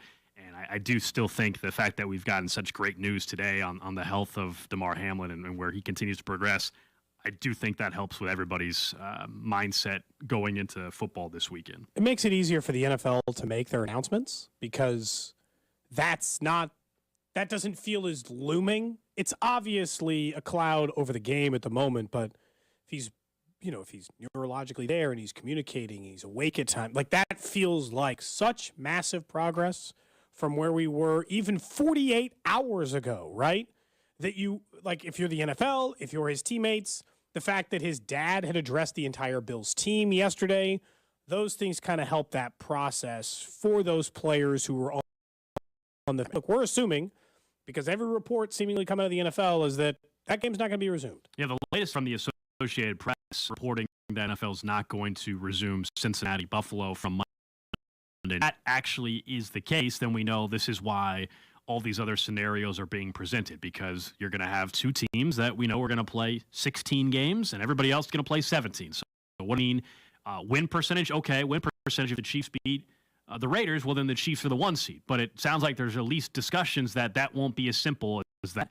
That there could be other methods they consider. That they're considering maybe having a neutral site AFC title game if it involves the Chiefs and Bengals, one of the teams or Chiefs of the 16 and Bills, game, or any having team. It could be Bengals, Chargers, or having what I think would be the worst.